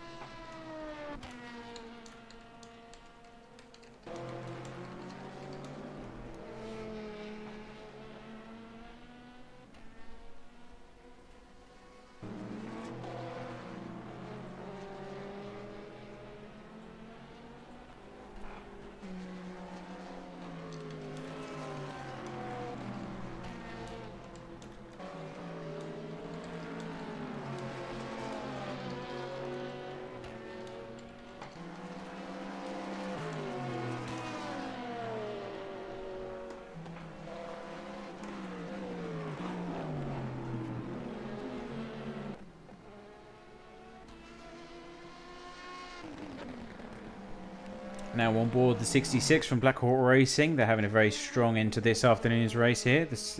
And the number 6 is close behind by around 7 seconds or so. So very good recovery from both these guys. Charlie Rigo is about 5 seconds down the road from them. So a good battle for third, potentially about to come into existence or into fruition. But we'll have to keep a close eye on those lap times here.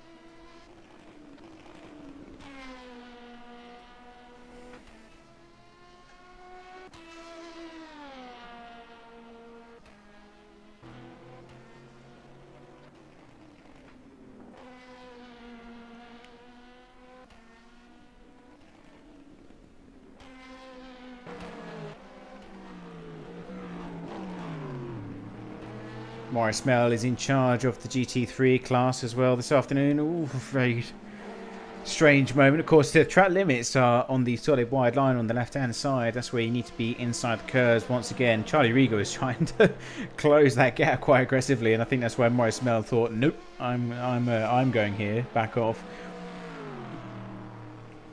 But they are in a strong position now.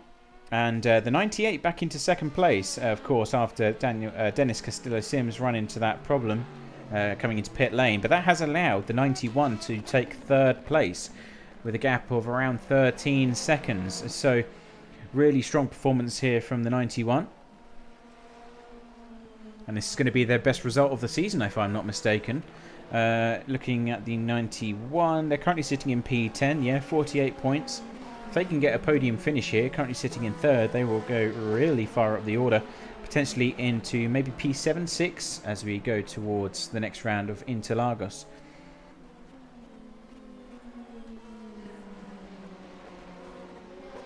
So definitely one to keep an eye out for. Now Dennis Castillo-Sims has got all of the work to do if he's going to make sure he regains control of that podium position. Of course, he does have the 98 to consider and contend with. They're going to be extending their championship lead over the 18 Simcoe car because they've had, they've put in a valiant effort, but they just can't seem to get a stroke of luck in that Porsche this afternoon here at Watkins, which is very strange because usually you'd see the 18 on the podium spots, but that's multi-class racing for you. Sometimes it works, sometimes it doesn't, as Colin Sanders goes down the inside of the number 3 for 7th place there.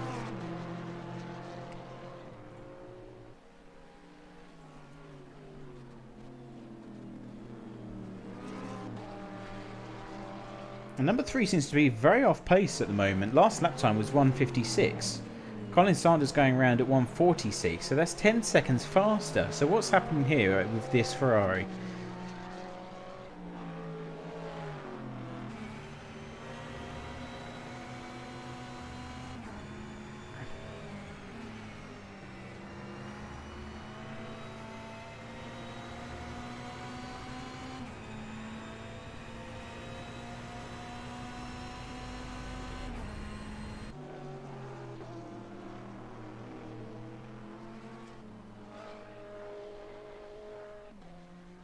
The gap's already up to nearly 2-3 seconds as he goes up the hill, so definitely some pace issues. Last lap 1:54, so that is a large gap to fill in terms of pace for the number 3, which is a shame. They're doing quite well. They're currently sitting inside the top 10 as well in P7, yeah. So the next car down will be the sister car, which is about 30 seconds down the road, but they're still doing 1:47s.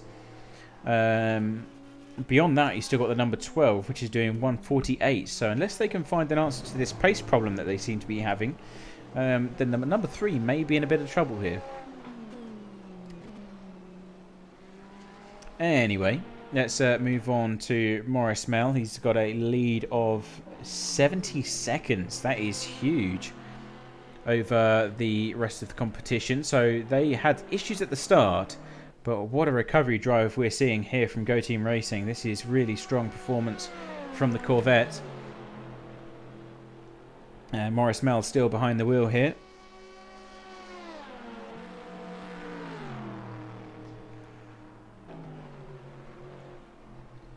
Let's have a few onboard laps if we can.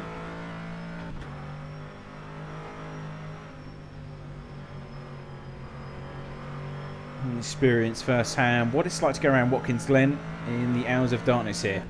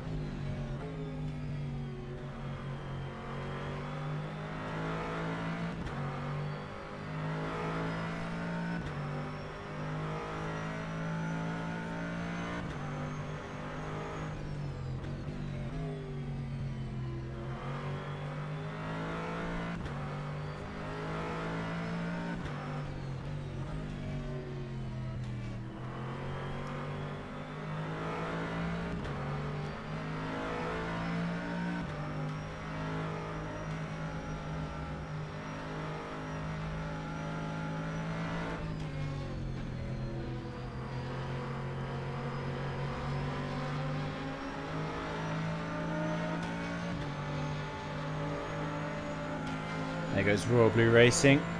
They're having a eventful afternoon as well. They're currently sitting in P7 ahead of Go Team Racing. And they're trying to catch up to the number 2 Team Rookie Monster prototype, who are around 20 seconds ahead. And we have a change of position here between the 2 Black Hawk Racing cars. Roman going ahead of Mark.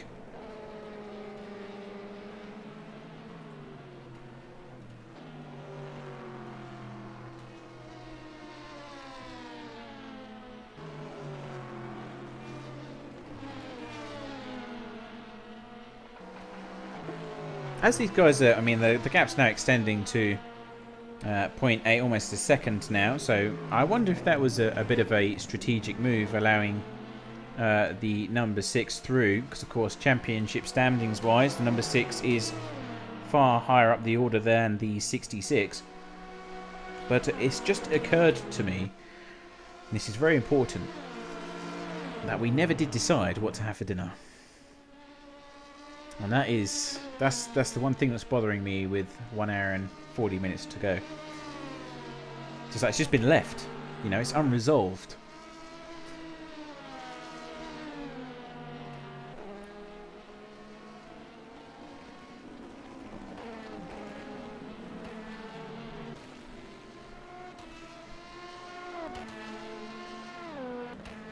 I mean, personally, I think we should just order pizza. That's just my way of thinking. You know, that's a man's solution. Don't do any cooking, just order something in. But it's not exactly healthy, is it? You know, you've got to, you know, in the pandemic, the gyms aren't open. You can't exactly go and burn it off. You've got to be careful about these things. And now that, you know, I don't want to say it, but I'm going racing this year. I don't need to carry extra pounds unnecessarily in the form of pizza dough. So maybe that's not such a wise move after all.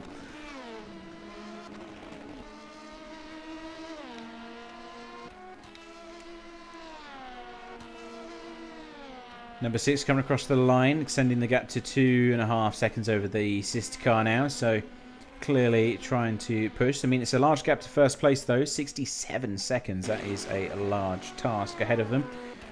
But it is still achievable.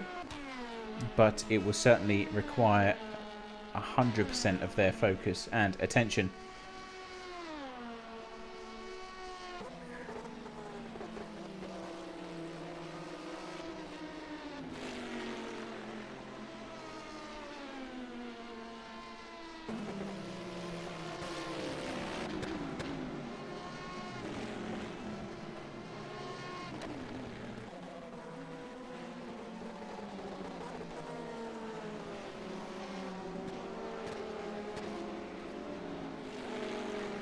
Now we have a battle starting to come into play here for third place in the GT3 class. This is the 91 and the 87.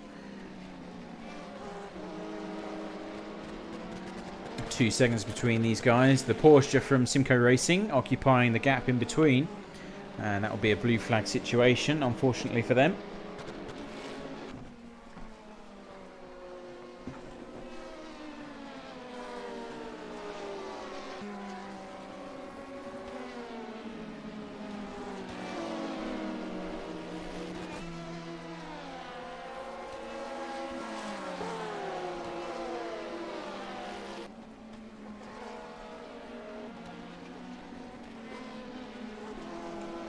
That gap is coming down really fast, 1.6 seconds now as they come through Sector 1.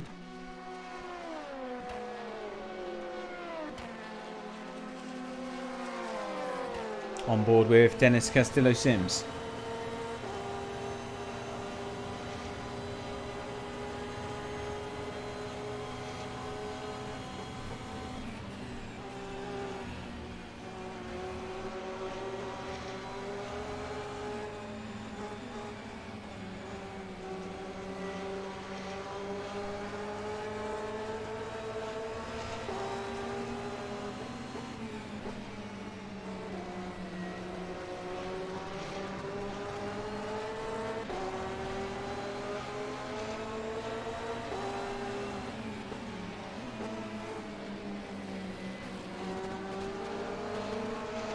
Now we've got the 18 Simcoe Porsche in the way. It's going to be blue flag situation. He's letting him by now. 3 wide coming down into turn 7, which is a very sketchy deal. It's one of probably the narrowest points here at the Glen. And into turn 9, that gap now to half a second. And this is going to be for 3rd place. So podium points up for grabs with 1.5 hours still remaining.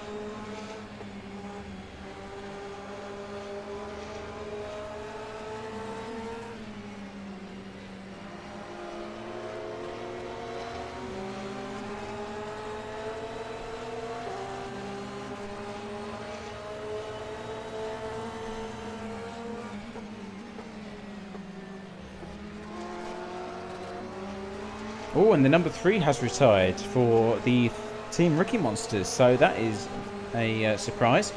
Another retirement added to the list, leaving our total down to 24 cars.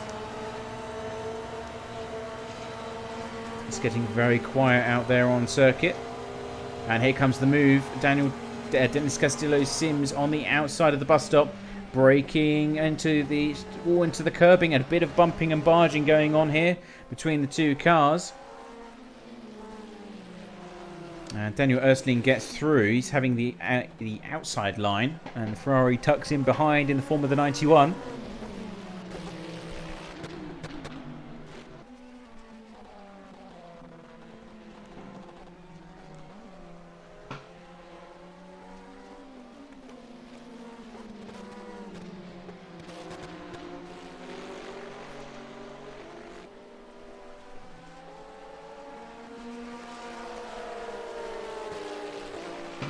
And unfortunately no way for the 91 to retaliate as they come down into Sector 3 now.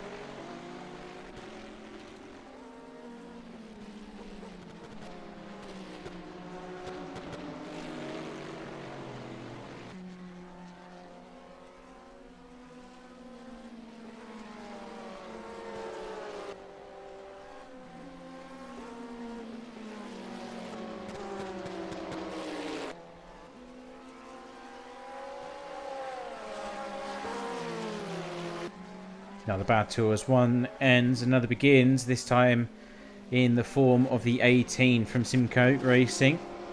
Houdini Racing in the Bentley, close behind by 1.2 seconds and closing as they come into the next lap.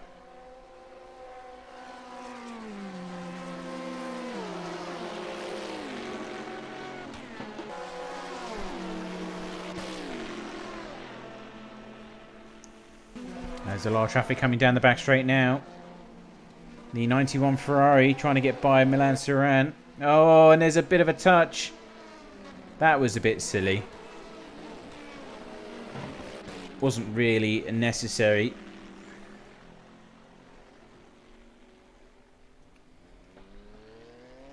And that puts an end to that one.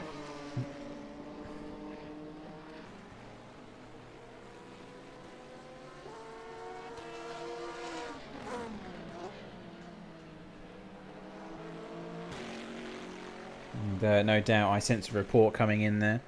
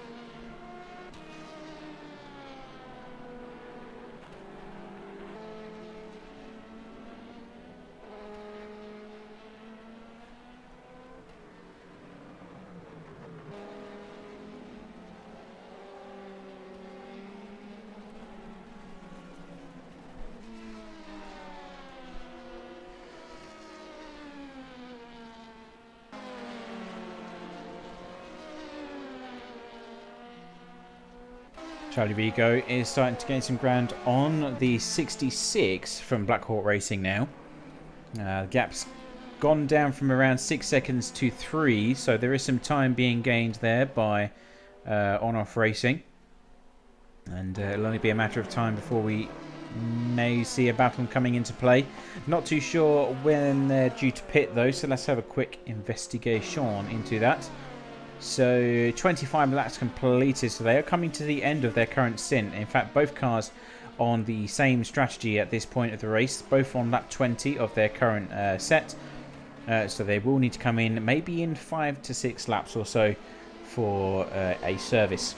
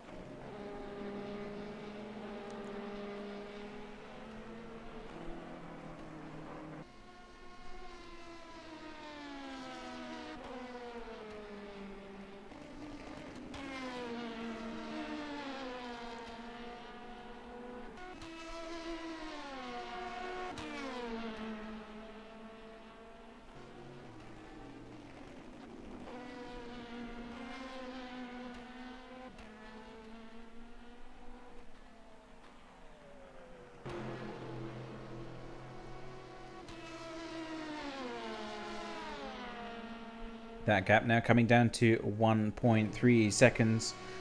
We're just about halfway through the 5th hour here. Still 1.5 hours worth of racing to go. And 1 second, so slipstream will now come into play. And on-off racing will be looking to score as many points to make sure the number 1 doesn't get too far ahead in the standings.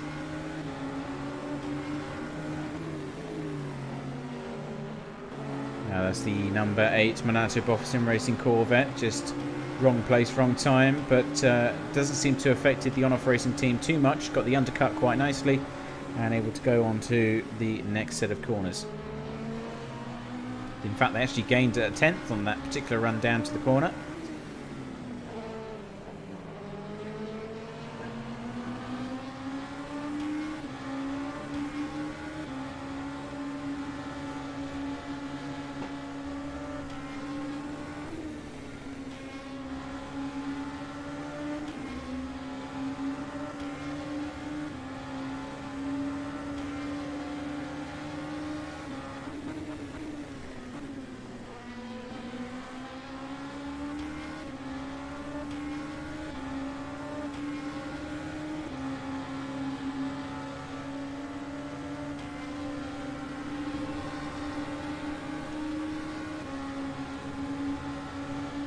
Slipstream in effect quite strong as well as he comes onto the bus stop, onto the inner loop, thinks better of it, hasn't got enough room to make that move stick, and 66 having to do a bit of sliding, so traction being lost on those rear wheels.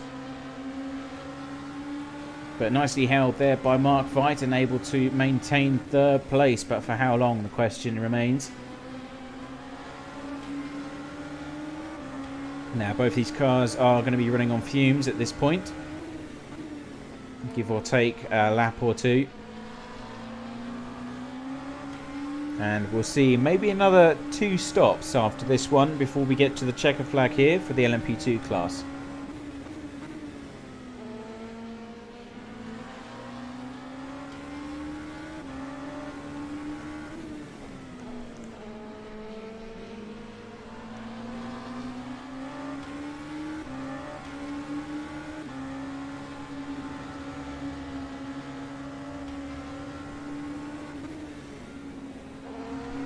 And there goes the 66 into pit lane. We'll expect Charlie Rigo to follow suit in a few moments' time.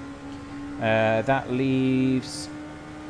that was 22 laps completed there by Mark Veit. Also, the number 6 coming into pit lane. So that's both the Black Hawk Racing cars in pit lane now. Charlie Rieger going up into second place. They're all on very similar strategies here, which makes it even more vital that those lap times are kept as low as possible. Consistency will be the key to taking home both podium positions for Black Hawk Racing here.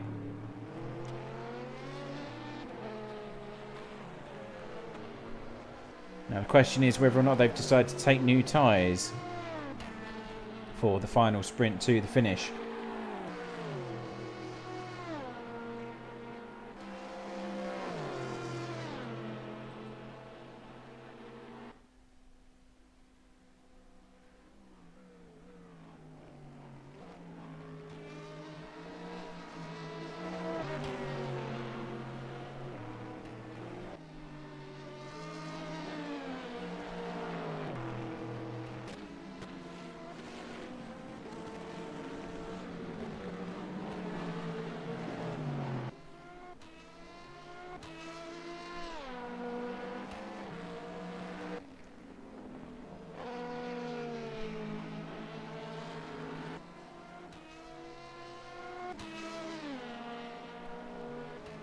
Now, looking up and down the order, especially in the GT3 class, we have a few potential battles that may unfold in the closing stages here. We have one final stop to make in the GT3 class.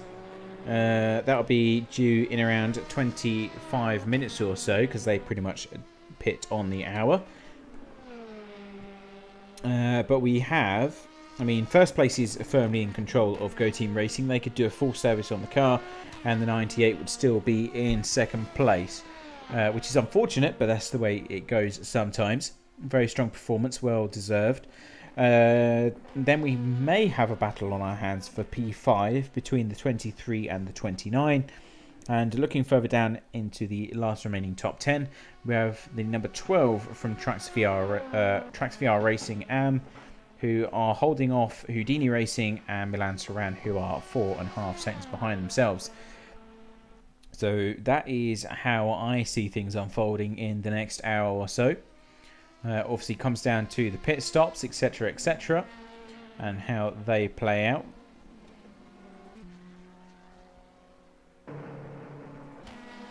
And let's follow the number 12 around as it occupies P9. And Colin Sanders, who is in the other sister car for Trax VR Racing, is in P7 themselves. That's Colin Sanders alongside Andrew Parkinson, and they've recovered strongly in the last few hours or so. Of course, they were pretty much second to bottom as the earlier incident in the race, but yeah, it's been a very good way to see them climb back up the ranks.